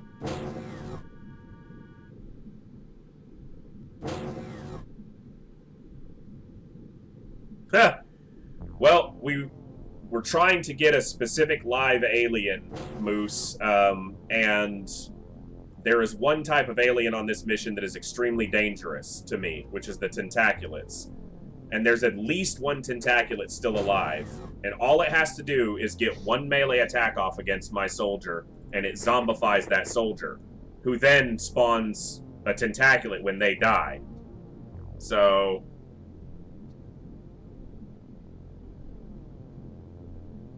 yeah, but they wake up and they die on the next turn. So I'm not really worried about them the Lobstermen waking up. The only thing that concerns me here is the fact that there's at minimum one Tentaculat left alive. What's up, dude? You just chilling over here with your thermal shock launcher, looking at me like you own the place? That guy walked all the way around the ship to get over here. So, I'm debating whether I pull out of this mission because I lost my 2 tanks. The tanks were my buffer between me and the Tentaculats, because they can't be turned into zombies. But I lost my last tank to a freaking lucky melee attack from one of these stupid Lobstermen. Okay, you're gonna pull back. Because I couldn't get a shot off. Okay. No chance that's a commander, but we'll stun it and check.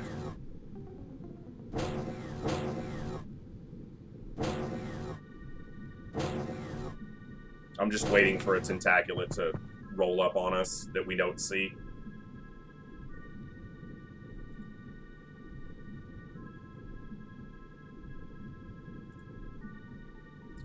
Well, you've got the lethal cannon. Let's try less lethal means.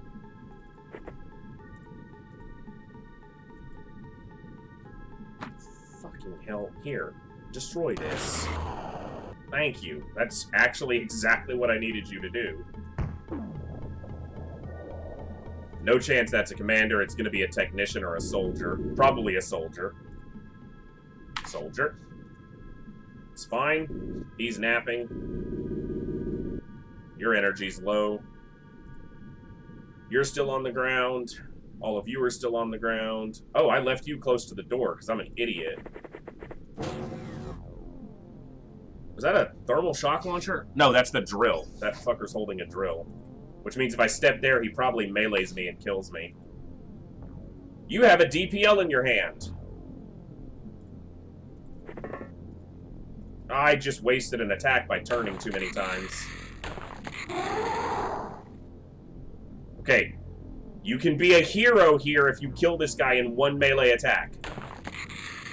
Okay, you're probably dead. So, you had the choice of hero or dead, and you missed your melee attack, so you got dead. Because that thing's gonna kill that soldier for sure. Which is whatever. You know, I don't even care.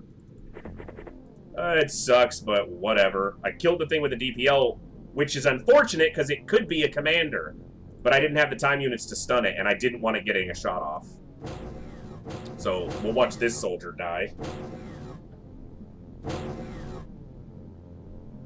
There'll be more commanders, but this was the best opportunity I've seen. Oh, it tried to stun him instead. There's the tent! Yeah. That could be the last one. It's a chance that that's the last one.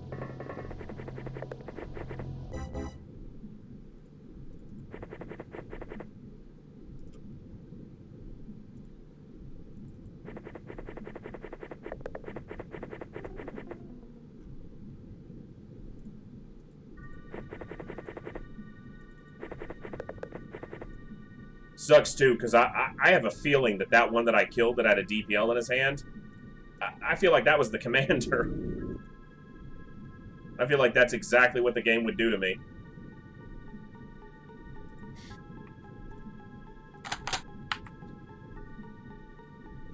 No, not really. Your guys have a stat called reactions. So on the end turn, they have a chance to fire back at the enemy, depending on the combination of their reactions and how many time units they have left. But on superhuman difficulty, it's extremely rare that they'll get a reaction shot off, unless they're somehow a soldier who's survived quite a while.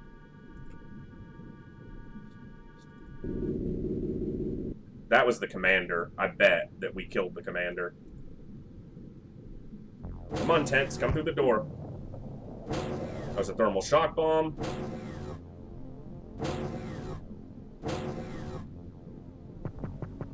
Thermal shock bomb. Tentaculat.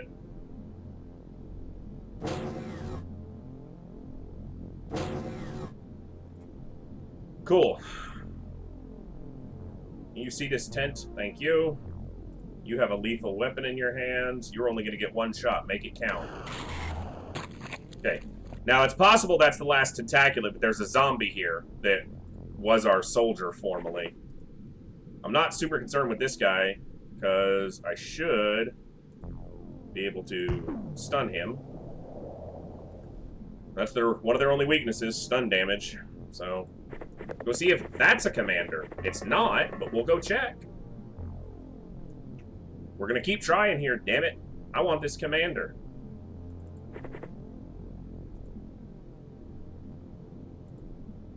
Oh, you ducked and you saw something. Must be on the walkway. Okay, interesting. You stand up, you can't see him. Step back. Now, we took a thermal shock launcher hit, but nobody took stun damage. Basically, on beginner, hey, there's something moving, shoot it. Yeah, on superhuman, wait. Let's see how this plays out. Uh-huh. I can pick up more thermal bombs, so I'm not concerned with that. The problem is just having to check every body. So that's 4 Tentaculats dead. 1, 2. There was one over here. 3.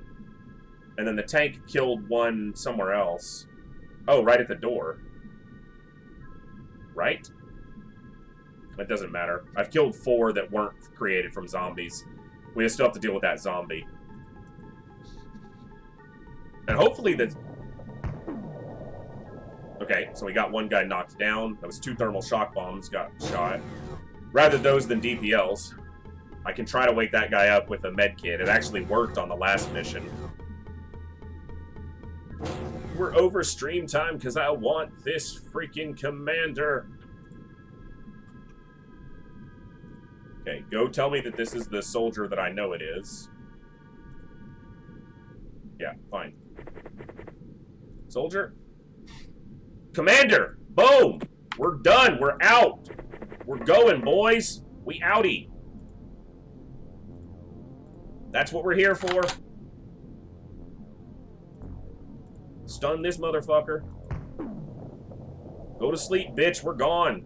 Someone wake this motherfucker up or drag his body on board. Pick him up. Put him in your backpack. Fuck it. Drop this. Pick him up. I don't even care about the gear. I got the commander I need. Let's go. Let's go.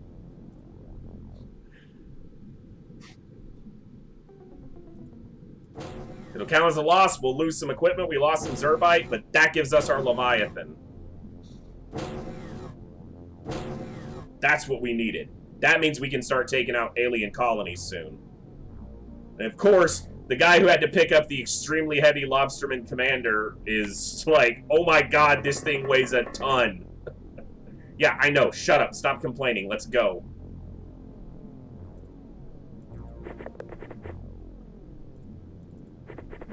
And since we got a little bit of time, just pick up what you can. They're going to have to wait an additional turn anyway. Hopefully there's not a zombie coming up behind them.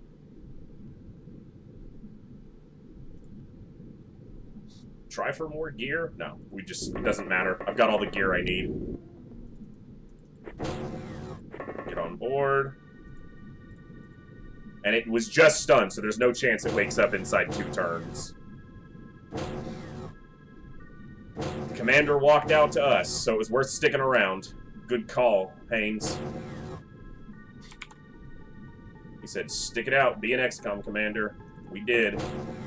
There's the commander. There's our unconscious soldier. Grab the cannon. And get on board. Peace! Wait, 1 unit left outside. Who is left outside? The unconscious guy's in our hands. 1 unit left outside. Who? Who is left outside? What? He's right here. That's what it was. They were holding him. So you have to drop him. Okay. Cool. Yeah, we lost an operative. We lost 2 tanks. We got the commander. Absolutely 100% worth it. Sorry, soldier who died. Actually, they didn't even die. They had a fate worse than death. They are now a zombie. And what was this? Oh, just a small craft. Okay. No, shoot that down.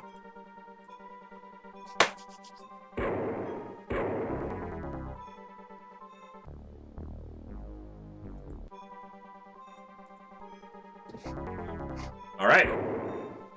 Stream successful. We got the commander we needed. That was the last thing we needed for, like, endgame research, is that commander. Jesus Christ, it's just a tiny ship. Like, shoot it down already. Just hit it, like, once and it pops. Thank you. Just imagine seeing this on an actual battlefield in the midst of that battle.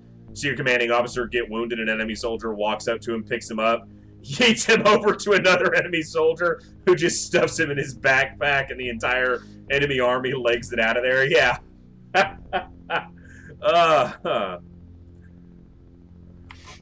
Alright. Lobsterman Commander. Boom. Make sure we got room for his dumbass. Alright, we need to get rid of some of these stupid specimens. You can go. You can go. Probably don't need... I don't need the soldier, and I don't need the technician. I don't need the gillman. I don't need an aquatoid soldier. I can get anything else. Okay. Transfer to Mayhem Station under full guard. This Lobsterman Commander. He is the key to us winning. See, Disruptor ammo was so close to done. We're going to roll for just a few more minutes until the end of the month. I'm going to ignore this small ship, even though I want to go to it. Where were you going? South Atlantic. Oh, wait. That's the Barracuda that doesn't have a weapon equipped to it.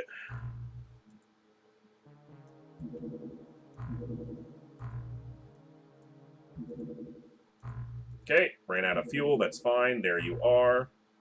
Can I get you from here? Just, if you stay close. Oh, cool. Yeah, redirect craft to actually go after... Not the waypoint. Holy crap. See, this is why I end stream at 4 hours, usually.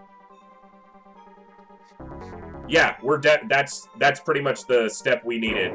I have the task offs that I need. I have the navigator that I needed. And now I've got the commander. The big thing I wanted the commander for is just to unlock the freaking Leviathan research.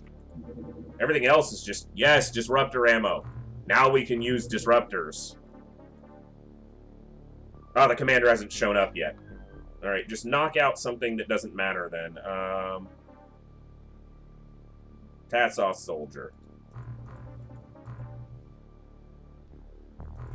Now we can use DPLs offensively. Perfect! Lobsterman Commander, go to base. Research here can stop. Lobsterman Commander. Hello. Alright, let's let this month roll over. I'm going to ignore these 2 small ships. There's soldiers to replace all the shit we've lost recently. Because we've lost a lot of soldiers. But it was all for a good cause. Okay, you have a 70, so anyone below you is probably gone. 69 with good firing accuracy. Do I give you a pass by 1 point? Great reactions, too. I think you get a pass. Antilla? So Mustafa up goes.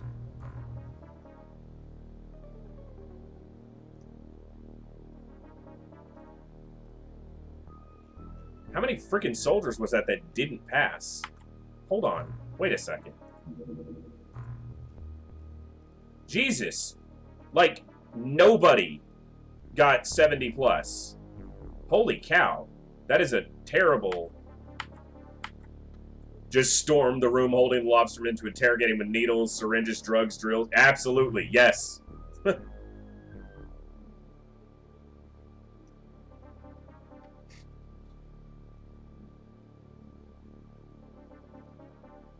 Okay, why am I not seeing the name I'm looking for here?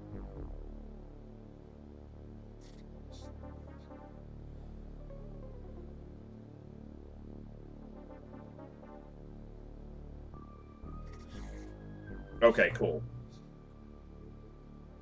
Nice!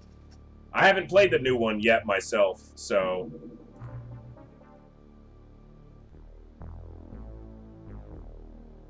Ali Mustafa. Right below Velasquez and Alaru. Why did I look like 3 times and didn't see that name? Velasquez, Alaru, Mustafa. Thank you. Jeez. I scrolled past it like a million times and couldn't find it.